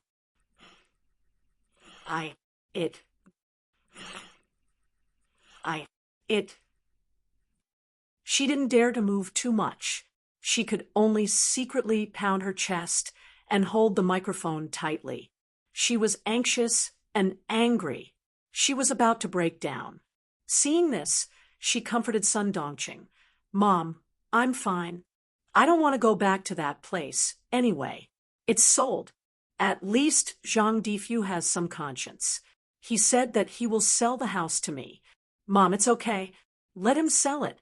When we go abroad in the future, I'll buy you a villa with a big lawn in front and a big lawn in the back." Chapter 34:28. Sun Dongqing, who was on the verge of breaking down, suddenly heard her daughter's tone change to light and quick. She even said that it would be better to sell the house and buy a villa abroad. For a moment, she couldn't keep up with her daughter's rhythm, so she choked on her breath until she started to hiccup. Ying, what do you mean? It would be better to sell the house. That's our home. Why do you want to, go abroad again? No, you can't go abroad. Go abroad. Absolutely not. It was because she had gone abroad that her daughter had suffered so much. It was because she had gone abroad that so many things had happened afterward. She had been in jail for so long. After being educated every day, she could not help but wonder if she had done something wrong. Did something wrong that led to all the things that had happened afterward? She thought about it again and again. She really thought of it. That's right, she went abroad. If she did not go abroad, that B*TCHEN would not have had the chance to make that videotape. Without that videotape, Mrs. Li would not have suddenly abandoned her daughter. Without that videotape, she would not have divorced Yi Jifan. Without the divorce, she would not have reported her husband because of Yi Jifan's heartlessness. Everything was caused by going abroad. Now, whenever she heard the word "go abroad," she would be afraid. You can't go abroad because, it's because of going abroad. It's because of you. Ying, listen to me. Let's not go abroad. No, let's not go abroad. Sun Dongqing knew that her daughter was an opinionated person and would not change her mind easily. The more anxious she was, the harder it was for her to speak properly, and the more she hiccuped. When Sun Ying heard this, her pair of pretty eyes instantly darkened. She gritted her teeth and said, "Mom, wait until I do something big. Then I can go abroad. When that time comes, I will definitely bring you abroad in a grand manner." What's so good about this place? There's only a way out if you go abroad. I've already thought about my future. Don't worry, Mom. I know what to do. Just wait for me. Sun Dongqing was even more worried after hearing her words. She cried and begged, "Ying, we won't go abroad. It's because, going abroad hurt you. If it wasn't for that videotape. Shut up, Mom. Don't you dare mention the videotape again. Also, it wasn't going abroad that harmed me. It was that B*TCH Yi Qian who harmed me. If she hadn't harmed me, I would have become the young madam of the Li family. I married into the Li family long ago and became the young madam of a prestigious family that everyone envies. It's Yi Qian, that bitch. She ruined my life. Sunning spoke viciously. She knew that she couldn't speak loudly, so she kept her voice down and spoke word by word. Every word was filled with venom. All right, Mom, I'm leaving now. Take care of yourself. I'll come and see you again after some time. Seeing that there was something wrong with her daughter, Sun Dongqing became anxious, especially when she saw that her daughter was about to hang up the phone. Sun Dongqing stood up and hurriedly asked, Ying, what are you trying to do? Don't do anything stupid. You hear me? Yi Qian has let us down, but you can't do anything stupid for her. Do you hear me? She was so scared that she didn't even hiccup anymore. She was afraid that Sunning wouldn't listen to her advice, so she quickly spoke. She had an ominous feeling that something big was going to happen to her daughter. Chapter 34:29. Sun-Ying did not notice Sun Dongqing's anxiousness. She hung up the phone and smiled at Sun Dongqing, who was burning with anxiety. Then she slowly leaned against the glass and said a few words that made Sun Dongqing's face turn extremely pale. Mom, someone will help me kill Yi Qian. Sun Dongqing understood from her daughter's lips. Her daughter said that someone would help her kill Yi Qian. Clang! The microphone slipped from her hand and smashed onto the marble table. Sun Dongqing's eyes were fixed on Sun Ying's back as she turned around and left. As Sun Ying's back gradually walked away, her body suddenly started to twitch uncontrollably. Her legs were trembling so much that they lost all their strength. Her whole body fell limply to the ground. Ying said that someone would help her kill Yi Qian. How was that possible? How was it possible that someone would help her kill someone? Impossible, impossible. She had heard too many of such things in prison. There were people who helped to kill people, but it was usually out of a moment of loyalty, or they would help to kill people for money and money. Now, even the villagers did not want Ying to go back. How was it possible that someone would help her kill someone? It was impossible that someone would help her kill someone, unless the person who helped Ying had other motives, such as the money in Ying's hands. The money she left for Ying was not a small amount. It was at least a few $100,000. There was also the gold jewelry that Yi Zhixiang gave her years ago and the gold jewelry that she bought herself. Added together, it was a huge sum. And that jade pendant. The most valuable thing was that jade pendant. Yi Zhifan said that the jade pendant could be sold for tens of millions. What did tens of millions mean? It was so much money that Ying might not even be able to spend it all in her next life. The more Sun Dongqing thought about it, the more she felt that something was wrong. The more she thought about it, the more she felt that someone was after Sun Ying's money. Come back, Ying, come back. Someone is trying to harm you. Come back and listen to Mom. Don't do anything stupid. That bastard Yi Qian can't be killed so easily. Even Yi Zhifan didn't succeed back then. So how can you succeed? Come back quickly. Mommy is begging you. Come back quickly. Come back quickly. At this moment, she, who was lying on the ground, was very clear in her mind and heart, but she couldn't speak. Her limbs were stiff, and she couldn't move. When the prison guard saw the situation, he immediately went forward to check and informed his colleagues outside to come over. Sun Dongqing wanted to grab the prison guard and ask them to pull Sunning back, but she could not speak.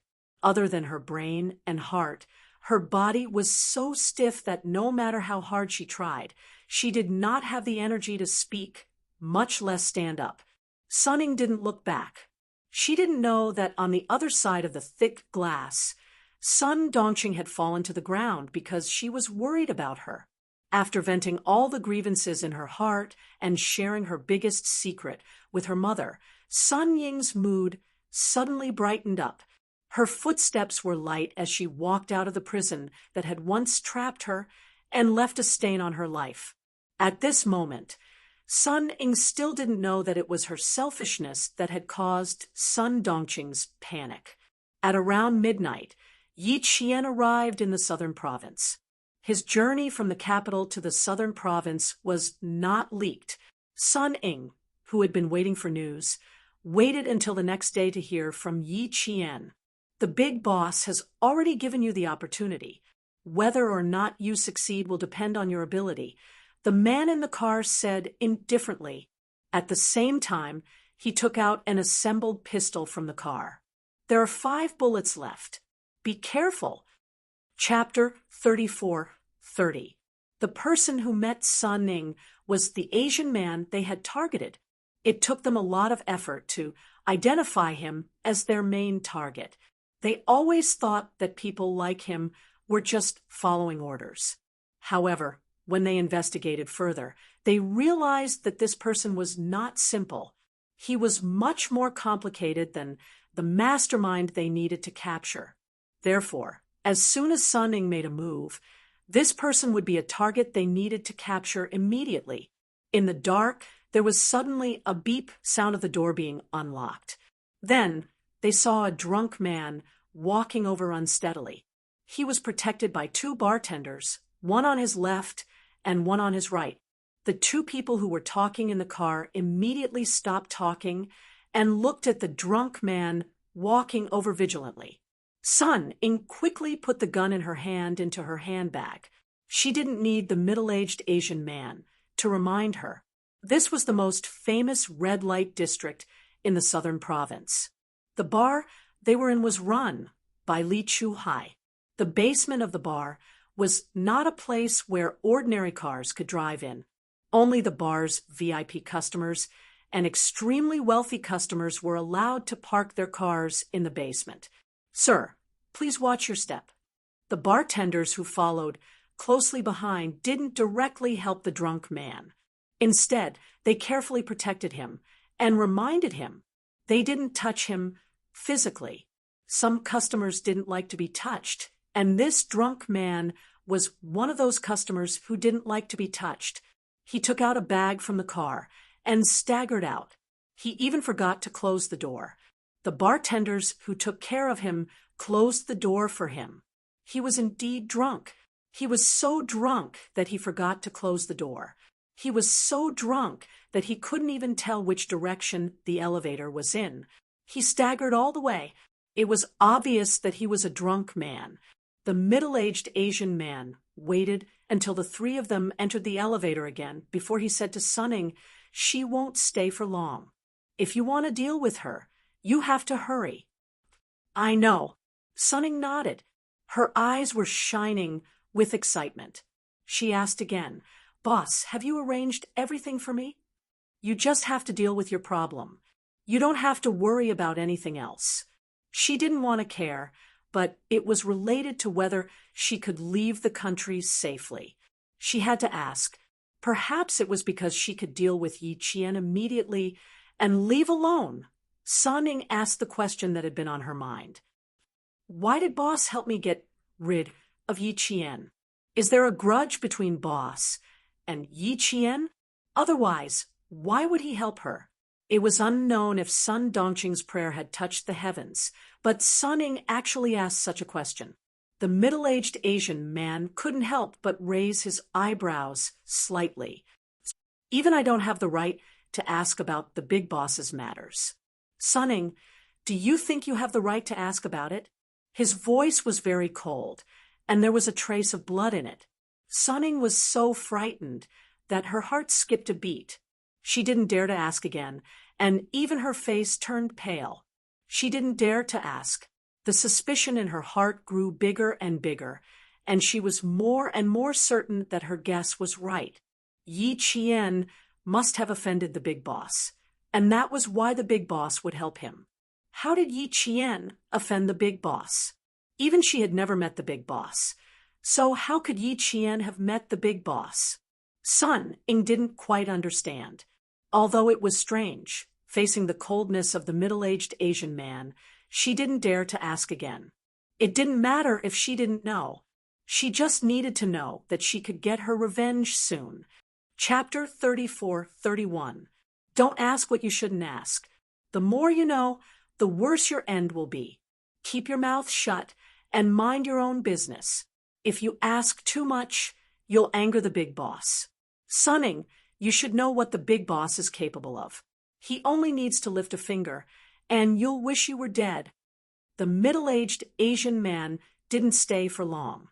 Half warning and half threat, he got out of the car, leaving Sun Ying, who was so frightened that her back was drenched in cold sweat. She sat in the car, not daring to move for a long time. Wish you were dead. Wasn't that a living hell? Thinking back to the days when she had just been thrown into the red light district, Sun Ying realized that she had underestimated the world. She used to think that she was great. She had a father who was a government official, a mother who was protective of her, and so many people who flattered her. She thought that she was great and that everyone should give in to her and flatter her. Only when she got there did she realize that in the eyes of the truly rich and powerful, she was just an ant that couldn't be any smaller. They wouldn't even bother to strangle her to death. At this moment, even though the middle-aged Asian man had already gotten out of the car, Sun Ying's face was still pale and cold sweat kept breaking out on her back. Just now, she had been too complacent. If she had angered the big boss, her end wouldn't have been just death. She would have been in a living hell. This wasn't just for show. After a while, Sun Ying started the car and left only when she could feel her hands and feet. She was scared. She was really scared. She just needed to take care of herself and do her job well. As for the grudge between the big boss and that *TCHECHN, she didn't need to know. Anyway, Sun Ying stepped on the accelerator and rushed out of the underground garage with a roar. She smiled coldly. Yi Qian wouldn't be able to live for more than a few days anyway. Why should she worry about him? She drove away. The middle-aged Asian man, who had returned to his car, was still sitting quietly. He didn't take out his phone until he couldn't hear the roar of the car in front anymore. In the dark car, the phone screen flashed with a faint blue light. His fingers moved, and a cell phone number was dialed. Soon, the Asian man's respectful voice came from the quiet car. "I've told her everything according to your instructions. Whether she can do it or not depends on how capable she is. If she doesn't succeed, it'll let us know how capable the cadets under Sniper King are. Boss, you're in a hurry to push Sun Ying out. If you don't do it well, I'm afraid it will arouse suspicion." The Asian man's reminder made the person on the other end of the phone fall silent for a moment. Then, the person on the other end of the phone said something, and a faint smile appeared on the Asian man's face. "You're right. We've cleaned up everything here. Sun Ying had the motive to kill Yi Qian, so it really has nothing to do with us. Whether or not the matter succeeds will depend on these few days. If we succeed, we'll get rid of a small fry. If we fail, Sun Ying will be dealt with instead. We'll also know what Yi Qian is capable of. We'll kill two birds with one stone. Don't worry, I'll take care of things here. I won't leave any traces behind." After the Asian man finished speaking, he nodded and hung up the phone. He put the phone back into his pocket, started the car, and left the underground parking lot of the bar with a gloomy look. Not long after he left, there was the sound of shallow breathing in the dark garage. It seemed like someone had been hiding in the dark. 2 minutes later, the drunkard who had appeared in the parking lot earlier came back again. This time, he started the car and drove out of the basement while humming a tuneless tune. Chapter 34-32. It was already midnight. Countless people had entered dreamland, and countless people were still active. Li Chuhai, who was far away in the capital, was swirling the goblet in his hand. The red liquid in the goblet swayed gently, and Li Chuhai's cold smile could be seen on the surface of the goblet. Someone walked over with swaying steps. She raised a pair of hands that were as smooth as cream and lazily wrapped them around Li Chuhai's waist from behind. She said coquettishly, "Why aren't you sleeping yet? Are you suffering from insomnia again?" As she spoke, her exquisite body also leaned over, firmly sticking to the man's strong back. The hands around his waist also began to wander, slowly moving downwards. Her breath smelled like orchids as she spoke like an adult. "Since you're suffering from insomnia, why don't we do it again? Who knows, you might be able to sleep when you're tired." Hearing this, Li Chuhai sneered. He turned around and suddenly grabbed the woman's soft, straight hair with one hand and pulled it back, forcing the woman to raise her head to look at him. Perhaps because he used too much strength, the woman's delicate face twisted. She was afraid of offending Li Chuhai, so she had to force a smile. She didn't forget to act coquettishly. "What's wrong, Master Hai? Is it because I didn't serve you well enough and made you unhappy? It seems like I was being lenient just now, so you dare to tease me," Li Chuhai said with a smile that wasn't a smile. His eyes flashed with a ruthlessness that frightened the woman. She was so scared that her shoulders couldn't help but shrink back a little. In exchange, Li Chuhai's gaze became even colder. "Don't try to be smart. I told you to sleep alone, so obediently sleep alone. Did you really think that I didn't know that you were eavesdropping?" The hand that grabbed the woman's hair pulled back, forcefully. The woman, who was forcing a smile, screamed in pain from her scalp. Then, something cold and hard was stuffed into her mouth. Before she could react, the cold wine poured into her mouth. It was fierce and hurried, without the slightest bit of pity for the fairer sex. She didn't dare to say anything. Even if she choked and had tears in her eyes, she had to endure it and force the red wine into her mouth. Everyone said that Uncle Hai was not easy to please. She had thought that those sisters said the grapes were sour because they could not eat grapes. Now that she had tried him, she realized that this Uncle Hai, who looked very gentlemanly, was indeed not easy to please. He could change his face without any warning. With a cold expression, Li Chuhai poured half a glass of red wine into the woman's mouth. Even though the woman was trembling with fear, he didn't have the slightest bit of sympathy. He loosened his hand and stuffed the wine glass into the woman's hand. He coldly spat out the word, "Get lost." He didn't even bother to look at the woman who was crawling and rolling. He turned around and continued to look out of the window. It would be daybreak soon. Whether it was a dragon or a worm, they would only know in these 2 days. As a father, he was disappointed. Now, it was up to his daughter. The sky gradually brightened. As predicted by the weather forecast, snow began to fall in the southern province at around 4 in the morning. By 6 in the morning, a thick layer of snow had accumulated on the ground. Sun-Ing, who was sitting in the car, glanced at the entrance of the small hotel and sneered contemptuously.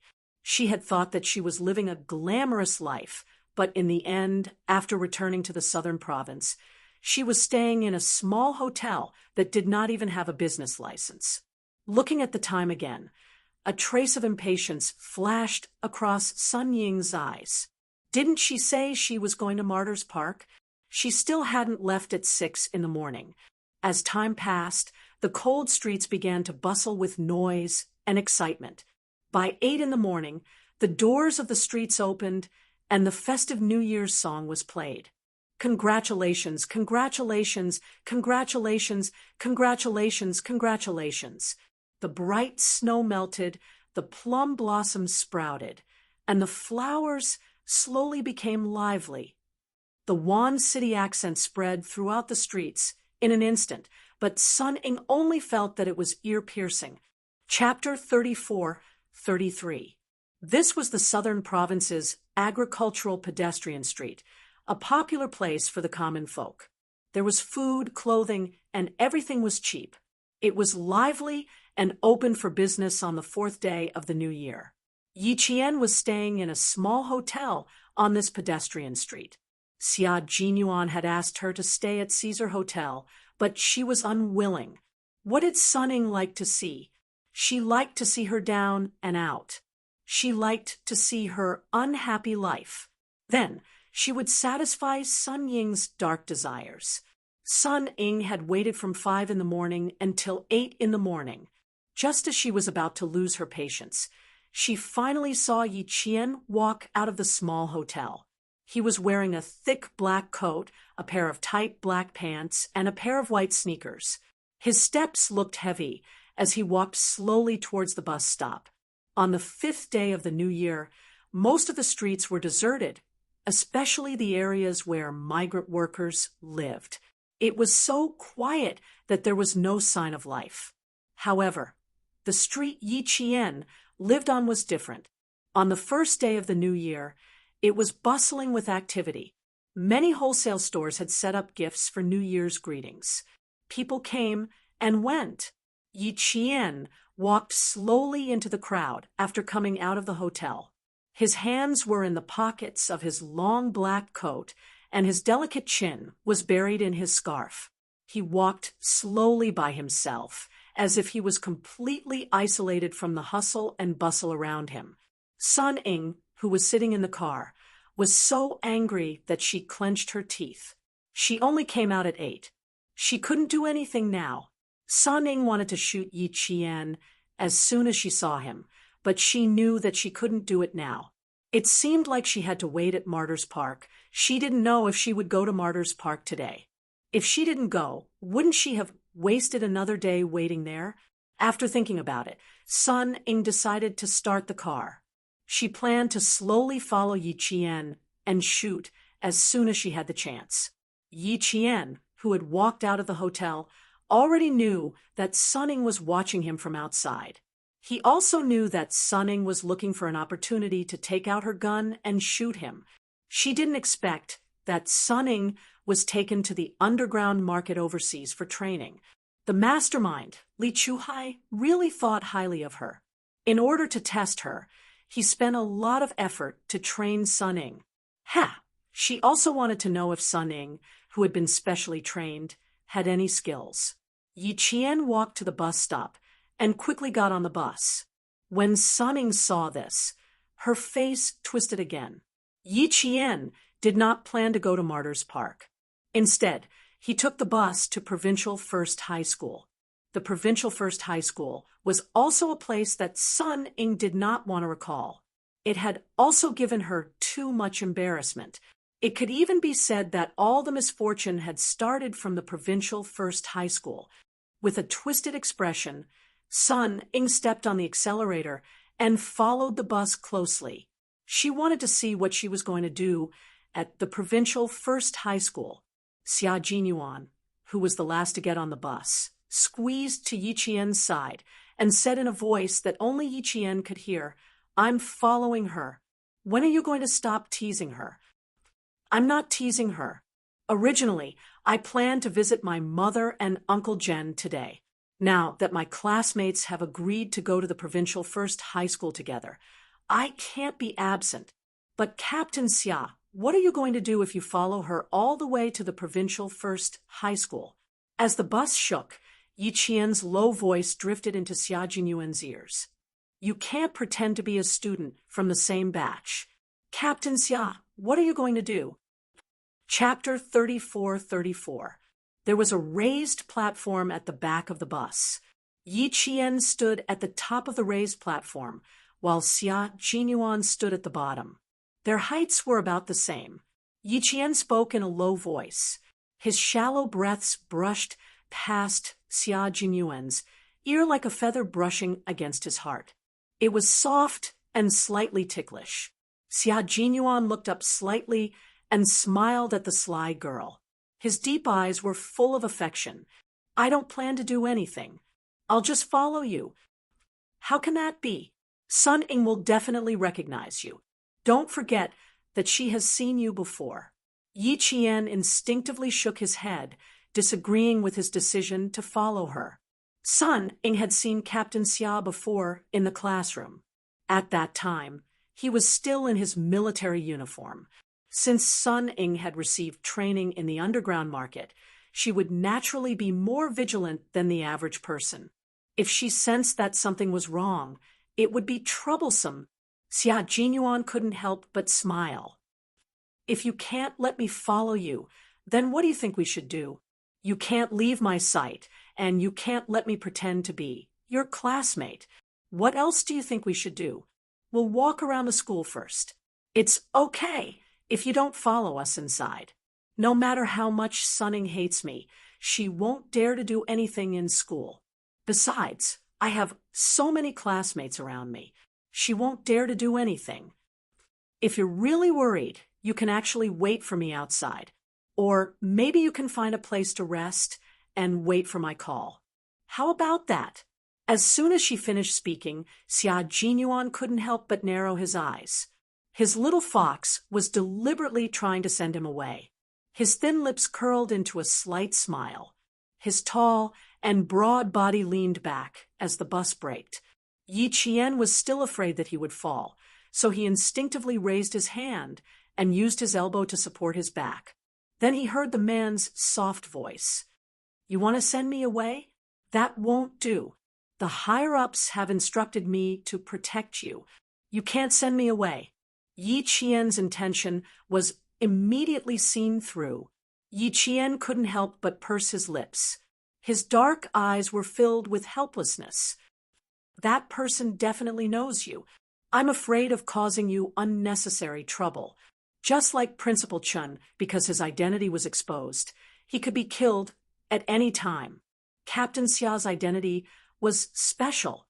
Once Li Chuhai found out, there would be a lot of trouble in the future. She was even more worried that he would fake his death and retire in order to cover his identity as Principal Chun. This was what she was worried about.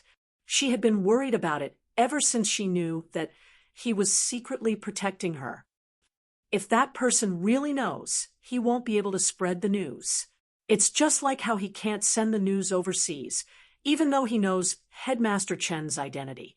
Now that he knows my identity, the higher-ups will not let him leave the country alive. Compared to Yi Jian's worries, Xia Jinyuan, who had been living on the edge of a knife, was not worried about his identity being exposed at all. The military and national defense would not allow such a thing to happen. Yi Qian wasn't as optimistic as him. Nothing was absolute. How could he guarantee that his identity wouldn't be exposed? The best way to prevent his identity from being exposed was to make sure that no one knew of Captain Xia's identity. Captain Xia, I'm very worried, she said softly. Her voice was tense and uneasy. I'm really worried. As the passengers got on and off the bus, some people stood close to the two of them. Yi Qian pursed his lips and didn't continue speaking. Her hanging hand was suddenly grabbed, and the familiar touch made Yi Jian lower her head to look at her hand. The darkness in her eyes deepened. Chapter 34-35. She hoped that the owner of this hand would always be by her side. She didn't want anything to happen to him, and she didn't want him to be in danger. Because of her, she only hoped that the owner of this hand would be safe and would always be by her side. She wrote on the palm of his hand, writing the word, "Don't worry," stroke by stroke. He told her not to worry, but could she really be at ease? Yi Qian couldn't help but sigh softly. She turned her hand and held the big hand that gave her warmth. She held it tightly, as if this was the only way to make her feel at ease. The bus traveled for about 40 minutes and arrived at the bus stop of the Provincial First High School. Yi Qian got off the bus with a few other passengers. Before she looked up, she heard several cheers. Yi Qian, over here, over here. You really took the bus. And Jessen, you're amazing. I already said that you guys were bound to lose. Now you're convinced. Who in our class knows Yi Qian the best? It's definitely Jessen. You must accept defeat if you're willing to bet. The laughter of boys and girls intertwined. Yi Qian, who had jumped off the bus, looked up and saw several high school classmates standing by the bus stop. She clearly didn't see any of her classmates standing by the bus stop, so why did they suddenly appear? Another classmate walked out from behind the billboard behind the bus stop. It was none other than Jessen, who knew Yi Qian the best in class. Ha ha, my little Jane Eyre is here. I told you that she would definitely take the bus here. What do you think? I won, right? And Jessen's laughter sounded triumphant, instantly suppressing the voices of the other classmates. Come, come, come. You must accept defeat if you're willing to bet. Pay up, pay up. As she spoke, she had already walked briskly to Yi Qian's side. She opened her arms and gave Yi Qian, who was about to greet the other classmates, a big hug.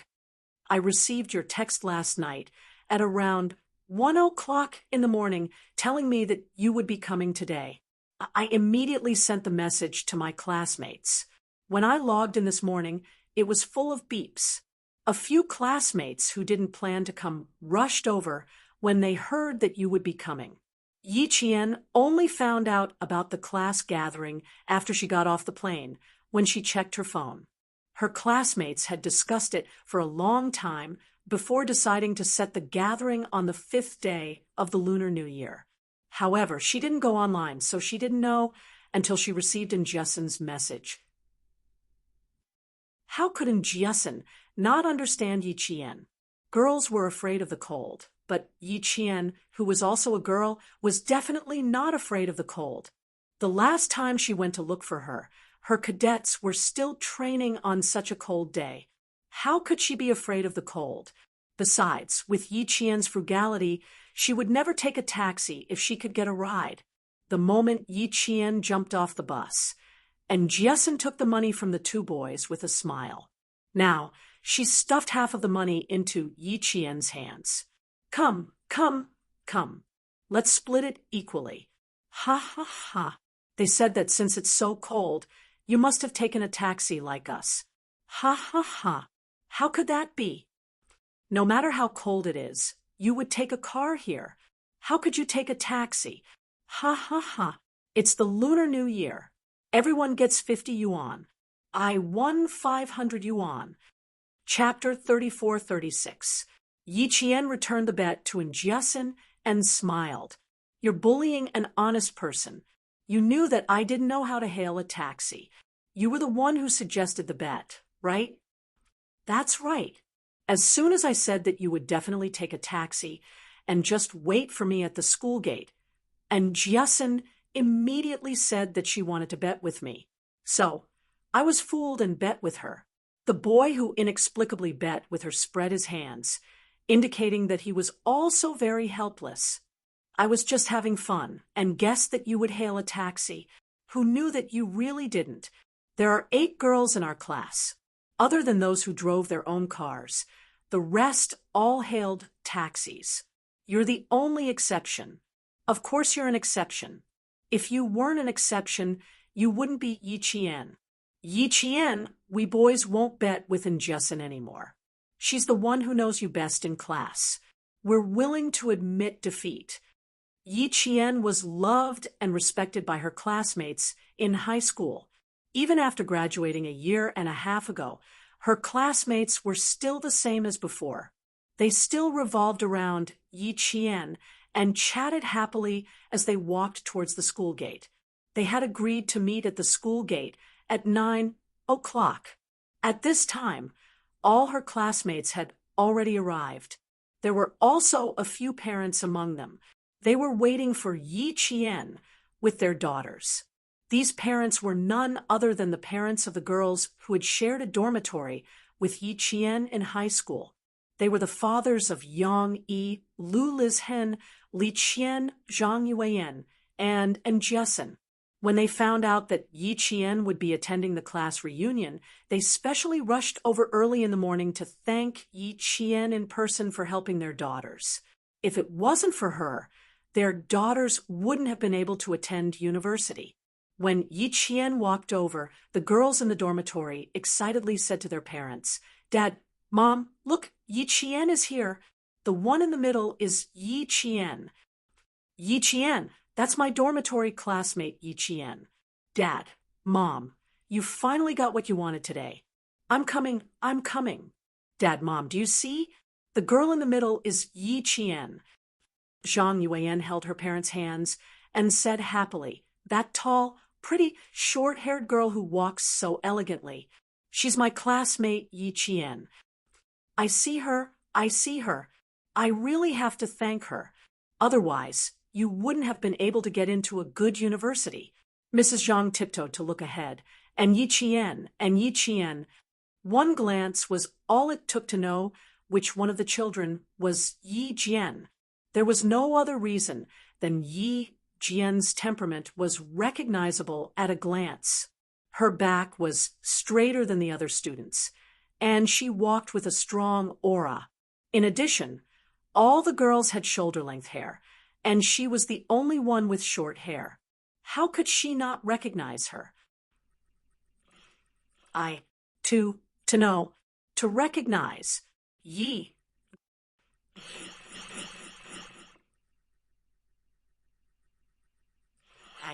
Yeah, it's different.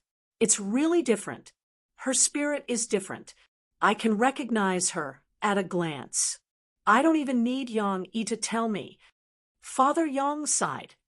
She's different. I can tell at a glance. Yeah, it's all thanks to her. Otherwise, with Yuan's grades, I'd be thanking the heavens if she could get into a second-tier university. Father Zhang sighed. He and Father Yang looked at each other. They both felt that other people's children were so good. Father An was a geologist. He had always known of Yi Qian's name, but he had never seen her before. Now that he saw Yi Qian, he didn't even need Jiasen to introduce her. Like the other fathers, he recognized Yi Qian at a glance. Chapter 34-37.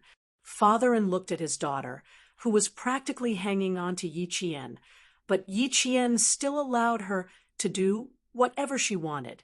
Father An couldn't help rubbing his forehead. The short-haired girl, whose arm was being held by his careless daughter, was definitely Yi Qian. Only this child could tolerate Jiasen's bad temper. He turned to Li Qian's father and said, "This child's temper is really good. Look at my girl. She's hanging onto Yi Qian. As her father, I don't like the sight of her. But Yi Qian can tolerate it. Her temper is too good." Li Qian, who was accompanying her parents, smiled delicately and said, "Uncle Len, you're right. Our Yi Qian's temper is really, really good. No matter what we do wrong, she won't be angry. She will tell us what we did wrong and what we need to change. She has the best temper I've ever seen." The current Li Qian wasn't as fat as she was in high school, although her height hadn't changed much because she had slimmed down. Her figure appeared tall and slender. She no longer had her previous inferiority complex and had become exceptionally generous and decent. She had been playing piano since primary school. In the past, she was so fat that she felt inferior and didn't show her temperament. Now that she had slimmed down, her temperament naturally showed. The change was shocking. When she appeared in front of her classmates just now, several boys' eyes flashed with obvious surprise. This was also the change Yi Qian had brought to her. Knowing that she felt inferior because of her weight, he made her wake up early every morning in high school to run. Until now, Li Qian still insisted on running. Mr. and Mrs. Li saw their daughter's changes bit by bit. Seeing their daughter walk out of her inferiority complex and become as beautiful as a flower now, the person they were most grateful to was Yi Qian. Hearing this, Mr. Li smiled and said, Yi Qian not only has a good temper, but she's also rarely generous. She doesn't hide anything and treats people with sincerity and makes friends. Until now, I still often ask Li Qian if she has contacted her and say that such a friend is worth spending a lifetime to make. It's too rare. Motherly said, even biological sisters are only SOSO. My Li Qian was brought up by her. Back then, I was so worried about Li Qian's inferiority complex that I didn't know how much white hair I had. I even asked a psychiatrist. Later on, with the help of Yi Qian, I thank the heavens. Thank you, Li Qian, for meeting such a good classmate. Later on, the Yao family wanted to stir up some trouble. When I heard about this, I immediately contacted you guys.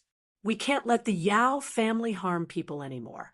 Mrs. Li said that the Yao family wanted to get Yao Jing out. Somehow, Mrs. Li got wind of it and contacted Mr. Li, Mr. Zhang, and Mr. Lu to use their connections in the southern province to suppress the matter. Apart from the Yin family, which was not rich, the rest of the families had a say in the southern province. With their connections, how could the declining Yao family make a comeback? Don't mention this to Yi Qian, lest she feels uneasy. Mr. Li reminded his wife and said to Li Qian, you too, don't mention it to Yi Qian. Understand? Li Qian wouldn't mention it. Back then, Yao Jing wanted to push Yi Qian off the rooftop of the teaching block. How could such a vicious person be let out to continue doing evil? She nodded, indicating that she wouldn't mention such a terrible thing. Mr. Lu also said, this matter has already passed. Little Yi probably doesn't know about this. We can just pretend not to know. With everyone's agreement, if they didn't say anything, Yi Qian wouldn't know. Chapter 34-38. By this time, Yi Qian had already found out from Injiasen that her roommate's parents had specially come over. She looked at Injiasen, who was hanging her entire body weight onto her to prevent her from escaping, and said helplessly, I won't run away. Uncles and aunties all know that I will be here. It would be rude of me to run away now. You don't have to keep hanging on to me. It's hard to walk. It's not hard at all. I'm very light. I don't even weigh 100 kilograms. And Jiasen was 163 meters tall and weighed less than 100 kilograms. She was considered to be on the skinny side. In order to prevent Yi Qian from escaping, she planned to keep her entire body weight on Yi Qian until she saw the adults. There was a car parked across the road. Suning, who did not dare to show her face, sat in the car. She saw Yi Qian being surrounded by her classmates. She saw all her classmates surrounding Yi Qian and even the parents shaking hands and giving her red packets for the new year. Their expressions of gratitude made Sun Ying so jealous that her entire face contorted. A bunch of despicable people who only know how to act according to the wind. If they had not made fun of her behind her back that year, how could she have left the provincial first high school in such a pathetic state? And the faces of those family members were so disgusting. Did they really think that Yi Qian was helping their daughter? Bah, she was helping herself. She had just transferred to this school in her second year of high school. If she did not perform well in class, would her classmates accept her? Would they help her? No. Therefore, she had to perform well in every aspect. In the end, she had to use her classmates to successfully push her out of the provincial first high school. Suning watched as her hands gripped the steering wheel tightly. The jealousy in her eyes burned like fire. It burned her face beyond recognition and made her extremely ugly. The adults did not stay for too long. They knew that the longer they stayed, the more uncomfortable the children would feel. In order not to dampen their spirits, each of them said a few words to Yi Qian and tried their best to invite Yi Qian to visit their home after the gathering. Under the urging of their daughters, They took the red packets that they could not give him and drove away. Yi Qian was shocked by the adults' enthusiasm. Fortunately, she had gone to Family Xia 2 days ago and had the experience of interacting with the elders. This time, she greeted her classmates' parents, uncles, and aunts. She also wished them a happy new year and chatted with them for a while. Until the adults left, she finally let out a sigh of relief. She was still not used to interacting with people's enthusiasm. She was at a loss and did not know what to say. When the students saw her relieved expression, they all laughed out loud. They didn't stay at the school gate any longer.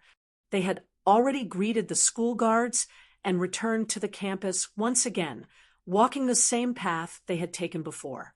This is my first time returning to school after graduation. I didn't expect our school to be so beautiful. It's not any worse than my university. I haven't been back either. In the past, I only wanted to leave.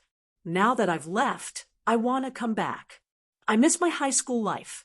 I even miss the dark days of high school. Every time I pass by this place on my way home, I can't help but look out the window at the school gate. In the past, whenever there was a break, it was as if I was released from prison. Now, fortunately, I didn't drop out of school. Otherwise, I would regret it for the rest of my life. The road from the teaching building to the cafeteria will always be my favorite. The road from the dormitory to the teaching building will always be my most hated. Love and hate intertwined. I can't stop. Walking into the school, the students who had too many memories were already chatting. This was a gathering for the entire class of grade 12. After that, there had never been a gathering where everyone was present. Chapter 34-39. Xia Jinyuan watched as Yi Qian walked into the school compound. The smile in his eyes never faded. He retracted his gaze and glanced at Sun Ying, who had been standing by the side of the road without showing her face. His warm smile instantly turned into a cold smile. There was a cold glint in his eyes. She was like a rat crossing the street. Did she think she could go further? That day, Yi Qian stayed with his classmates. They had lunch together, went to the park to play in the afternoon, and booked a KTV room in the evening. She didn't know how to sing or dance, so she could only watch her classmates sing and dance. She swayed her body slightly to the rhythm, but she didn't know how to do anything else. And Jiasin mercilessly mocked her. Sun Ying, who had been following them closely, was angry for the entire day. She sat in the car, hungry and tired, and kept panting. She kept tormenting herself in the car. From morning to night, in order to keep up with Yi Qian, Sun Ying didn't dare to take half a step away.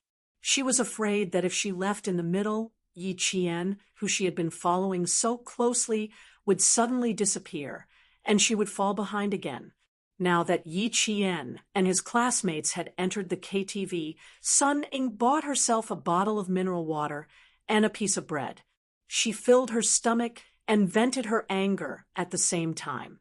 It wasn't until she received a call from an Asian man asking her how things were going that Big Boss had been waiting to hear from her all day. When Sun Ying heard the words Big Boss, it was as if a basin of cold water had been poured over her. It instantly cooled her down and made all her resentment, anger, and resentment disappear in an instant. It was this phone call that calmed Sun Ying down. She was no longer envious of Yi Qian being welcomed by all her classmates. At 11 p.m., Yi Qian and his classmates finally walked out of the KTV. The bar was still very lively even though it was the new year. Taxis came and went one after another in front of the KTV. The boys were all very gentlemanly, sending the girls off first before leaving in their own cars.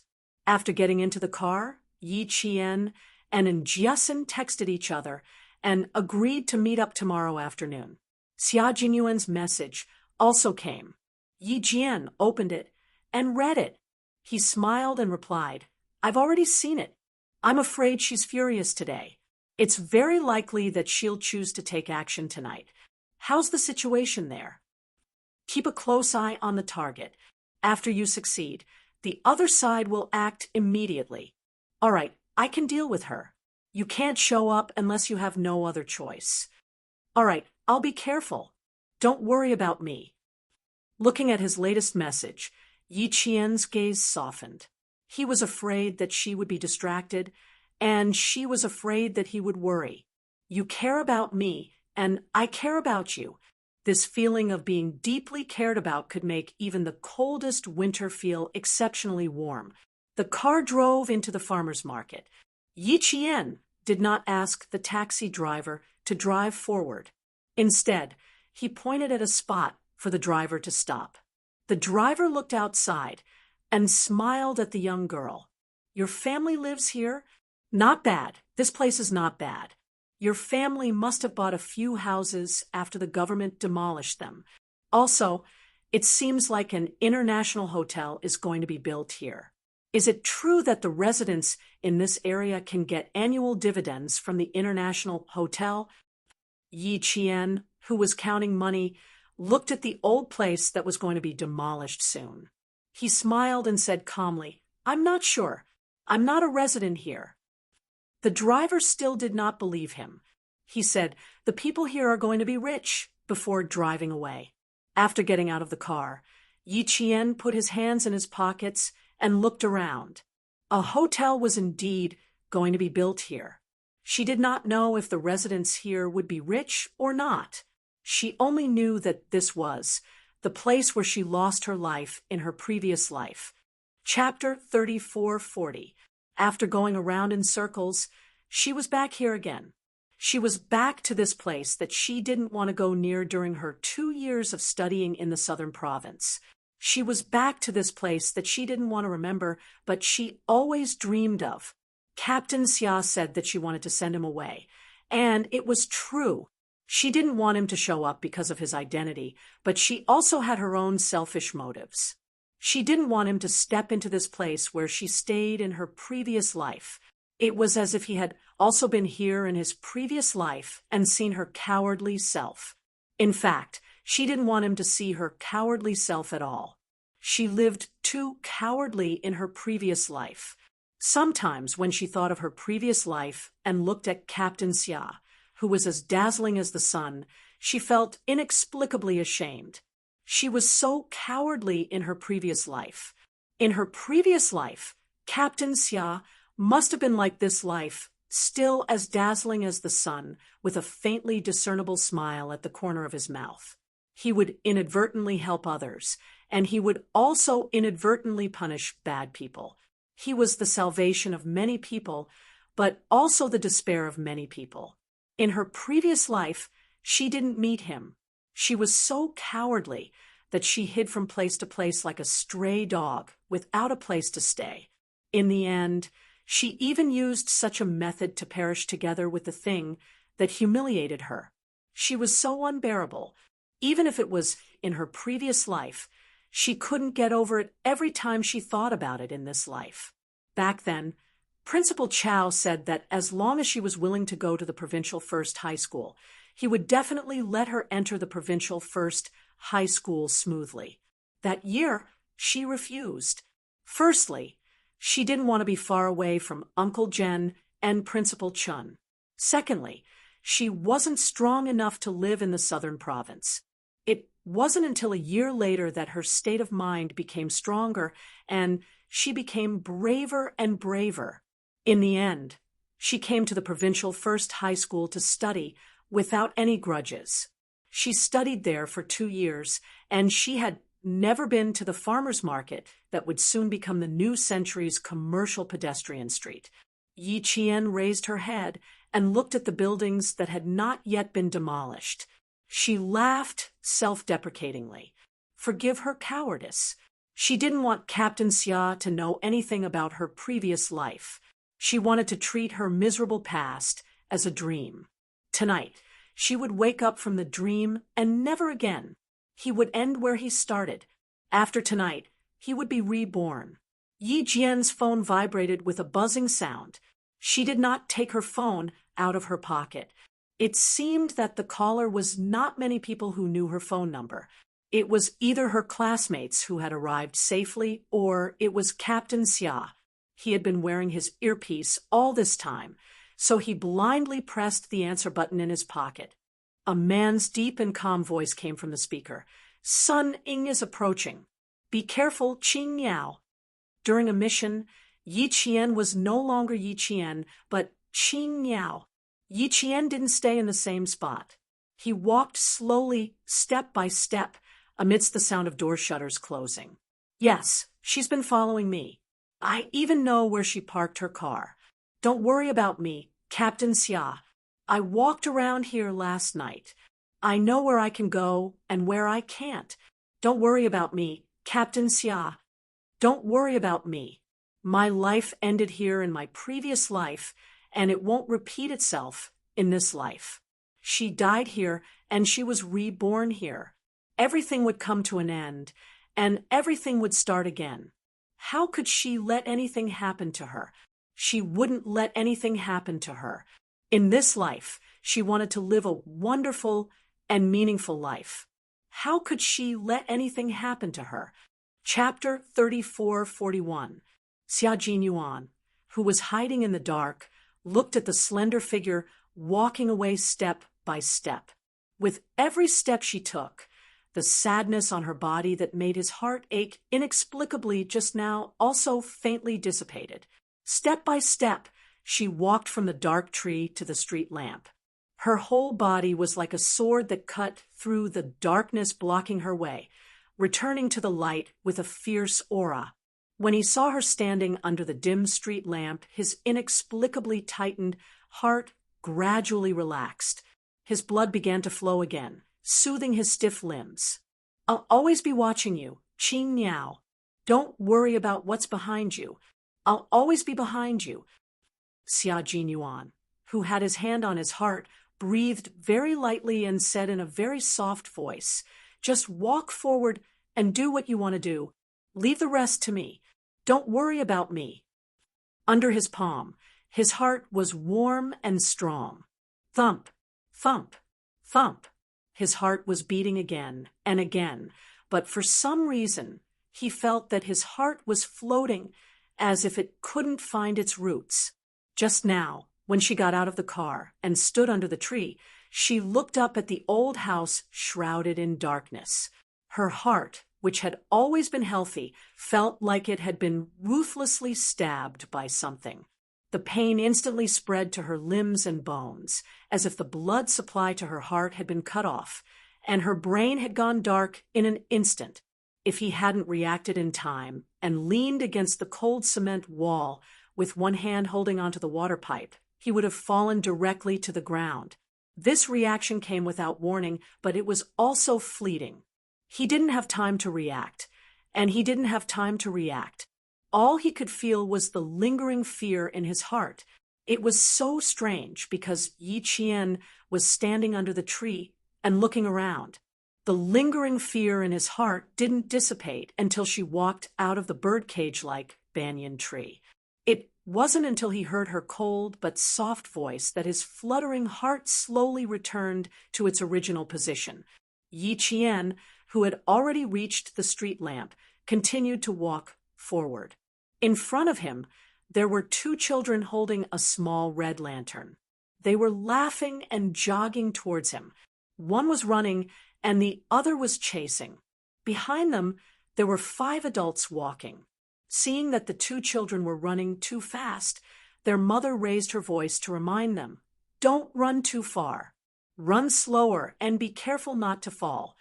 It was snowing heavily in the southern province. The snow at the farmer's market had been shoveled and piled up by the roadside. At night, when the cold wind blew, it would become hard ice. Even adults would fall if they stepped on it carelessly, let alone children. The child running in front did not look at the road in front of him. In addition, Yi Qian was wearing a black coat and black pants, so he did not stand out. The child giggled and ran towards Yi Qian. Yi Qian stretched out his hand and hurriedly supported the child. He also picked up the small lantern that had fallen to the ground and handed it to the child. He smiled gently and said, "Be careful, darling. It will hurt if you drop it." The child was well educated. He replied in his childish voice, "Thank you, Auntie." He took the small lantern and ran back. Yi Qian touched his face. He had become an auntie. This time, Captain Xia felt better. In the past, the child would call him uncle and her sister. He even complained to her that he wanted to be an older brother. Sometimes Captain Xia was just like a child. She didn't know whether to laugh or cry. The child's mother had already jogged over. She first helped her child before apologizing to Yi Qian. I'm sorry. Did I bump into you?" Chapter 34:42. Yi Qian shook his head and smiled.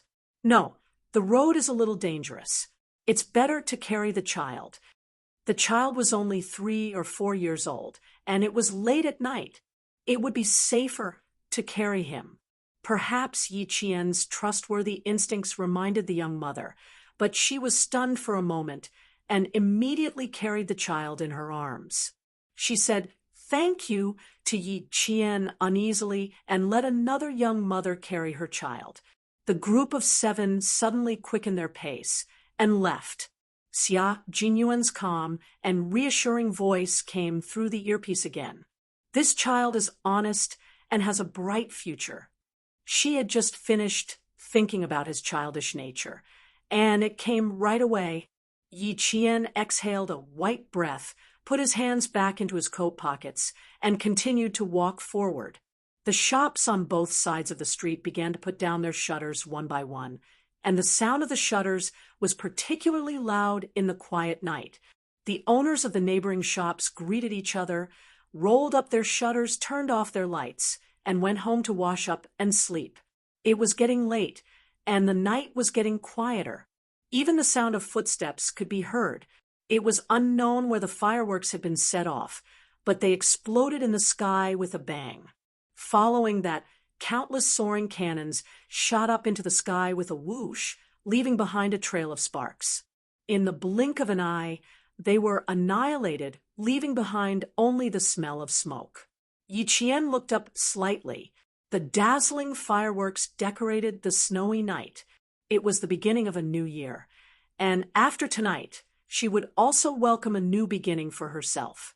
Yi Qian did not walk straight. Instead, he swayed as if he was drunk. Occasionally, he would walk under the shade of a tree. Sun Ning, who was following behind him on tiptoe, saw this and sneered. To get to the small hotel where they were resting, they had to pass through the entire farmer's market, take a shortcut, and go around a vegetable market with a cement platform. Then, they had to walk to the hotel on the other side of the road. At the end of the market, all the shopping malls were closed, and only the street lights were dimly lit. The feather-like snow covered the debris that fell during the day, and the firecrackers that exploded into little red flowers were quickly covered. Yi Qian stepped on a pile of firecrackers, and his footprints landed. The snow and firecrackers completely merged into one, like a remnant of red falling to the ground, adding a bit of coldness. It was very quiet, and only the sound of footsteps could be heard. Yi Qian, who was hiding in the dark, heard the soft footsteps suddenly become more urgent. His slender fingers pressed on the earpiece, and he smiled and said to Xia Jinyuan, who was hiding in the dark, and he suddenly disappeared, and some people are starting to get anxious. Soon, he received a reply. Some people felt that tonight wasn't lively enough, so they couldn't help but come out to join in the fun. Bai He and the others are also nearby. Since you've succeeded, they're pulling in the net. After tonight, we can probably go out for a drink together. Really? In that case, I was looking forward to it. They were all practicing during the new year. Since we could meet in the southern province, we should have a good drink. Captain Xia, why don't you be the host? Her voice was soft and gentle, and there was a hint of playfulness in her voice, which made the cold atmosphere suddenly relaxed. Sure, and I'll announce our relationship at the same time, so they'll give up. How about that? He also smiled. His soft voice fell into Yi Qian's heart like a flower blooming, and his smile deepened. She did not want him to come, but he still came. In this life, she was standing at the place where she died in her previous life, and with him by her side, it felt good. It was a pity that she did not meet such a good person in her previous life. If she had met him, would the trajectory of that life be different in that life? Chapter 34:43. No, she was still destined to have the same tragedy. And if she really met him, how would she dare to approach him? In her previous life, Yi Qian was as humble as a speck of dust. In order to survive, she had to flee everywhere just to live to see the sun rise the next day. No matter how difficult it was, she gritted her teeth and endured it. Even the courage to stake everything on a single throw only burst forth at the last moment. In her previous life, she had no one to rely on. In this life, God made it up to her. If it weren't for her previous life, how could she have attracted Captain Xia's attention in this life and made him fall in love with her? And now, he was accompanying her to make the best break with her previous life. It was really worth it. Yi Qian moved softly and hid under the cement platform of the wet market. He smiled warmly and replied, "If you really announce it, I believe Mr. Yang and the Commander-in-Chief will personally come to the unit to talk to you. Oh, don't forget, my dad too. Are you sure you want to announce it to your comrades tonight?" With 3 huge mountains pressing down on him at the same time, Xia Jinyuan naturally didn't dare to do anything. "I don't dare. I'll just continue to endure it." Xia Jinyuan rubbed his temples helplessly and stared ahead coldly. His voice gradually became cold. "The target has entered the wet market with a gun in her hand. What's your plan?" "I spent some effort to lure her here. First, I'll lure her to shoot. Then, I can take the next step." "You've already made your decision?" Xia Jinyuan asked. Yi Qian said coldly, "This is her choice. As for me, I've never taken the initiative to attack her. It's the most reasonable thing for me to accept her challenge." She had never thought of sparing Sun Ying's life, but she had never thought of taking the initiative to kill her either. Sun Ying had brought about her own destruction step by step. Privately possessing a gun was already a violation of China's criminal law. The lightest sentence was 3 years in prison. In serious cases, it was more than 10 years in prison, life imprisonment, or the death penalty. It was obvious that Sun Ying was aiming for the death penalty. How could she not fulfill her wish? Xia Jinyuan knew that Yi Qian would not allow himself to be caught in the swamp, so he replied with a soft "Amichum." Then he became even more vigilant of the surroundings for Yi Qian. Outside, someone was sitting in a car. He rolled down the window, slightly, and lit a cigarette for himself with a small flame. The flame was extinguished, but there was a faint flicker of sparks. He raised his hand and looked at his watch with the night light function. It was 11:30, so it should be about time to end it. Little did he know that this was just the beginning, and there was still some distance to go before it was over. Sun Ying had been running around the dark market for a while now. The person she was staring at had disappeared in the blink of an eye. She was right in front of her, and she was about to shoot her to end her life, but now she could not even find her. Where did he go? Where did he go? Where is that bastard Yi Qian hiding? Sun Ying, who couldn't find him, looked around with a gloomy expression. She gritted her teeth and clenched the gun in her hand even tighter. She kept looking around, searching and searching. Where did he go? Did he go back to the inn? That's impossible. I've been paying attention to my surroundings. I didn't see him leave. He must still be here. Sun Ying, who was secretly following him, did not dare to make too much noise. She kept an eye on the various entrances and exits of the market as she searched again. Suddenly, there was a faint sound coming from a corner. Sunning, who was tense, turned around abruptly. At the same time, she aimed the gun in her hand at the corner where the sound came from. She shouted, "Yi Qian, get out here!" He hated it so much that the name that he had bitten in his heart was squeezed out of his mouth. Chapter 34:44.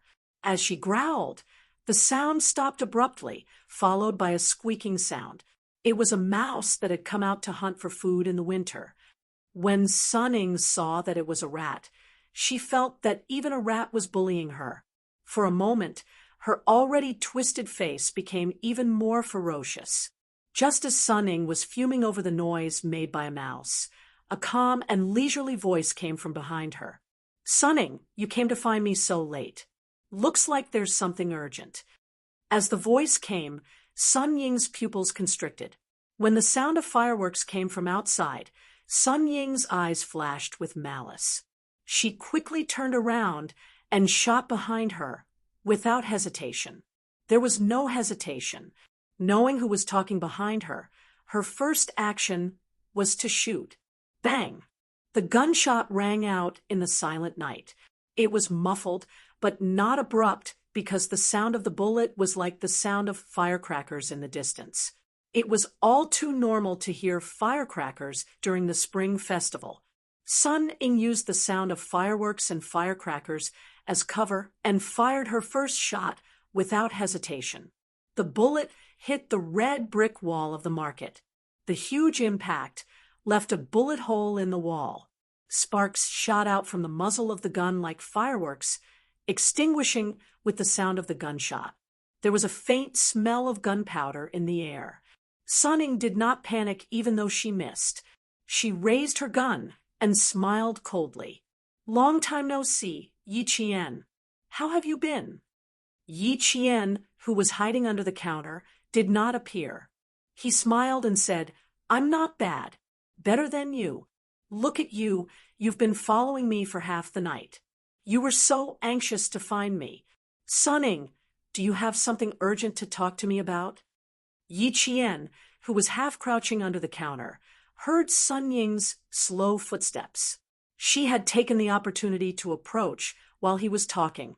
Not bad. The few months of training in the underground market overseas had some effect. She was braver than before, to the point where she could shoot and kill at will. "TSK, TSK, TSK. Sunning, oh Sunning." This shot was the first piece of evidence for her self-defense. "How many more bullets do you plan to shoot next? The more the better. The more, the less she would have to bear the consequences of her counterattack." The criminals were shooting at them with guns, and the military academy students had killed the criminals in order to protect themselves and the safety of the people around them. The reason for the counterattack was valid, and there was no need to bear the consequences. Yi Qian, who had lured Sun Ying into firing the first shot, laughed coldly. In this life, she would definitely protect herself. She would never allow herself to be taken advantage of by someone like Sun Ying. Sun Ying inched forward step by step. From the sound of his voice, she could tell that Yi Qian was not far ahead. He was very, very close to her. At this point, Sun Ying knew that she had to remain calm. So when Yi Qian spoke, her gaze was focused. She looked around silently and did not answer. Even when she heard Yi Qian say that she had been following him for most of the night, she was so shocked that she wanted to question him. But she held herself back. She had to endure. A short period of forbearance in exchange for future happiness. It was worth it. When she felt that she was almost there, Sun Ying laughed darkly. "Why do you think I'm in such a hurry to find you? Yi Qian, you had so much fun today.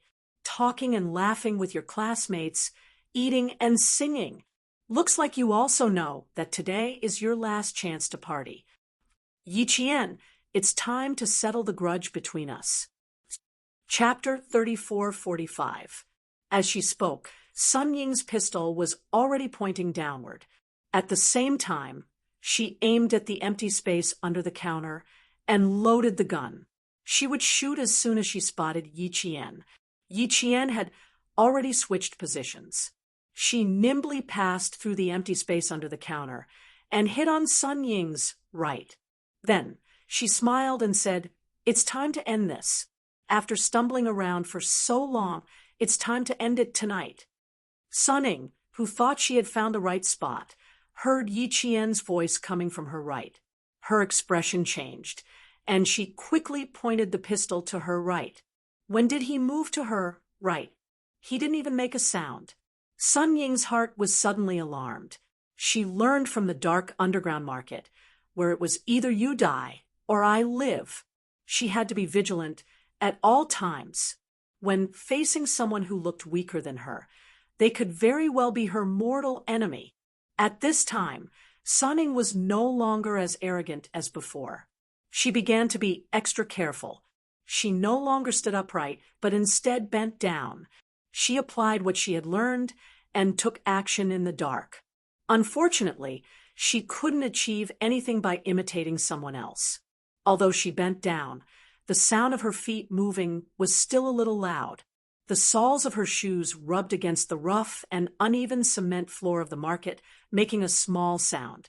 It was very soft, but it was enough for Yi Jian to know what she was doing. "You want to get close to me? Sun Ying, you're still a little lacking." Yi Jian pulled out the combat dagger that she had been hiding in her coat. She nimbly left her hiding place and circled behind Sun Ying from the back. Sun Ying was still moving slowly. When she needed to pass under the counter, she practically crawled over with her hands and feet. After passing through 2 counters, her back slowly pressed against the side of the counter. Then she quickly dodged and fired a second bullet at the counter where she was sure Yi Qian was hiding. The bullet missed again and hit the concrete floor. Bang! The gunshot rang out. At the same time, sparks flew everywhere. A deep crater was left on the concrete floor. There was still no one. Sun Ying, who missed her second shot, widened her eyes in disbelief. How could this be? She clearly heard Yi Qian's voice coming from here. How could he disappear again? When Yi Qian heard another bullet, the smile in his eyes deepened. "Not bad, Sun Ying. Please continue." She was bolder and calmer than before. Unfortunately, it was still not enough. Her determination was not good enough. Her temperament was not good enough, and her temper was not good enough. Although she had improved a little and was not as easily angered as before, if she was slightly displeased, that little improvement would not be able to stop her anger. What she wanted was to make her more and more embarrassed. The more embarrassed she was, the more she would not be able to control her actions. In the end, she would fly into a rage out of humiliation, lose her reason, and commit an unforgivable crime. Yi Jian was not a kind person to begin with. She hated Sun Ying to the core in her previous life, but she could do nothing about it. In this life, she was able to return the favor one by one. From the very beginning, Yi Jian did not plan to let Sun Ying live to see the sun tomorrow. What he owed her, he had to pay back. Yi Jian spoke again with a cold smirk on her face. This time, she no longer spoke in the dark. Instead, she stood up openly and said slowly with a pleasant expression and a hint of mockery, "Sun Ying, how confident do you think you are in being able to shoot and kill me? I don't think you're confident at all. In the past, you tried to hurt me, and in the end, you hurt yourself. Do you think you can hurt me now? Sun Ying, you're overestimating yourself." Chapter 3446. Sun Ying, who was still trying to figure out where Yi Qian had gone, suddenly heard a voice coming from behind her. She was so shocked that she shrunk back and subconsciously hid herself under the kitchen counter, not daring to move. She suddenly moved to the left, then to the right, and silently appeared behind her. Was she playing with her? Yi Qian, that be *TCH, was playing with her. She thought that she, Sun Ying, was easy to bully, and could be played around with. Just like when she was in middle school, she could clearly write well, but in the end, she deliberately wrote crooked words. In the end, that love letter became the evidence that she wrote to the teacher. She had no choice but to bow her head and admit her mistake in front of Principal Chen. Later on, she could have gone overseas to participate in the competition, but such a good opportunity was ruined by Yi Qian, causing her to suffer a crushing defeat. Even Gao Yang, who liked her so much, distanced himself from her. She finally saw that B*TCH lose the right to go to high school, but who knew that she would appear in front of her again a year later and even be assigned to the same class as her. From then on, her nightmare began. Misfortune came one after another, and in the end, because of her, she lost the right to take the college entrance exam. She couldn't even go to a low-class university. It's all Yi Qian's fault. It's all because of that B*TCH. Yi Qian, you deserve to die. You deserve to die. Sunning, who was squatting down, began to burn with anger. Her eyes were bloodshot as she cursed in her heart. In for a penny, in for a pound. She took out her other pistol.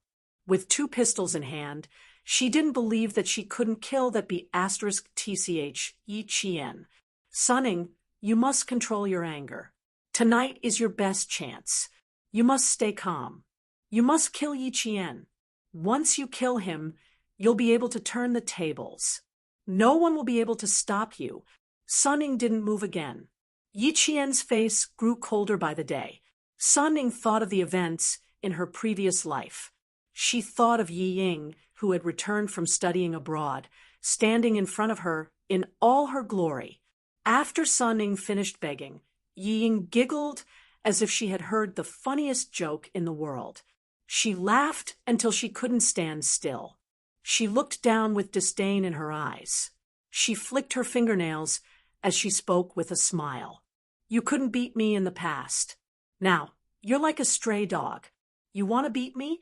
Sunning, you'll never be able to defeat me in this lifetime. You're destined to be trampled under my feet. You're destined to never be able to stand tall. You're destined to have to look at my face for the rest of your life. Yi Ying had said that in her previous life, so in this life, Yi Qian would return those words to her. Tonight, she was going to get back everything that she owed her. The cold voice said the words that Sunning could not accept the most. Sunning, who already felt that she was being teased, was so angry that her entire face contorted. She would never be able to beat her in her entire life. Was he destined to be stepped on by her for the rest of his life? Was she destined to live her life at her whim?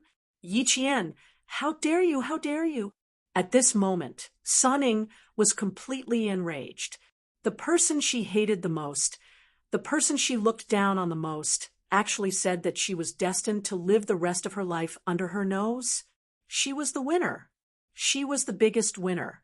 How dare a bastard without parents trample on her?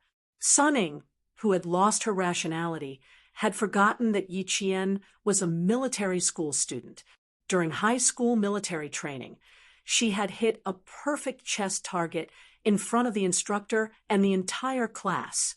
At this moment, Sunning only knew that she had to kill Yi Qian with the gun in her hand. She rushed out and started shooting randomly in the direction where Yi Qian was speaking. Bang, bang, bang. The gunshots were accompanied by Sun Ying's exasperated screams. Go to hell, bitch. Go to hell, bitch, bitch. Chapter 3447. Yi Qian did not even show himself. If Sunning fired blindly, she would be completely exposed. In a situation where there was cover all around, Sunning would be digging her own grave. If Xia Jinyuan opened fire, Sunning would definitely die. Xia Jinyuan wanted to open fire.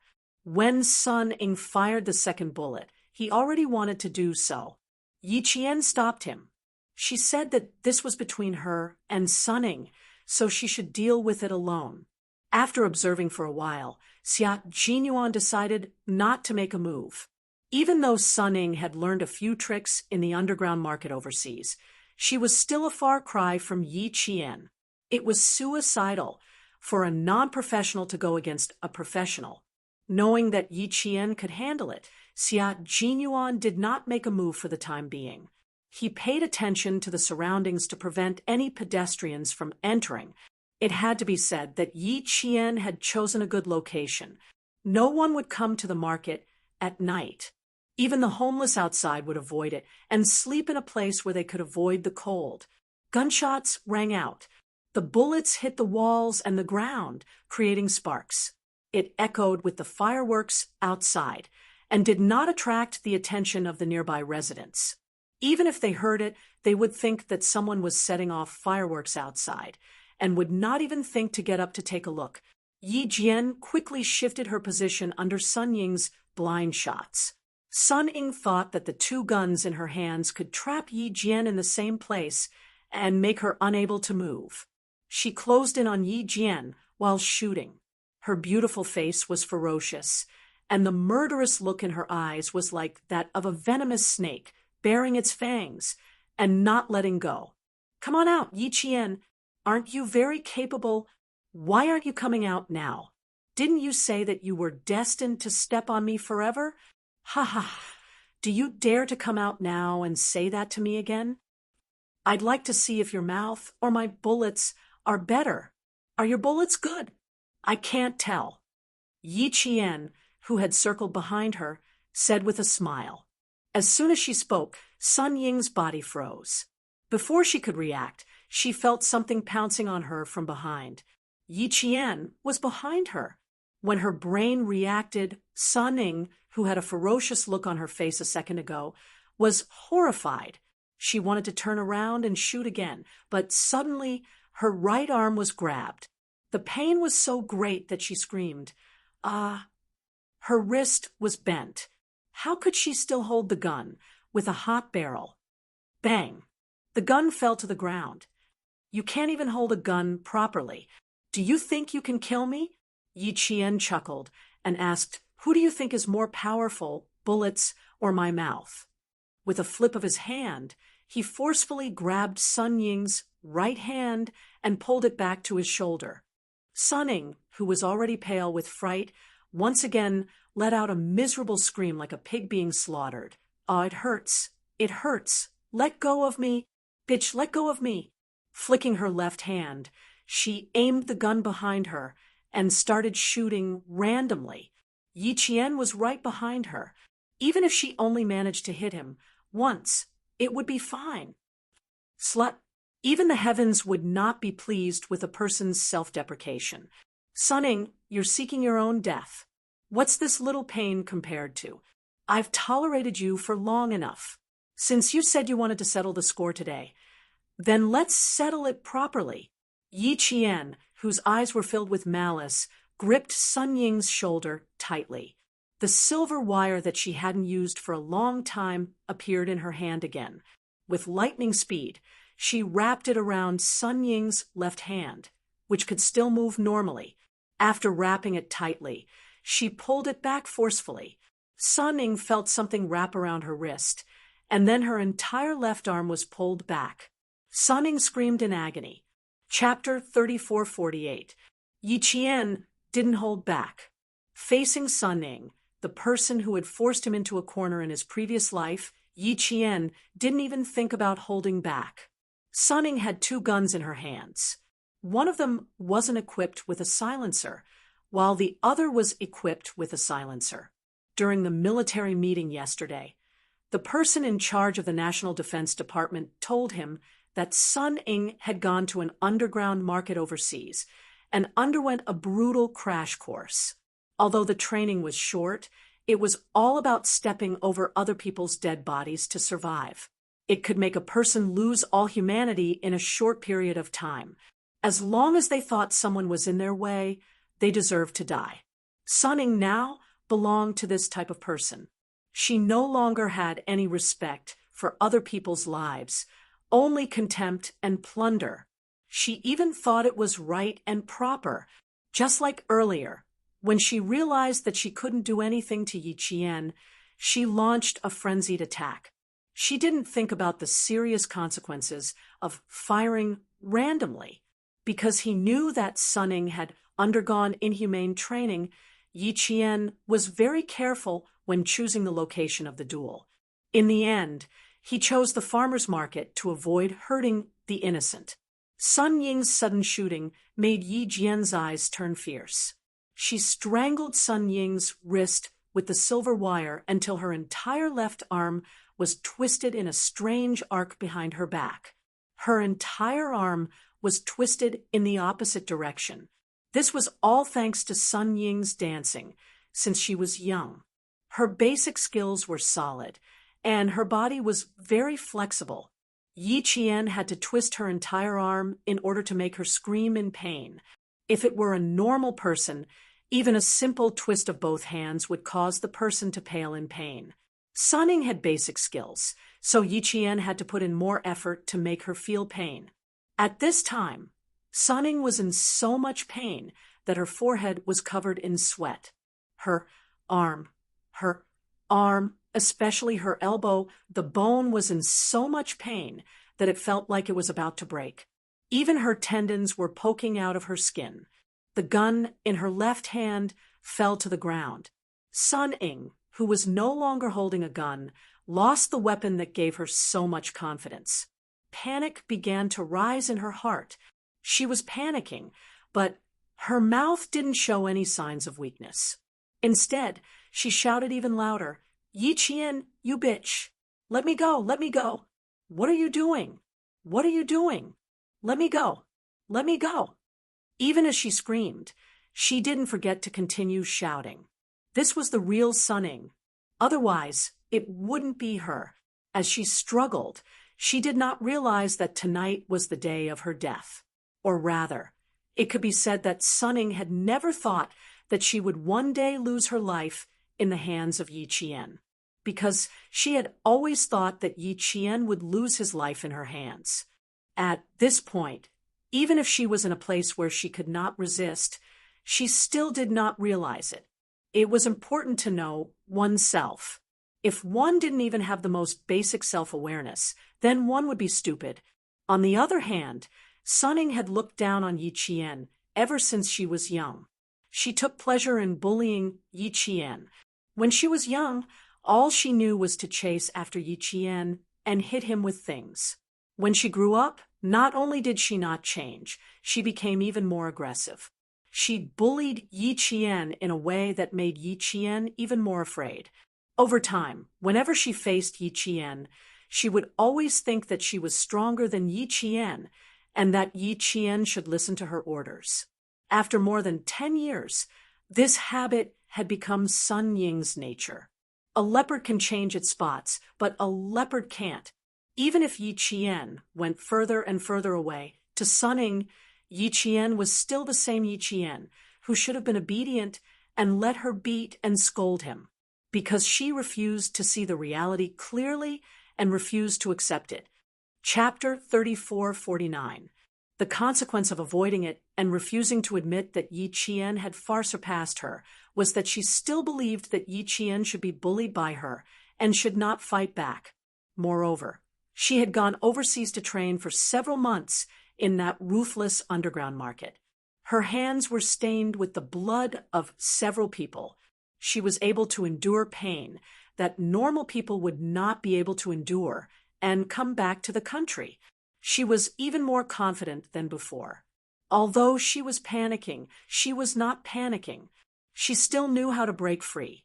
Sun Ying's eyes flashed with malice as her forehead broke out in cold sweat from the pain. She continued to scream and curse. At the same time, she began to use the basic combat skills she had learned in the underground market to fight Yi Qian.